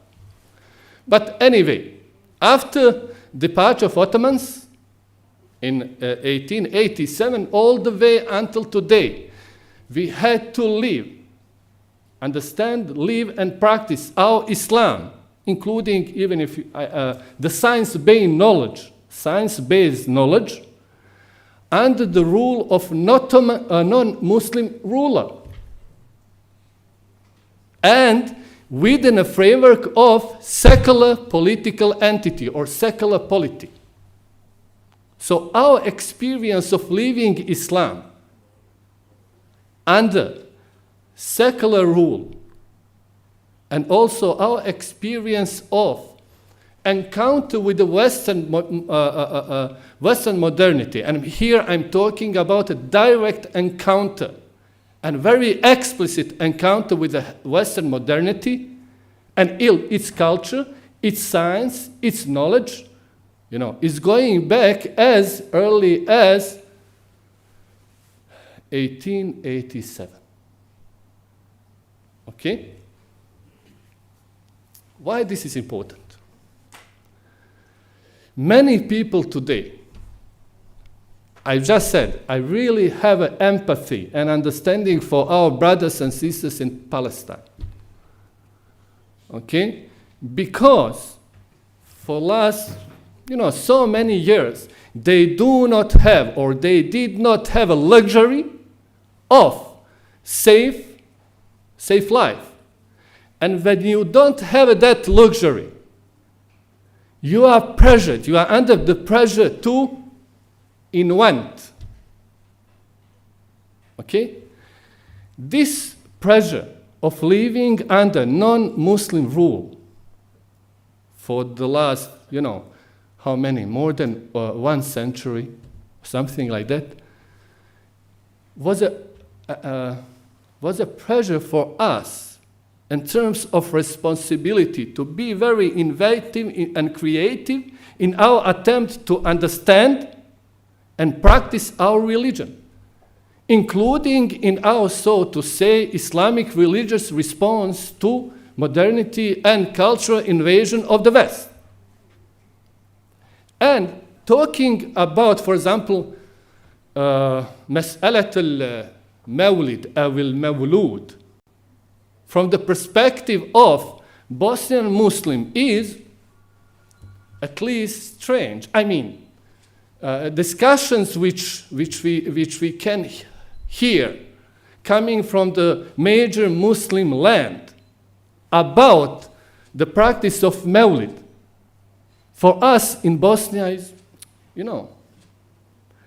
ununderstandable and also strangeful. Why? Strange.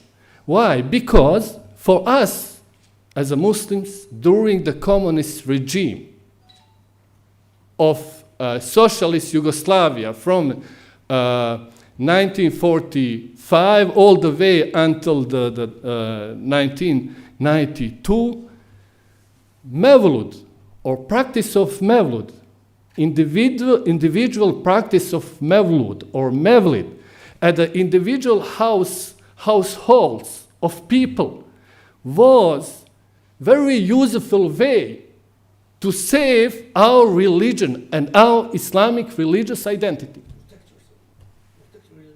Because everything was watched by the government, controlled, and so on and so forth. Okay? Really? Okay. So we had to be inventive. In that sense, one of the inventions of Bosnia in the context of religious tradition and religious identity is what we call Islamic tradition of Bosniaks, which has some 6 important elements or features. The last 3 one are especially important, including tradition of Islamic reformism. Okay? Then institutionalization of Islamic religious authority and experience of living Islam in a secular state. The last one I already explained. Going to the first one. My faculty was established as a Sharia school for Muslim judges. Even at that time, at the very beginning, this school was mentioned. It is a huge thing for us. And recognized by Muhammad Abduhu himself as a school which managed to integrate traditional religious sciences. Traditional and modern sciences. Okay. Then, institutionalization of Islam, of religious authorities in Islam. Given that Ottomans departed some time ago, we had to be inventive and create Islamic religious authorities which will take over administration of religious affairs for Muslims. Okay? Accordingly, the invention was what today we call Islamic Community in Bosnia and Herzegovina. Okay, which is independent religious organization responsible for administration of Islamic religious affairs. Why is this important? Because the first founder of the Sharia School for Muslim Judges, or the Faculty of Islamic Studies, is Islamic Community, which is very independent in its functioning in regard to the public authorities and so on and so forth. In that sense, we very much resemble Diyanet, with difference that we are independent in our functioning. Okay, so talking eventually about the Faculty of Islamic Studies.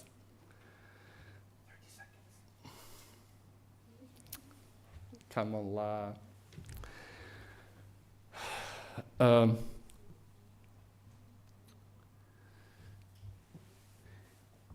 the first course of psychology, here we are talking about teaching psychology to Muslim religious, future Muslim religious scholars, that is imams. First course on psychology, for your information, was introduced in 1918. But it was taught by non-Muslim Eastern Orthodox. For your information, I'm the associate external visiting professor who used to be non-Muslim Christian Orthodox. For your information, I'm the first full-time professor teaching psychology at my faculty.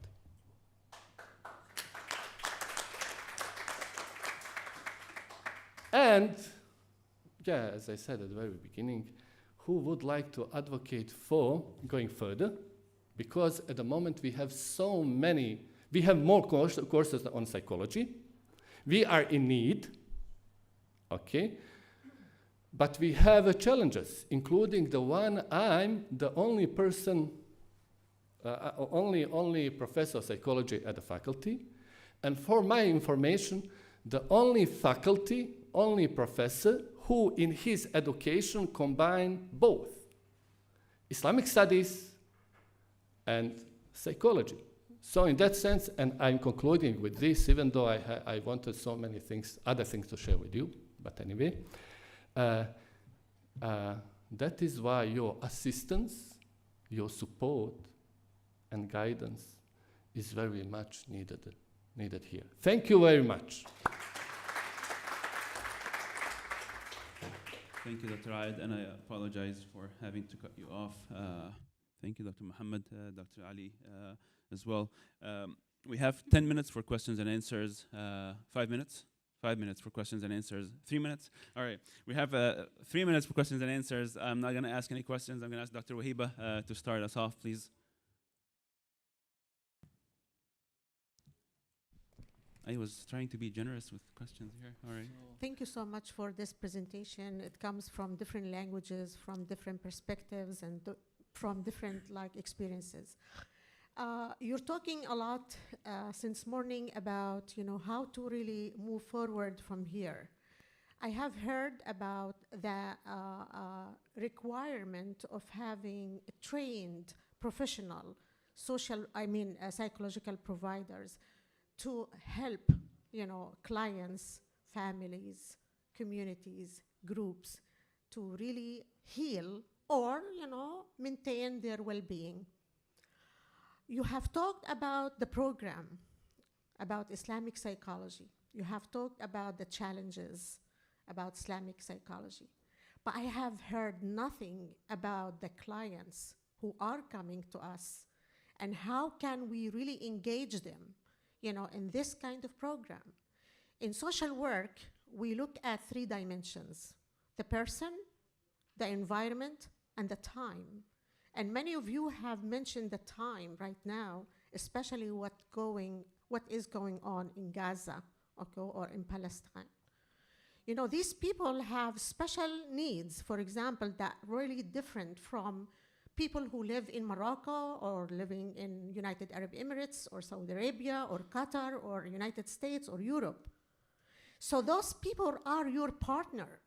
You cannot really plan something for those people without looking at them as partner. In social work, we take these clients as our partners. Together, we put the plan. Together, we put the objectives. Together, we achieve them. So we are nothing but tools. And I'm talking about myself as a professor also in social work with focus on mental health of Muslim and Arabs in the United States. How are you going to integrate this when you are excluding social work, for example? When you are excluding political, sociocultural aspects from, Islamic studies? What I see really, it's narrow-focused here, and forgive me all, for saying that, because I still hope that tomorrow we will address more challenges, we will address more aspects, we will address more perspective to really have this program more inclusive, rather than exclusive. Thank you so much.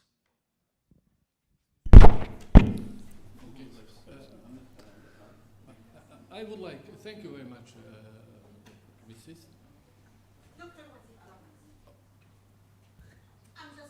Okay, thank you very much. I would like to just kind of say a few words, having in mind your comment, and having in mind the title of my presentation. Really, when preparing my paper and my presentation, I had in mind that, for example, these future graduates of Faculty of Islamic Studies tomorrow will be talking to congregation, Muslim congregation, which has been traumatized in 1994, for example. I do not have any problem with that and such understanding and such approach. But the problem which I have and challenge I'm facing is how to persuade my colleagues and religious scholars in broader community and society that reading Ruqya possibly is not enough. Okay? So as far as your comments are concerned, very understandable, very reasonable, and thank you very much. But from the perspective of me, my presentation, they are simply, we are concerned because if to my understanding, Bosnian society is very much post-PTSD society. okay? But I'm struggling at the moment to persuade colleagues with education in theology, Islamic theology, in Islamic sciences, also to persuade other Muslim religious scholars about the importance of some kind of integration of psychology, psychotherapy, counseling, clinical psychology into their work. And yes, for your information, and that is why I mentioned that Islamic community in Bosnia and Herzegovina and Faculty of Islamic Studies as its part has more than 1 century work, life experience, in sense that our people, our believers, are believing to us. So we have that initial trust, and me personally, I'm very much willing to, to build in, to integrate, to work, to engage. However, there are certain challenges. Thank you very much. محمد في دقيقتين لو لك تعليق تفضل. ممكن تفضل دكتورة وهي بتتكلم عربي ولا نسيت العربي دكتورة؟ تعليق عظيم جدا. وانا لا اريد ان يكون الردود انديفيدوالي، يعني ماذا فعلنا في الكليه عندنا وماذا فعلنا. طبعا اللي عايشين في تركيا يعرفون حجم العمل التطوعي والسوشيال وورك، سبيشالي في الجنوب التركي، الجنوب الشرقي اللي هو يعتبر شمال سوريا، مش كده؟ غازي عنتاب، كهرمان مرعش، الريحانيه. اعتقد دكتور يوسف على درايه كامله باللي بيحصل في الجنوب التركي، سواء يعني منظمات مجتمع مدني او منظمات حكوميه. كما ان الداخل السوري في شغل غير عادي، في شغل جبار جدا غير عادي. وانا بس يعني اذا سمحتم لي ان انا اقول بعد الاحداث اللي في غزه هناك منحيان، منحى يتكلم sentimentally، it means نحن الذين إذا ولدنا بكرة كنا على ظهر الخيول أصيلة، إن الأولاد الغزاوية وأولاد السوريين ليسوا كأولاد، لا أولادنا عندهم تبول لا إرادي، وأولادنا عندهم بانيك أتاكس، وأولادنا عندهم PTSD، وأولادنا بيعانوا من أصوات المدافع. This is not normal. It's not normal to be familiar. You can't get used to such things. لكن this is sentimental. لكن في نفس الوقت ده بدأنا نحط مادة إدارة أزمات دكتورة، يعني أضفنا added to الباتشلر والماستر مادة إدارة أزمات. صحيح optionally now، يعني دلوقتي ممكن تكون خيارية ولغاية ما تتحط في السيستم. فكرة في الكلينيكال سايكولوجي يتم التركيز على PTSD، لأن احنا اكتشفنا في الزلزال اللي حصل في تركيا شخص دكتور خالد طاح في بوم في برميل في حلب. تخيلوا حضراتكم في بيريود 10 سنوات يا دكتور، يعني هو طلع من سوريا، عاش في تركيا 10 سنوات، وقع في الزلزال، انهدم بيته في الزلزال كما انهدم بيته في سوريا. فلما استيقظ الولد حليلة قال أنا الحمد لله أنا أهلي ماتوا، بس الحمد لله إنهم ماتوا في حلب. فالسبيشاليست he was my student, he told him you are الحمد لله الارثكويك الزلزال ده كان 5.6. قال له which earthquakes؟ أي زلزال؟ شو PTSD 10 سنوات دكتور في الأعراض يا إخوانا، 10 سنوات ناسا تماما البيريود اللي ما بين الزلزال، ما بين البوم وما بين الزلزال. معنى كده ان PTSD لو الانسان لم يتم التدريب عليه ريجولاريتي مش هيحصل اي نتائج ايجابيه من اللي احنا بنحاول نعمله. انا اؤيد جدا، هم عانوا معاناه شديده جدا في التسعينات يا دكتوره، صح؟ we weren't able to help. سوريا بتعاني، السودان دلوقتي بتعاني، غزة، العراق كان بيعاني، اليمن الآن. يعني أي حد يستطيع أن يقدم أي psychological or social support to any person in each place it will be يعني recommended really. يعني إحنا أحوج ما نكون. أنا بقول إن اسطنبول لوحدها، وأنا عايش في اسطنبول، نحتاج إلى 500 600 specialists to deal with the Arabian people who are living in Istanbul. This is great and I recommend it. I don't think this is conflict. I don't think so. أشكرك دكتور and appreciate all your insights today. Thank you so much for this beautiful panel. Doctor, we have to close this up. We have to take a very brief break and move on to the next session. جزاكم الله خير everyone. بارك الله فيكم. جزاك الله خيرا everyone. I want to thank Dr. Khalid for moderating in such an excellent way. Dr. Aid, thank you for your presentation. It was an amazing presentation. And we thank Dr. Ali and rest of the team as well. So brothers and sisters, just briefly, I know that you all are looking for a break. If we can just take a 10 minutes break, and please be back in 10 minutes, please. Sorry? Yeah, if you guys can try to stay here as well, that will be great, inshallah. Nevertheless, we'll be back in 10 minutes at exactly 3 p.m. or 2 past 3, and we will start then again, inshallah. Barakallahu feekum. I'm sorry, I have to present right now. Okay, good, go ahead.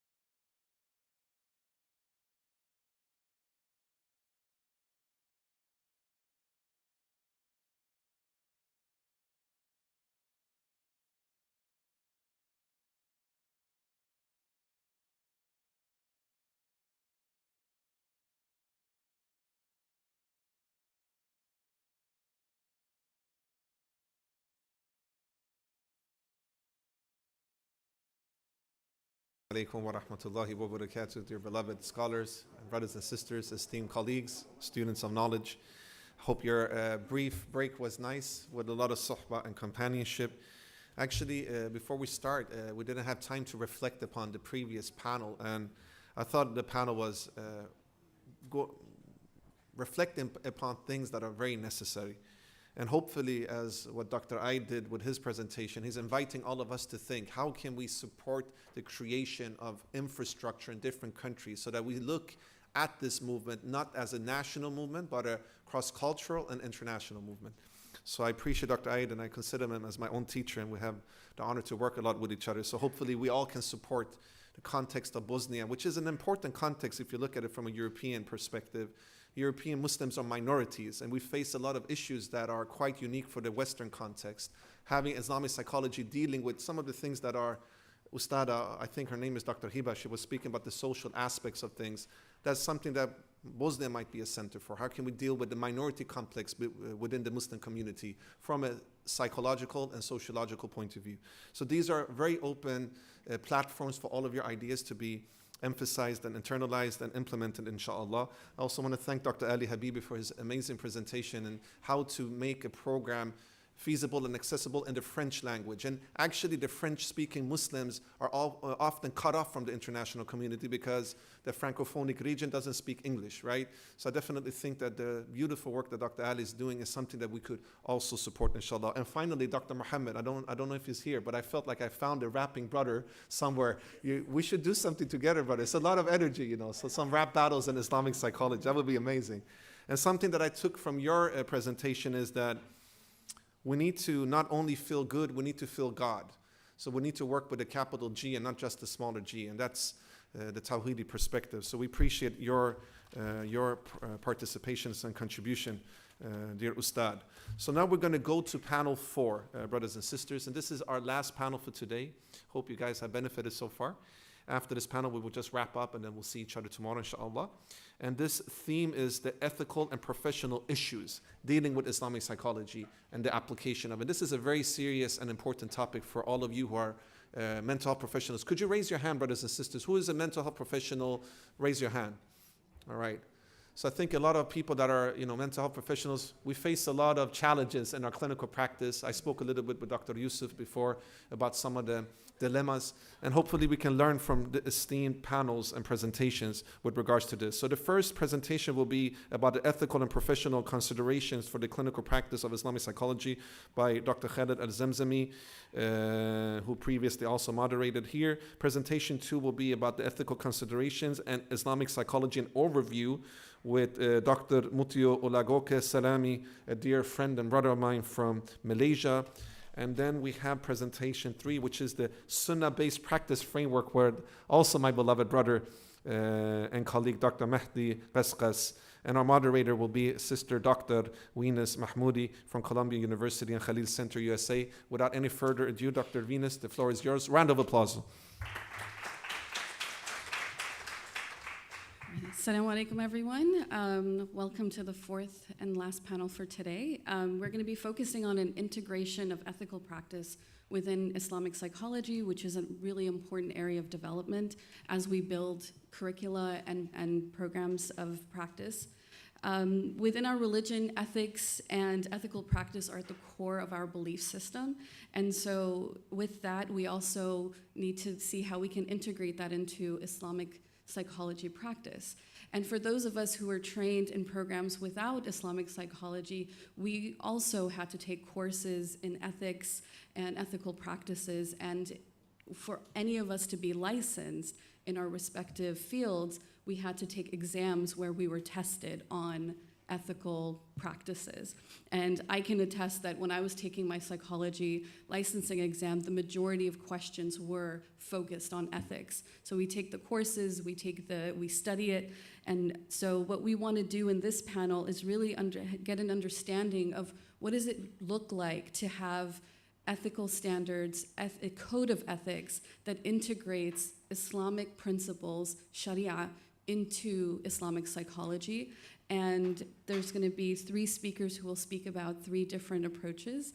And inshallah, I'm excited to engage in a discussion. So I'm going to first introduce Dr. Khalid Al-Zamzami, who is an assistant faculty and clinical educator fellow at Johns Hopkins School of Medicine. He is also faculty at the Khalil Center and the Al-Qaram Institute, as well as a research fellow at the Family Youth Institute. He received his medical degree from Ain al-Shams University in Egypt, adult psychiatry here in Qatar, as well as a child and adolescent psychiatry fellowship at the Institute of Living in the United States.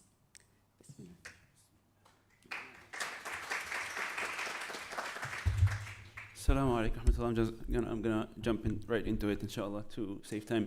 I'm working on this project with my colleague Rumia Awaisi, who's here. Where's Rumia? Yep. Who brought, mashallah, so much wisdom and organization to this project and my thinking process, and also my colleague Musa Zafar, who's a student at Zaytuna University in the US.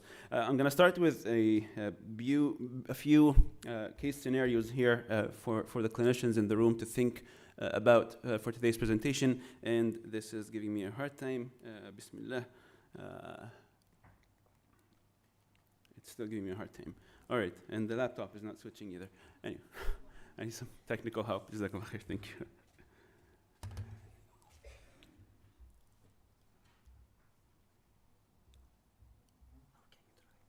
Oh, good. Thank you. I appreciate it. All right. So the first case I want you to think through is Yusuf, who's a clinical psychologist who is working with a patient who presented with pornography addiction issues. And Yusuf himself, despite being a clinical psychologist, he himself continues to struggle with pornography addiction himself. And so when his patient brought up pornography addiction, he himself felt triggered by the conversation and felt it might be hypocritical for him to engage with this patient and support this patient having the same problem himself. So he decided to tell the patient that he lacks the competence to support him in this area and decided to discontinue or terminate working with this patient. Keep this case in mind as we think about the next case. Aisha, who is a clinical social worker who adopts an Islamically integrated approach in her therapy. She's working with a patient from Kuwait who presents with anxiety. In her treatment, she decided to prescribe some daily dhikr and awrad and Quran. And she said that she learned these adhkar as part of the Naqshbandi tariqa, which she follows. And she has a teacher who taught her these awrad and adhkar. Now, her patient comes from Kuwait, and she comes from an Islamic background that holds some reservations towards Sufi tariqas and Sufi orders. So she felt uncomfortable about the prescription of Sufi adhkar and decided not to continue working with this clinician. And the third case is Muna, who is a psychiatrist who attended, I'm not marketing here for Khalil Center, but attended the traditional Islamically integrated psychotherapy training with Khalil Center. And at the end of the training, during the feedback, Muna says, I love the model. I feel like I have a good understanding of it. However, I have no background in Islamic studies and I am learning the deen myself. I feel like I don't have enough knowledge of Islamic studies to bring up the model with my patient and intervene accordingly. These are all so many examples of where Islam can emerge in clinical spaces and clinical encounters, because we have more and more emerging Islamic psychology practitioners and Islamic psychology models. Naturally, more professional and ethical issues will start to emerge, such as issues around competence, autonomy, boundary issues, value conflicts, and therefore we need guidelines to for all the clinicians in the room who are interested in applying Islamic psychology in their practice. But the question is, we had a social worker, we had a clinical psychologist, we had a psychiatrist, each of whom have their own codes of ethics under which they are licensed, right? So the question is, don't we have existing codes of ethics? And the answer is yes, we had codes of ethics from back, the Hippocratic Oath was an example of a code of ethic. And then in the 20th century, many codes of ethics for psychology and mental health emerged, starting with the American Psychological Association in 1953, and then the American Counseling Association in 1961, the American Psychiatric Association in 1973, and the Canadian Association of Psychology in 1986. So we have existing codes, not only in America and Canada, but globally as well. There have been multiple universal codes, primarily influenced by the American Psychological Code, but there are also universal codes out there, and also Europe has a meta code of ethics for psychology. So there are existing codes, and the process of developing these codes takes years and years, and and work of committees and groups who come together to put these codes. And the reason why we have codes is that they are extremely important, so that they protect patients' rights, clients' rights, and also as teaching documents for the new generation of clinicians in terms of what are the acceptable professional behaviors in practice with patients. Now, these codes of ethics, someone might ask, all right, we have codes of ethics, why don't we just follow them? Because they have limitations. And the same way the field of psychology and mental health is rooted in secular foundations, codes of ethics as well have the same limitation and problem. And when I did a thorough examination of almost 15 codes of ethics from across the globe and tried to search where does it mention religion anywhere in those codes of ethics, and most of them, the only thing they mentioned about religion was you have to respect people's religion and faith, and you don't discriminate against people based on their religion. So this highlights the fact or the idea that perhaps we need codes of ethics that are rooted in the Islamic tradition or in and informed by Muslim cultures. So I looked through the Muslim world to see what codes of ethics do exist in the Muslim world. And this is not a date, 722. This is the 7 out of 22 from the Arab countries. Only 7 out of 22 Arab countries have codes of ethics. For example, Qatar here does not have its own code of ethics. And during my psychiatry residency training, we basically refer to the American Psychiatric Association's code of ethics. And the ones that do have codes of ethics in the Arab world, they are basically adaptations of the American Psychological Association and the Canadian Psychological Association. And the main difference is kind of some hints towards the collectivist nature of Muslim cultures and societies. When you are in informed consent and confidentiality, etc., there are different kind of expectations and regulations in that regard.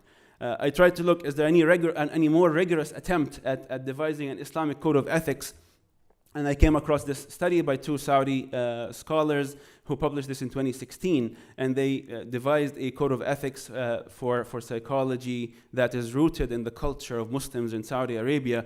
And they consulted with so many resources, Western, Eastern, historical, Islamic, and they came up with 5 ethical principles, which are almost identical to the American and Canadian ethical principles. And they are all aligned with Islamic principles. One of the major limitations, and I want you to kind of pay attention to the wording I'm using here, one of the major limitations is that it purely focused on adherence to Islamic law as the main criteria. The main difference between this code of ethics and the American code of ethics is adherence to Islamic law. And you might ask, that's a good thing, right? That it's adhering to Islamic law.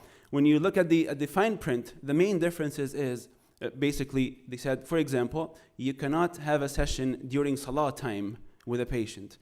You can't have a khalwa, male and female khalwa with a patient during therapy. So the focus is really on the legal issues and matters rather than, actually this is a psychology code of ethics, right? Where is the content of psychology? Where is Islam and religion in the code of ethic, which was really missing here. And it felt like you are reading a code of ethic that is written for a secular practitioner practicing in Saudi. It's a non-Muslim practitioner working in Saudi. Please don't have a khalwa with a female patient. Please don't have a session during salah. What about the content of the therapeutic intervention itself? No mention of that. Obviously, it's a pioneering effort trying to establish an indigenous code of ethic.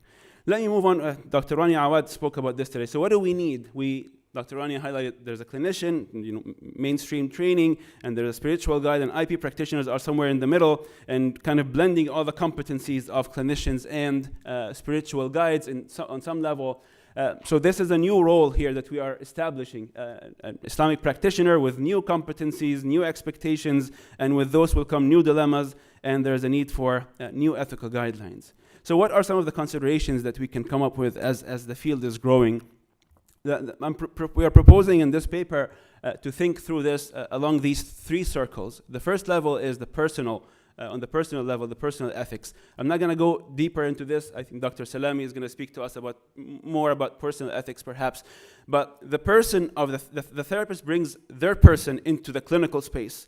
And we see patients in the clinical space, and that clinical space operates within a broader contextual, legal, and professional environment. I'm going to start by focusing on the clinical space. And I want you to think of the 3 cases that we started with today, Aisha, Ahmed, and Yusuf, and the problems they encountered in the clinical space. What I want to highlight here is what happens in the clinical space, where does Islam come up, and where do we as clinicians and therapists bring up Islam in the discussion with patients. And what we're trying to propose in the paper is a model that we called the 6S model, the levels of integration of Islam and clinical practice. And I tried my best to come up with fancy names with S's, so if you have better suggestions for the names, please let me know. So the first level is sensitivity, and that is really where all the codes of ethics, existing codes of ethics actually stop, which is just showing respect and don't discriminate against patients. As just look around the room and see how many representations of Islam around the room, ethnicities and languages and cultures and practices and behaviors and so on. So we really have to approach patients' religiosity in the clinical space with so much sensitivity, respect. As Dr. Mahmoud Mustafa as well said, let not the madhahib, the differences in madhahib, create fitna, but rather we need to approach this with respect, awareness of the diversity that exists and our own biases. And under each of these 6 levels, we are proposing, the competencies that could potentially fall under these, but the main focus is what are some of the ethical considerations that we can or we need to draw upon here. And under this first domain, sensitivity, the literature and the discourse on fiqh al-khilaf, for example, adab al-khilaf, al-ta'awun, al-tawadu', al-tarahum, and all of these domains can guide us on that level, right? And the reason why we established those 6 levels is when you go and attend the Khalil Center training or other Islamically integrated models of therapy, they are under level 5, but most of our clinicians who are attending these trainings have not had any training on the first few levels of how to even start a conversation with a patient about religion and spirituality, what questions to ask to understand the patient's background and so on. And that takes us to the next level, which is screening.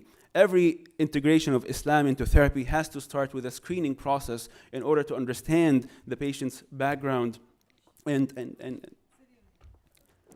taking a very curious and empathic and respectful approach to try and assess religion and spirituality across so many domains, beliefs, practices, behaviors, etc. And screening questions, as Dr. Harold Koenig and others suggested, can start with some initial screening questions, and then you can start asking some implicit questions and explicit questions. There are various ways and trainings out there for us to develop skills on screening patients' religion and spirituality. And some of the ethical domains that will guide this level is responsibility, that we are seeing religion and spirituality as core and so important to the patient's well-being that we are, through our responsible practice, we are involving it and we are engaging with it in our work with patients. The third level is support. And by that I mean that each patient who comes to our clinical spaces already have existing support systems, whether it's the religious community, whether it's an imam, whether it's sahba at the masjid, and so on. So this level talks about how to leverage those existing supports for our patients, how to consult with imams on cases where we need religious consultation, and some of the ethical foundations that can guide this level, ensuring the client's best interest when we are engaging with the imam, for example. Confidentiality and consent issues are very, very pertinent here. Number 4 is an interesting level to think about, which is safeguarding. Who do we safeguard and what do we safeguard against? Number 1, we safeguard the patient against any harmful religious beliefs and practices, and we can go into this in the question and answers if anyone needs clarification.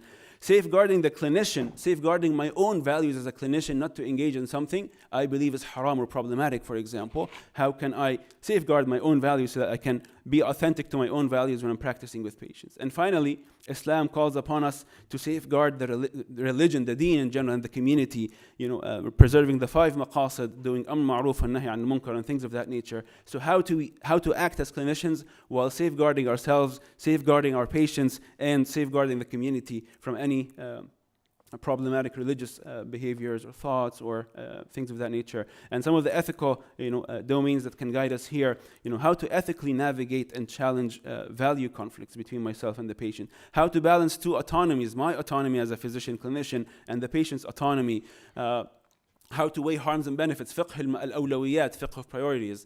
Al-amr ma'roof and nahy an munkar is very relevant here. The 5th level is the very famous level that we all talk about, and you know, all the Islamic psychology, clinical Islamic psychology practitioners talk about, is integrating Islam in interventions and therapy and so on.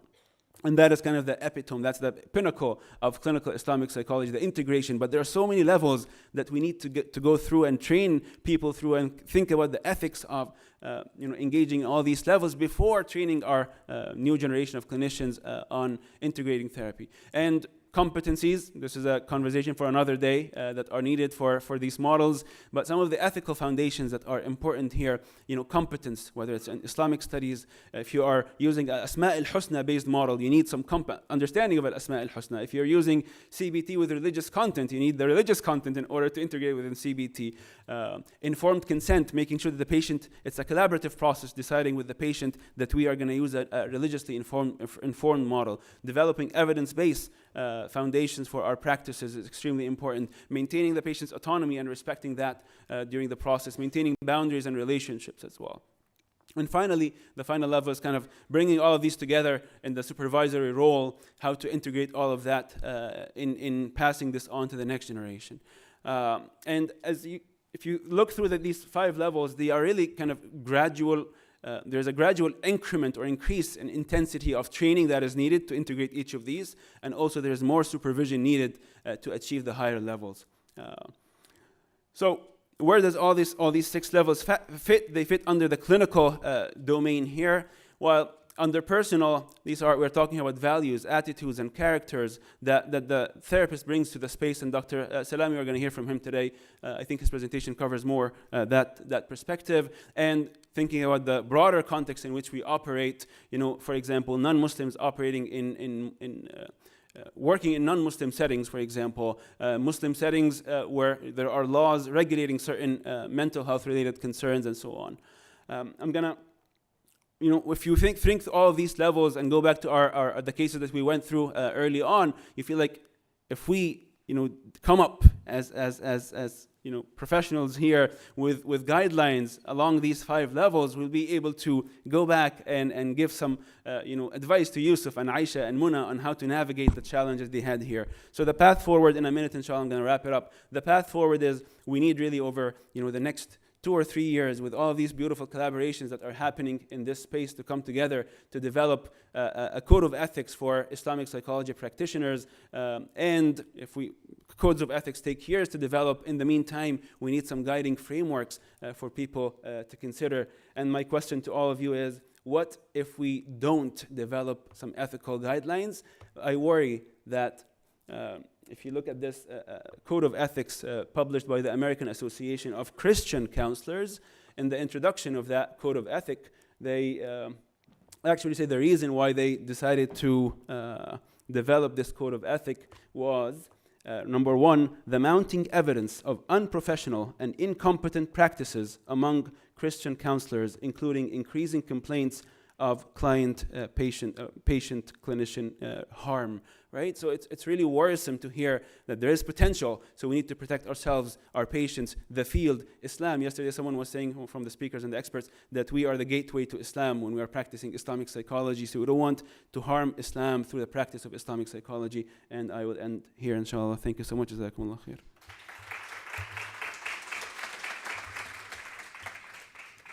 Jazakallah khair, Dr. Zamzami.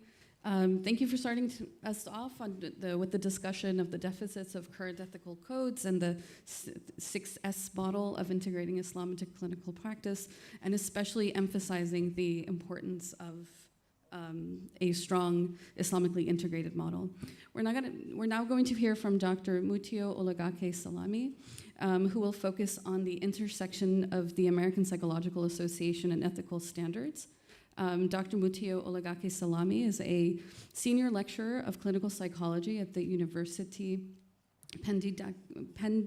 Pendidikan Sultan Idris, UPSI Malaysia. His first degree is in psychology with honors from the University of Ibadan, Nigeria. He attended the International Islamic University, Malaysia, where he received a master's degree in clinical and counseling psychology. And at UPSI, he obtained a doctorate degree in psychology, where he's currently a faculty member.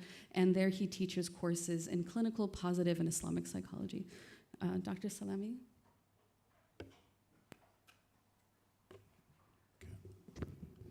أعوذ بالله من الشيطان الرجيم بسم الله الرحمن الرحيم رب اشرح لي صدري ويسر لي أمري واحلل عقدة من لساني يفقهوا قولي. First of all, I want to thank the organizers of this symposium. It's a great honor to be here to share my ideas on this particular topic. When I saw the advert online and I got through the list, about 14 list of themes, I was interested in the ethical part because I've been teaching ethics to undergrad and postgraduate students for the past 4 years. And what I'm going to present today is just like a proposal and to see if is workable or not, because I'm sitting in front of experts here across the globe.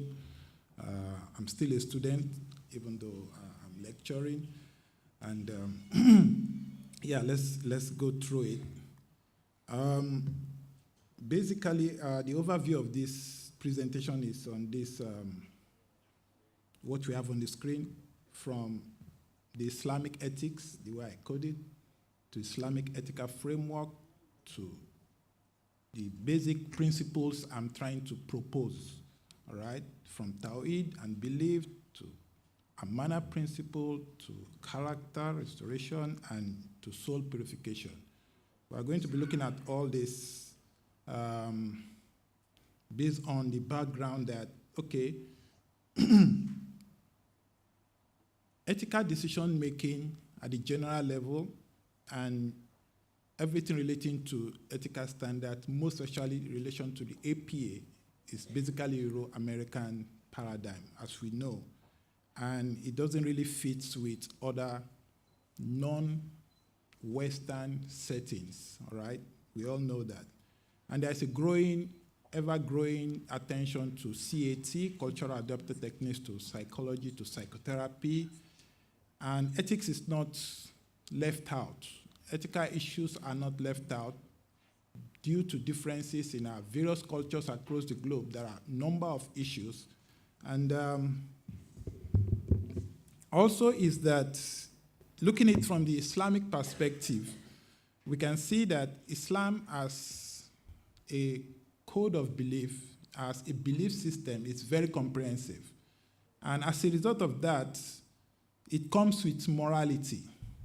Now, the morality issue in our ethics today, basically based on ethical issues from APA, from APS, from Australia, from BPS, is very much based on the morality from humanism perspective. It's not spiritual. Yeah, there are a number of issues that have been addressed from various ethical codes, which are really commending, and we've been working with that for some number of years. But the fact that we need a kind of spiritual morality, I'm going to be coming to this later on, some sort of kind of morality that is based on Islamic spiritual content. Okay, we'll be looking at that later on. The reason why we are looking at the Islamic aspect here is basically on, okay. Yeah, the reason is basically on my experience with 2 postgraduate students who are doing their internship. Both of them Chinese. Okay, I'm lecturing in Malaysia. Malaysia has majority Muslims, as my colleagues from Malaysia has presented earlier on. We have Chinese, we have Indians, we have some other cultural groups. Now I have 2 postgraduate students. They presented a seminar recently, and both of them had Muslim patients because these are the majority, right? And in their practice, they were teaching there are Muslim patients, some Buddhist relaxation techniques, Buddhist-related relaxation techniques relating to mindfulness and the rest. Now, one of them, the patient reported the next session that, no, I'm not going to do that. Rather, I'm going to be doing zikr. So there's a conflict there. Now, luckily for this student, because I was part of the panel, in his reflection at the end of this presentation, he said, yeah, he is lacking this multicultural competency. He needs to learn about Islamic approaches to therapy. He needs to learn about Islamic approach to relaxation techniques. And presently, I've joined the ISIP. And I was like, wow, how do you get about ISIP? So, Brother Geraldine, you don't only have Muslims in your group, there are Chinese in your group. I hope you know that. Now, as a result of that, it now becomes so clear to me that, yes, we are looking at ethics now, Islamic ethics, not only for Muslim, but for the general population, for everyone, for humanity. And this understanding has to come up with the issue of, what we tag as our own morality clause, as our own principles, as our own standards. We need to dig down to the sources. We need to dig down to the Quran. We need to look at the Hadith and what our previous Muslim scholars have talked about, what our current scholars are talking about. And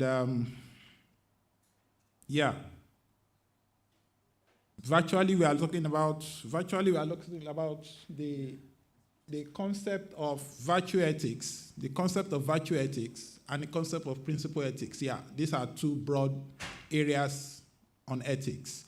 Now, how spirituality comes in with the virtue ethics. Spiritual morality comes in the virtue ethics. Principle ethics combined with virtue ethics is very much connected to the Islamic approaches to whatever we're looking at as ethical standards, as ethical principles. So I came up with this loose framework. I'm here to connect them together. And basically, the principles are the top 4 and some number of standards listed behind them. And looking at the first, Tawhid and beliefs need to come first because this is going to serve like a cognitive drive for every practitioner, Muslim practitioners alike. And it's vertically, of course, based on Allah's consciousness, based on the fact that, yes, Islam is for the entire humanity. And this particular belief system comes with a number of factors, morality and the rest, with the belief that Allah has guided us to, help humanity, all right? These are things we need to be embedded in our trainings, in our continuous education, in our supervision, and these are the bedrock of what is going to make morality really works, because morality is not really working based on humanism. Over the years, the major concern about about practitioners, mostly in the Western countries, have been problems with confidentiality, problems in multiple relationships, financial issues, fee payments. We are still looking at all these issues, and they are very challenging, despite the morality. So it's like the morality is still not really working. So we need to look at how morality can really work for us and how well it can help professionals. So while I'm still talking about the Tawheed and the belief things, we see it as a cognitive drive, like I said, and we also see it as a framework where faith is having a role to play, all right? We are looking at that because faith actually has a role to play. And according to Al-Ghazali, of course, these beliefs has to be nurtured with knowledge. We need to continue to learn. We need to upgrade our Tawhid beliefs and knowledge. It has to be upgraded. We need to keep learning, and we need to keep attending courses, getting to brush up our beliefs and everything, knowledge relating to man, relating to the intersection between the soul and everything. And as a result of that, we look at another principle which is tagged as amana. Amana here means trust, means honesty, integrity, and all what we have like confidentiality, informed consent. They are all tied under the Amana concept, the way I see it, due to the fact that Amana is a very strong concept to Muslims, looking at some number of Quranic verses and looking at it as a responsibility.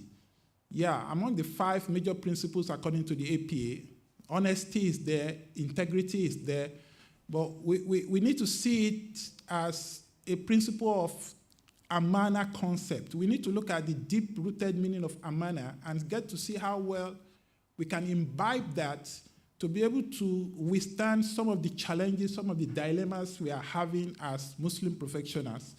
And yeah, with our free will, with our meanings, with our ability to carry out the responsibility Allah has placed on us, with our trust and confidentiality are tagged as one of the major areas of dilemma for psychologists and counselors. Mostly in relation to therapist-client relationship, because there are some number of issues here where, in particularly to private practitioners, because we need to look at it from the perspective that those working in the private sector and those working with the government hospitals or government universities, there are differences here. So we need to look at it from the perspective that those in the private sector has more challenges to face because they own the centers, they own the business, and a lot of issues are cropping up from there, mostly in relation to fee payments and some other issues like that. Amana principle also cut across some number of areas I've seen here, aside the fact that we see it as a fiduciary relationship because it has legal implication. We also see it as a way through which we need to protect the honor of the individual, of the patient, whether it comes in terms of confidentiality failures, whether it comes in terms of multiple relationship failures, then we need to see this as a major responsibility on our side as Muslim practitioners.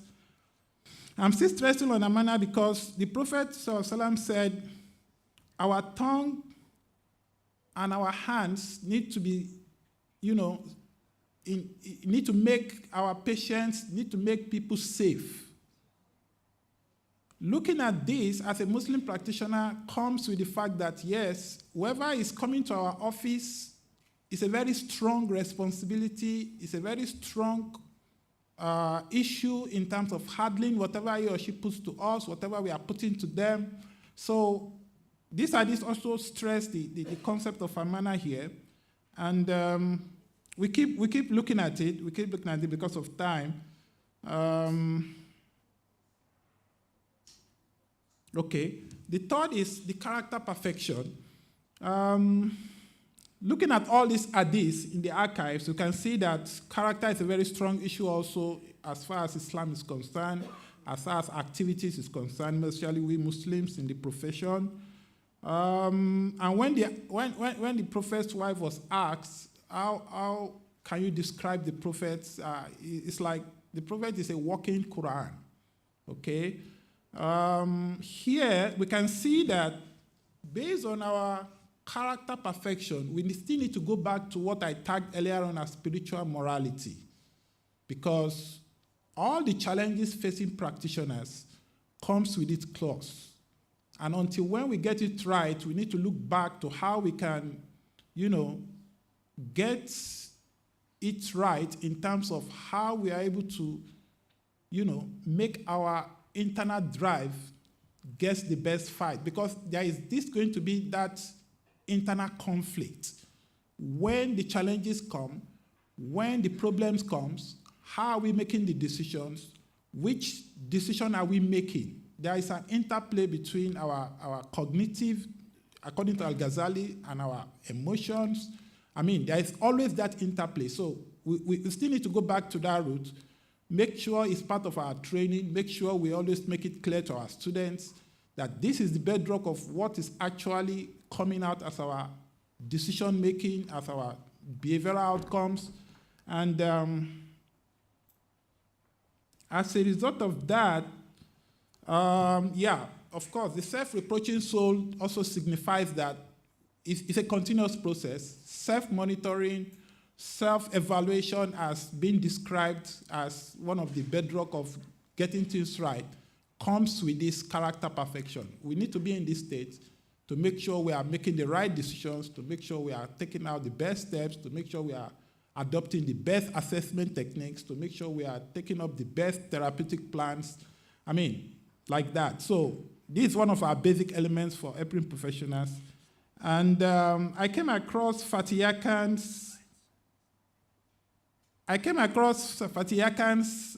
okay, I'm still here. I came across Fatih Akan's scrupulous conscience. In his book, he talked about this concept based on the fact that we cannot find ourselves in various ethical dilemmas without knowing what to do. There are some gray areas we need to identify. We need to make sure how well do we handle that. For instance, in the APA, between a therapist and a client, you can only have a relationship with that client after 2 years. Now, critics are saying that 2 years is already a green light for you to even start a relationship. Now, as Muslim professionals, should we give a green light for any kind of relationship after 2 years? We need to start talking about that. So this is a gray area, and Fatih Akan make it very clear that, yeah, we need to be very clear on issues like this. For instance, we talk about fee payments. We talk about convenience payments, for instance. 2 therapists can come together and make a plan like, okay, you get the patient, send the patient to me. When I charge the patient, I'm going to send part of this percentage to you. You don't need to do any therapy. All right? Is that legal? It's not. According to the APA, it's not. So as Muslims, these are things we need to be very clear. And some number of issues relating to this also needs to be very addressed. Like I've mentioned earlier on, yeah, supervisee issues also comes in. We are talking about the issue of power imbalance. Yes, in collectivist cultures, lecturers, supervisors are like gods. All right? How do we address the power imbalance between we and the students, between we and the interns? I mean, there are a number of issues cropping up from here. And there are a number of issues cropping up from here.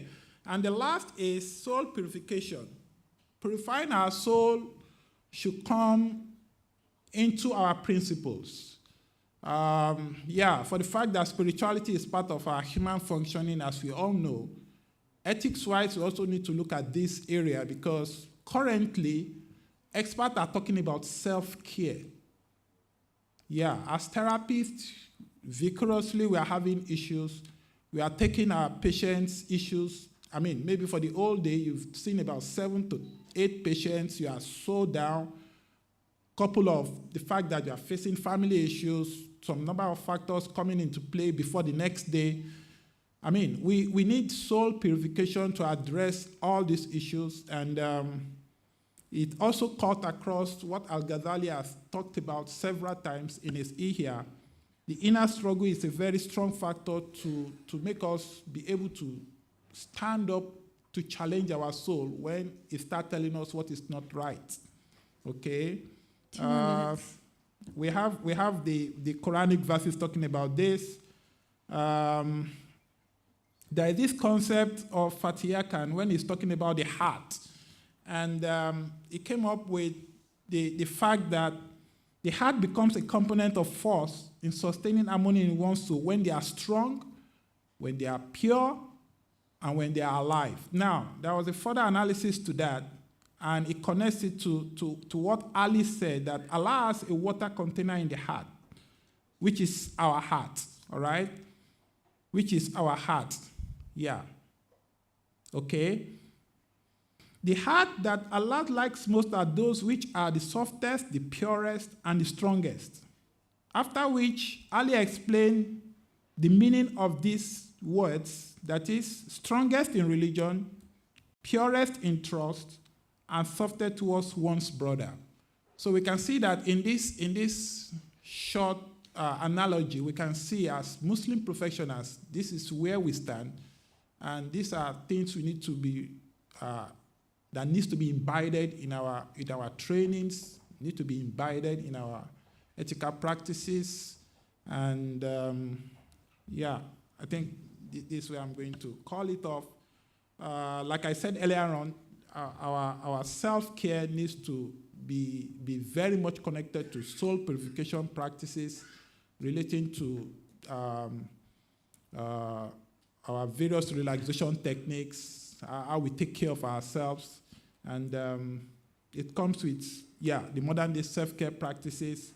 I'm also trying to do a research on tafakkur exercise, where which is very much based on Malik's Badri, may Allah have mercy on his soul, on his contemplation model. And hopefully when we start that research, things can go forward from there. It's another way we need to look at how we can come up with a contemplative way of relaxation. And like I said, it's another area we need to be embedded in our practices, in our trainings and the rest. Thank you so much, Dr. Assalamu alaikum. Jazakallah khair, Dr. Salami. Our final speaker, but not the least, is Dr. Mahdi Qasqas. He is a registered psychologist with a PhD in social work from the University of Calgary in Canada. For many years, he was the only Arabic-speaking Muslim therapist in his locality, where he provided culturally competent evidence-based therapy. He has since supervised many graduate students to help fill the gaps in research practice. And, mashallah, let me finish. Fill the gaps in research practice and training of Muslim mental health professionals. Dr. Qasqas. Thank you. Assalamu alaikum wa rahmatullahi wa barakatuh. You know, I have a problem here because I don't know how to give a presentation, okay? I don't follow a script. I'm a psychologist, I'm a therapist, a helper, khatib, and social. I'm a PhD in social work researcher. Then when you have an Islamic social work conference, then we'll talk social work, okay? Social justice. Oh, sorry, before I say that. I believe in adaptation, right? Adapting to the audience. But this is a very, very diverse audience. So I want to ask you first. I can take multiple approaches. But instead of giving you like 6 or 7, I'm going to use the dichotomous key, okay? It's like an istikhara intervention, either or. Because both is perfect. Would you like me to take a ta'awun or a tanafus approach? Who says ta'awun? Okay, now the ta'awun, let me tell you what that entails. Ta'awun is like validation. I'll validate, mashallah, you've done a wonderful job, everything's great. Tanafus, وفي ذلك فليتنافس المتنافسون, is a challenging approach. It's an attacking approach in a kind, respectful way. So which one do you want? Who says ta'awun, kind, loving, calm? Who says a little bit of infusing anxiety, little stress? Uh-oh, is he going to say it? Is he not going to say it? Tapping into the tensions in the room that I know that I see. Because when I read your work, and I've read most of your work, all of it, I could see the ideology come out. So, who wants ta'awun?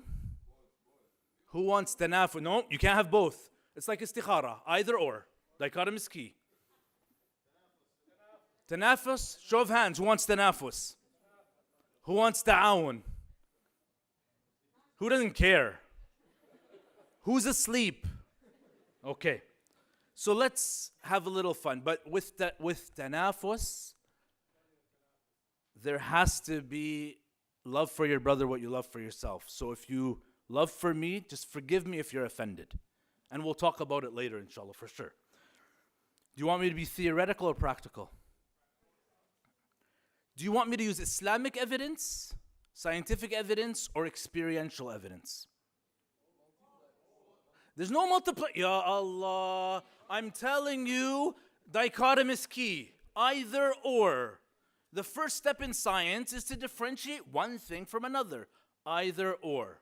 It's not multiplexity, Islamic evidence, scientific, or experiential. Experiential? No problem. Last but not least, too late. The Al-Jamhur has spoken. Last but not least, Arabi or English? Show of hands, Arabi or English? عربي. انت الوحيد اللي عربي يعني معقول الجماعة كلهم بس مش حكينا تنافس؟ اوكي. طيب بعد اذنك راح يكون في الانجليزي. للاسف الشديد هذا هي الديمقراطية. The tyranny of the majority. بس بنجيب لك مترجم ان شاء الله. عربي عربي. اوكي. والله هيك حيرتني. خلص عربي. شو رأيكم عربي عادي؟ طب percentage of people in the room that speak Arabic fluently, show of hands. يا سلام. طب والله عن جد عربي. عادة هنا خطبة, when I give a خطبة, they're like, أخي, you have to do, there's some people that don't understand Arabic. You have to be English and Arabic. I'll say, okay, what's the percentage? 5%. خلاص. بياخذوا 5% Arabic. But this is 50-50. This is a challenge. So Arabic or English? Dr. Rajab? ما تريد?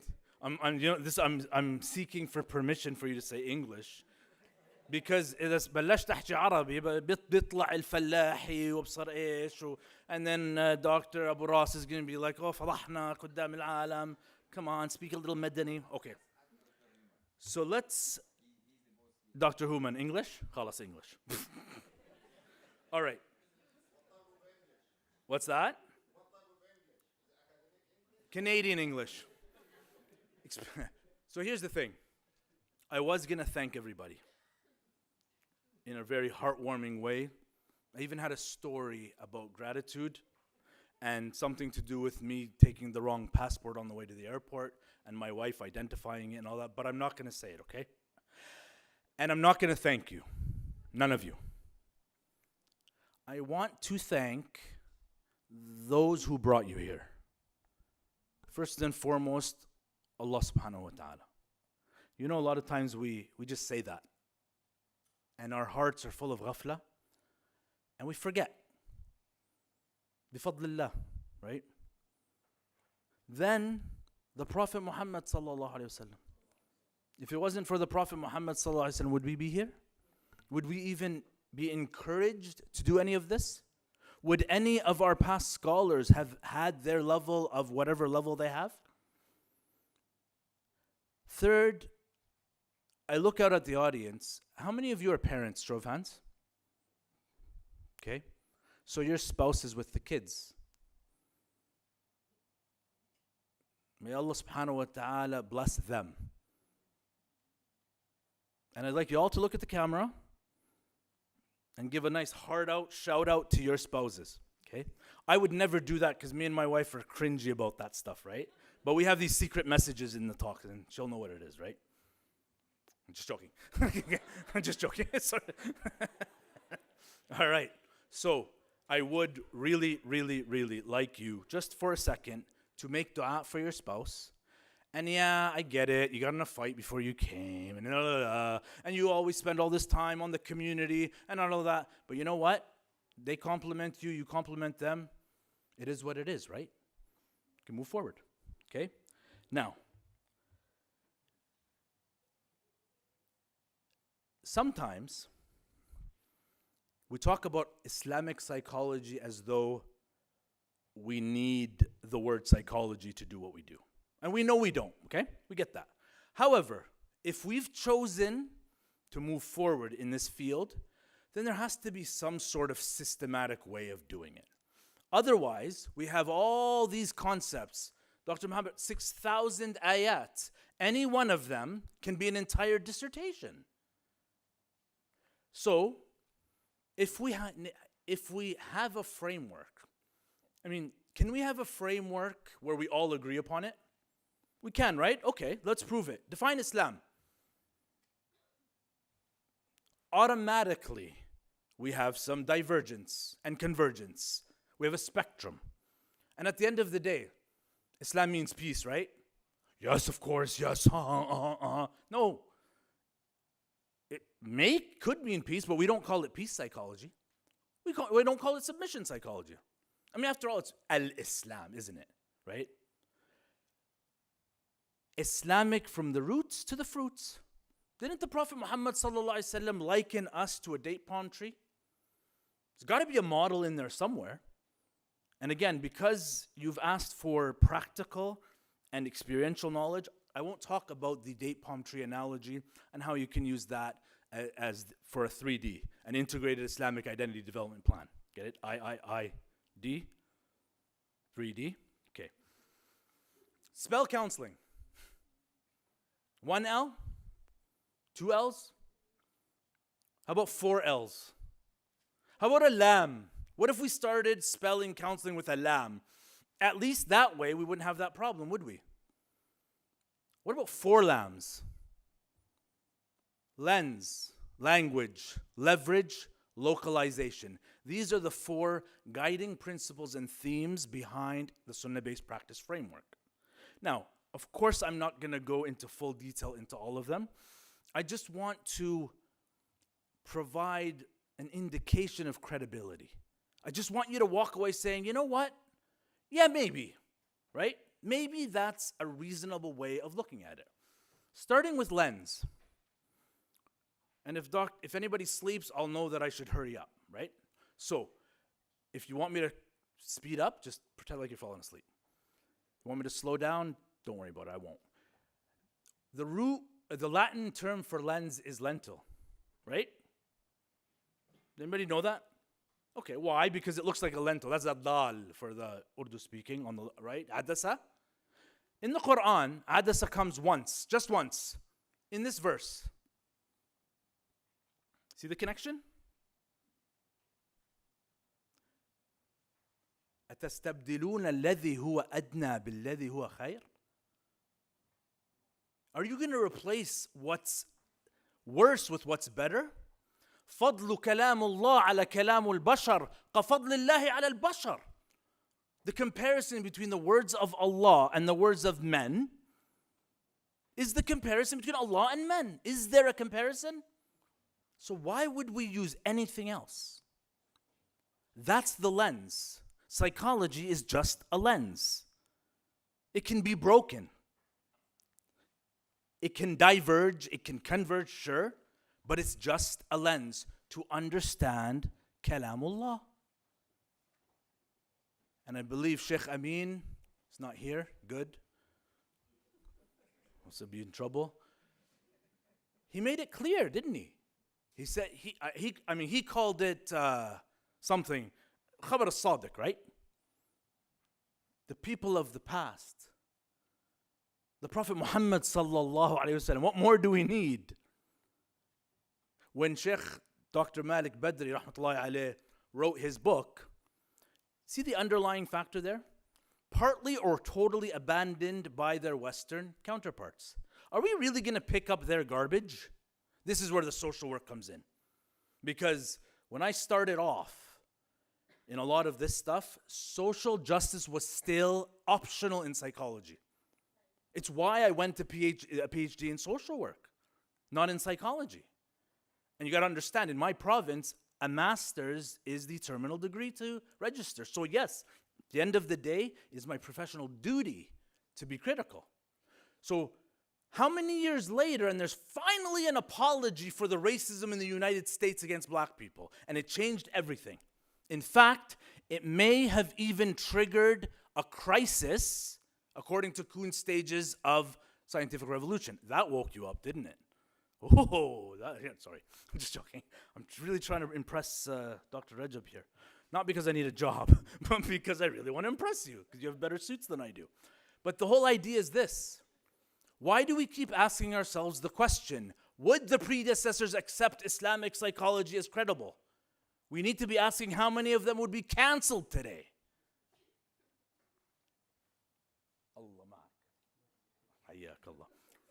Lipstick on a pig still makes it haram to eat. That's my equivalent of Dr. Malik Badri's painting a deteriorated house. All right?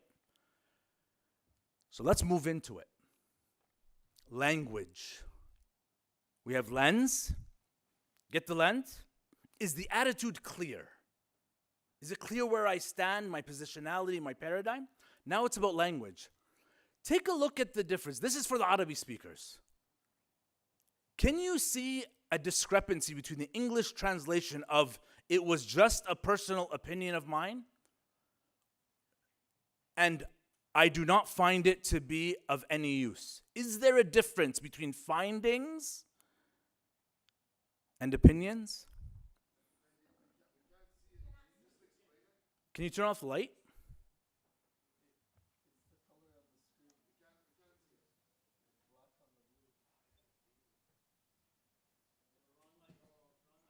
Too bad. Do it yourself next time. Can you see it now? Okay, you know what? Don't worry about this point. You can see this the slides later because I don't want to run out of time on this one.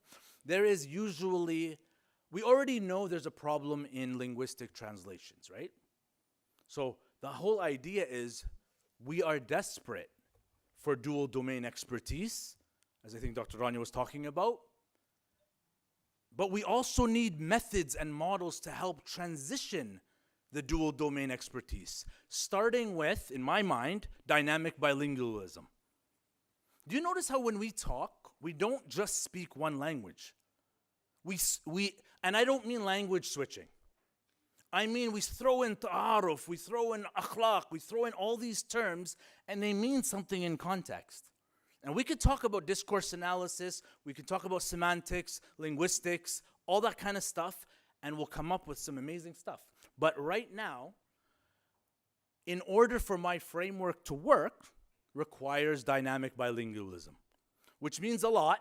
Part of it meaning you're able to say the same thing in multiple languages, yes, of course, but in multiple worldviews as well. In this case, what makes it so cool is you can be very creative and innovative, the halal type of innovative, right? And so in this case, I have the A's of health, well-being, and healing, which is aqidah, a'mal al-qulub, and akhlaq. Now somebody might say, well, aqidah is not spelled with an alif, it's spelled with an ayn. Islam's not spelled with an I, it's spelled with an alif. Dynamic bilingualism, back and forth, okay? Which means your 6-scene model, Khalid, your 6-scene model, right? It's called 6-scene, right? But 6-scene, the 6 things you can observe in your ethical framework, 6-scene, sorry. This is why we need the model. You've already clearly said it. But you said that the reason we need an ethical model, oh, by the way, we said tanafus, right? So you're going down.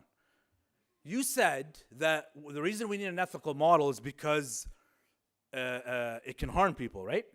But it's haram to harm people. So it's not going to happen. Is that not the equivalent of depression is haram? If you're a Muslim, you won't have it. Okay, fine. Even if it was ya'is, a Muslim can't do haram? Or are you saying you shouldn't do this because of emotional suppression and the toxic positivity and all that stuff, right?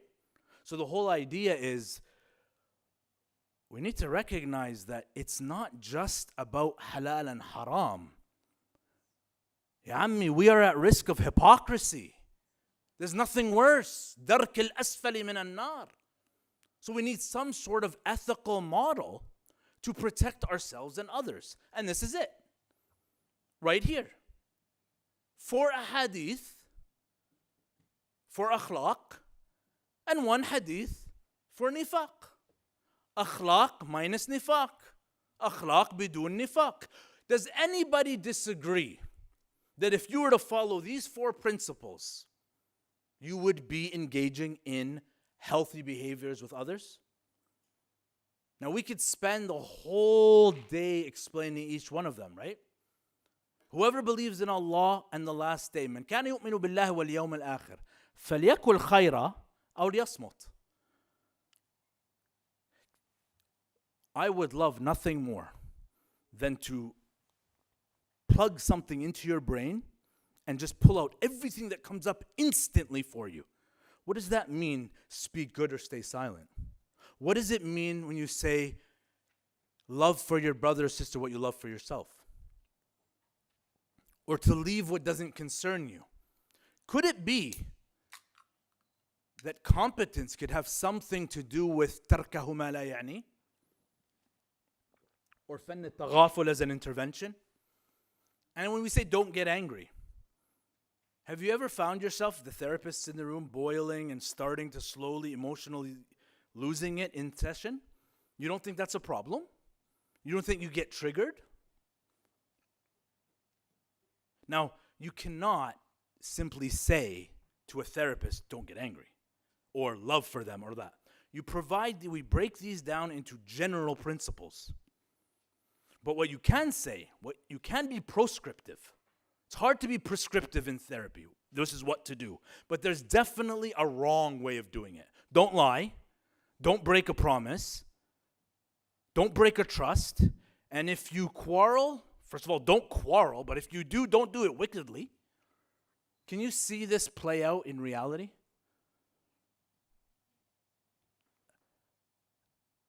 Leverage and localization are the two other L's.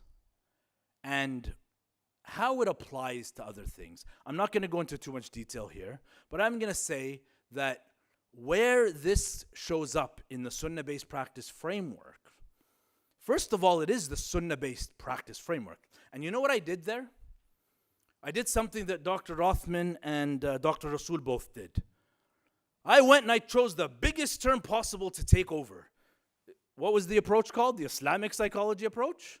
And Dr. Rasul, you went with the Tawheed approach? Come on. You just took over Tawheed. By the way, sorry, Dr. Rothman, are we cool? Okay, good. Because me and Dr. Rasul are cool. I know that because we had our creative tension. But the whole idea is, I know I'm saying it's a Sunnah-based practice approach, but the primary reason for that is to basically say that it's grounded in the Sunnah, okay? And so the methodology used is going to emerge from that directly. It's why we came up with the counseling Sahabi. It's mainly for characteristics of a therapist. Because in my city, in Edmonton, we have Salafis, we have Sufis. And of course there's a divide, obviously, ideological divides. We don't want to talk about it. Some of you write it and you sneak in some arguments here and there and some attacks. But at the end of the day, we have to have akhlaq. In therapy is different than research. In therapy is different than reality and community leadership. You have so much power over the other person. Plus, they need to be able to know that they're safe with you. Is that what you said, doctor? Safety first, right? Salam first. So imagine somebody does walk in. You need to be able to adapt to them quickly. This is one of the characteristics of Hudayfa ibn al-Yaman. 1 minute. 1 minute, thank you. I will try to wrap up this. But more importantly, Hudayfa ibn al-Yaman was known as an expert in hypocrisy. So anything he did in his life, I think we can do some pretty deep analysis to basically understand what else can we do? What else can we pull out from that? This is where the model comes back again. Pro-akhlaq, anti-nifaq. I would explain this, and I think I should when it comes to our self-care, but that, just think about it. Hudayfa ibn al-Yaman said, I have a sharp tongue on my family. Draw your own conclusions. Last but not least, this is for Dr. Talib. From the lizard's hole to the dragon's den. I mean, we have to challenge, right? We have stakeholders in front of us. I wish the world was a safe and clear and just place. But obviously it's not. And the ICJ and the genocide, that's clear proof that it's not a just world. So what are we going to do about it? Rage is not enough. We have to do action. And in this case, who are the stakeholders? Because at the end of the day, every one of you here knows, if you've worked in an institution, at any moment somebody can pull the plug. So you do what you can in the time that you got. But if you were to challenge the stakeholders, if we were to move towards self-regulation, if we were to do everything that this conference dreams of, What guiding principles should we start with? Akhlaq minus nifaq. Dr. Talib, I'd love to show you clearly, but they didn't say evidence-based, they said experiential. But I can show you one by one how everything that we're talking about here, clear from the evidence. And yes, RCT's meta-analysis, I get it. I know you guys don't believe in any other evidence but that, so that's okay, right? But the whole idea, if we decide to go that route, and you know what, Dr. Othman, actually, I thought about you when I developed this model, We need the to fourth wrap up. approach. Can we wrap up, please? Yeah, we can. Thank you. The fourth approach, the convert approach. Because sometimes what happens is we keep arguing, should we assimilate, shouldn't we, and all that. And really, is that the key point? Because you don't move all together. That's why when I read your dissertation, I loved it. I loved the idea that you're starting off with this idea that's unique. When I read Dr. Kashvarzi's book, I read it in one day. I tried to pull a Imam Shafi'i with Imam Malik sort of thing, right? I read his book in one day and met him up the next day. Hey, look at this diagram, whatever. One word, one sentence in his book that really captured me. It said, we own this. And that's where where's Sheikh Amin? He's not here. That's where the recolonization thing came in, right? It was a joke, but the whole idea is izzah, right? When I wrote the book, Islamically Modified CBT, I wrote it from a perspective that, okay, my grandparents are CBT, I converted to Islam, I don't change my DNA or my genetics, I still maintain the core features, the fidelity features, but then I'm flexible. And then dynamic bilingualism comes in because I do believe that we need to learn how to better adapt or integrate. It can't just be a basic, shallow way. Thank you. Why? Jazakallah khair. Because I'm sorry. We have to stop. it's just last point, though, no? One sentence. Come on, I'm just wrapping up. Half a sentence. Sure, I know. But whoever needs to leave, just leave. Whoever wants to leave, wallahi, leave right now, please. But I would like to, I would like to. What do the... It's an alphas, right? No, I'm gonna wrap up really quickly, though. But on the credibility side, because we said tanafus, come on, if we cannot demonstrate that our models, our research, our practices are credible to our own Muslim community, how are we gonna do it to the rest of the world? So I ask Allah subhanahu wa ta'ala to really bless us. I would have loved to move forward, but you're right. If I keep going on, people will start feeling anxious. And our model is all about salam, ta'aruf, shura, right? Barakallahu feekum. And I don't care if anybody needs questions or wants to challenge, please do. This is the most basic model. If you need somewhere to start, here you go. Here's your AIM model, right? All right, Jazakallah khair. Thank you very much. So thank you very much for all three of you for really highlighting the importance of building and developing an Islamically integrated code of conduct that is rooted in our Sharia. Do we have time for any questions? One question? Are there any other? This is the developmental model. Do you have a Starting preference? with the ilm. There's like a few.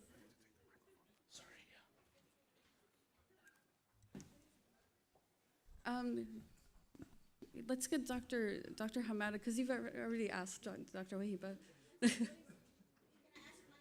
Okay. Oh, goodness.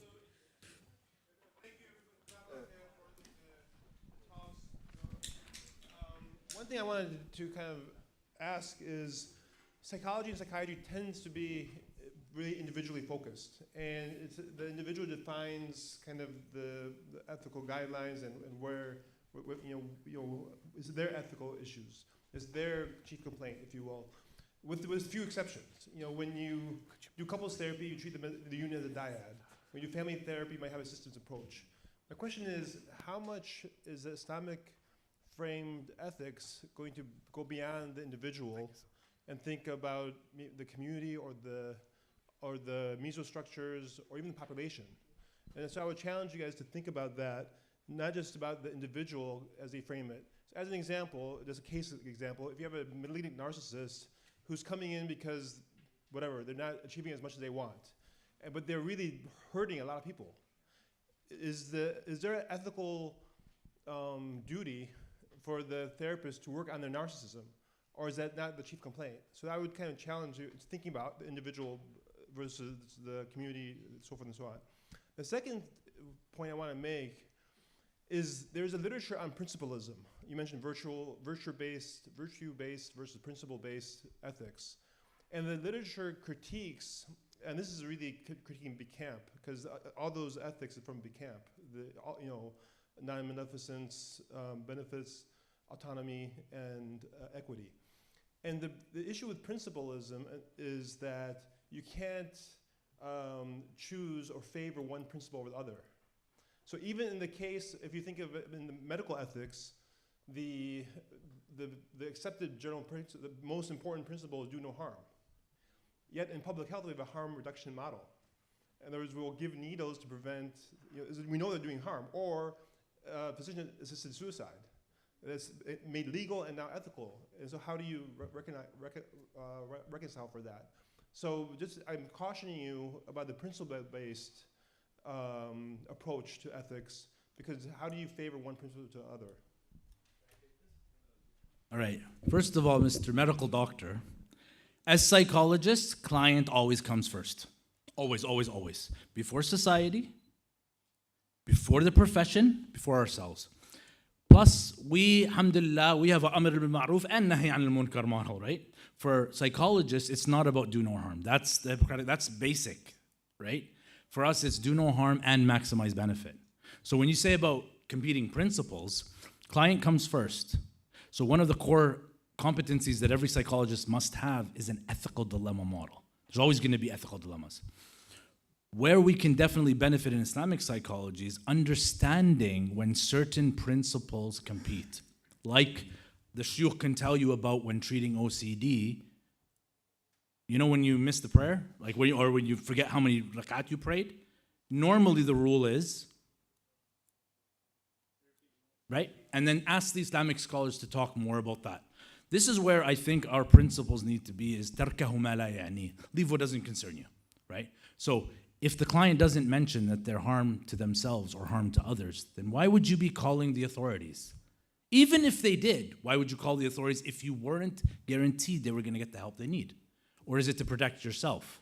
Because at the end of the day, our ethical code, client comes first. Of course, you have to protect yourself and stuff, but yeah.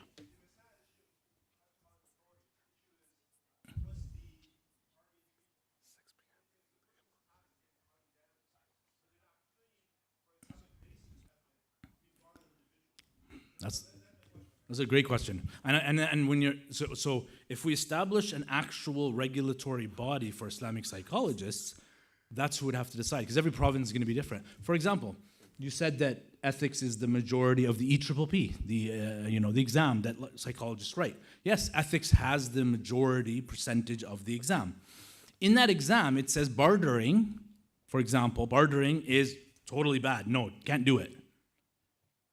In Canada, you can't do it. In the States, it's ill-advised or something like that, right?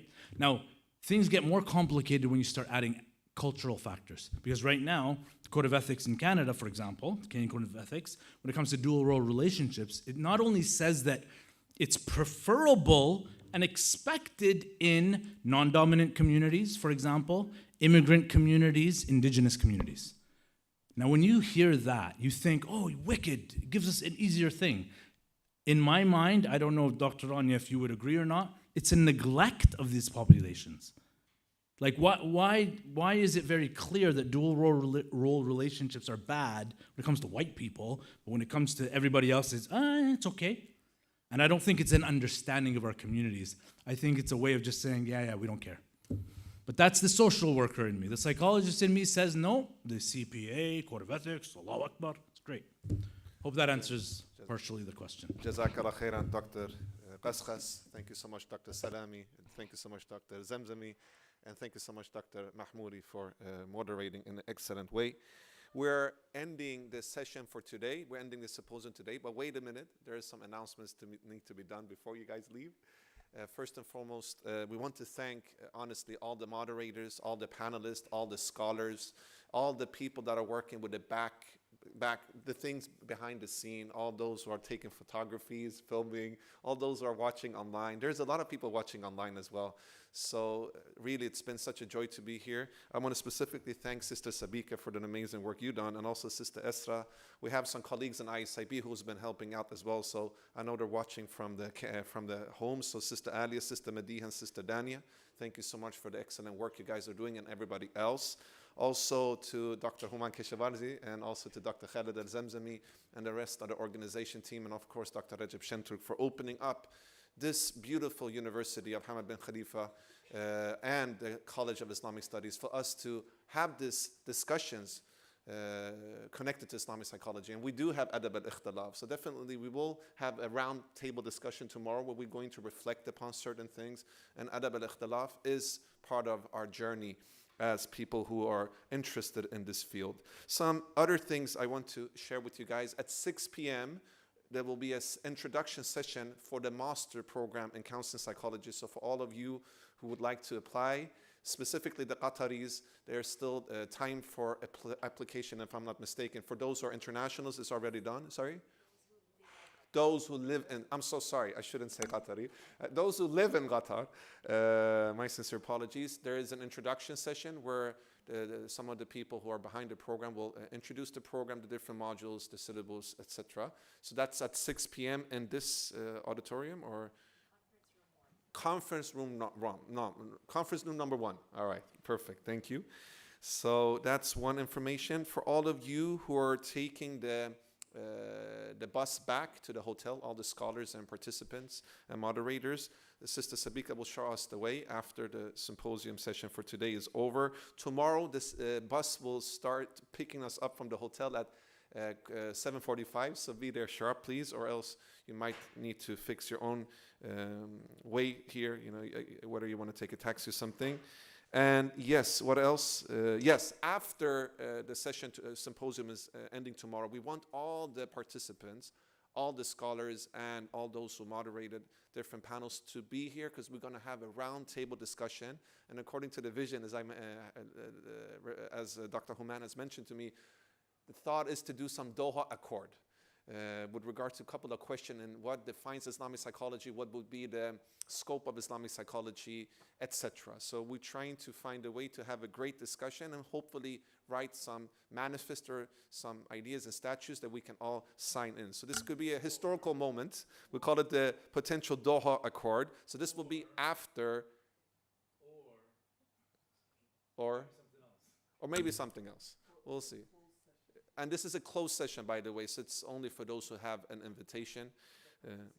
The participants, the speakers.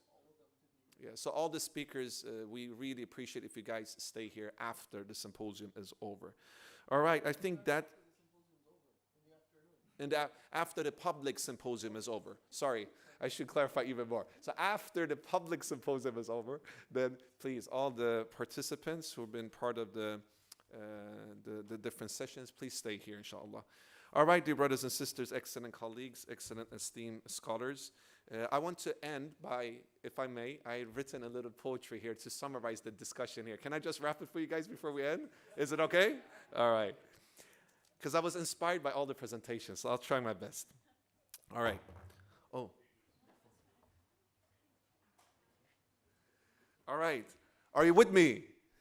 All right, perfect. Roads are reckless without codes of ethics. We cannot control the session when the soul is digressing. The goal is the essence of therapy. Now remember me.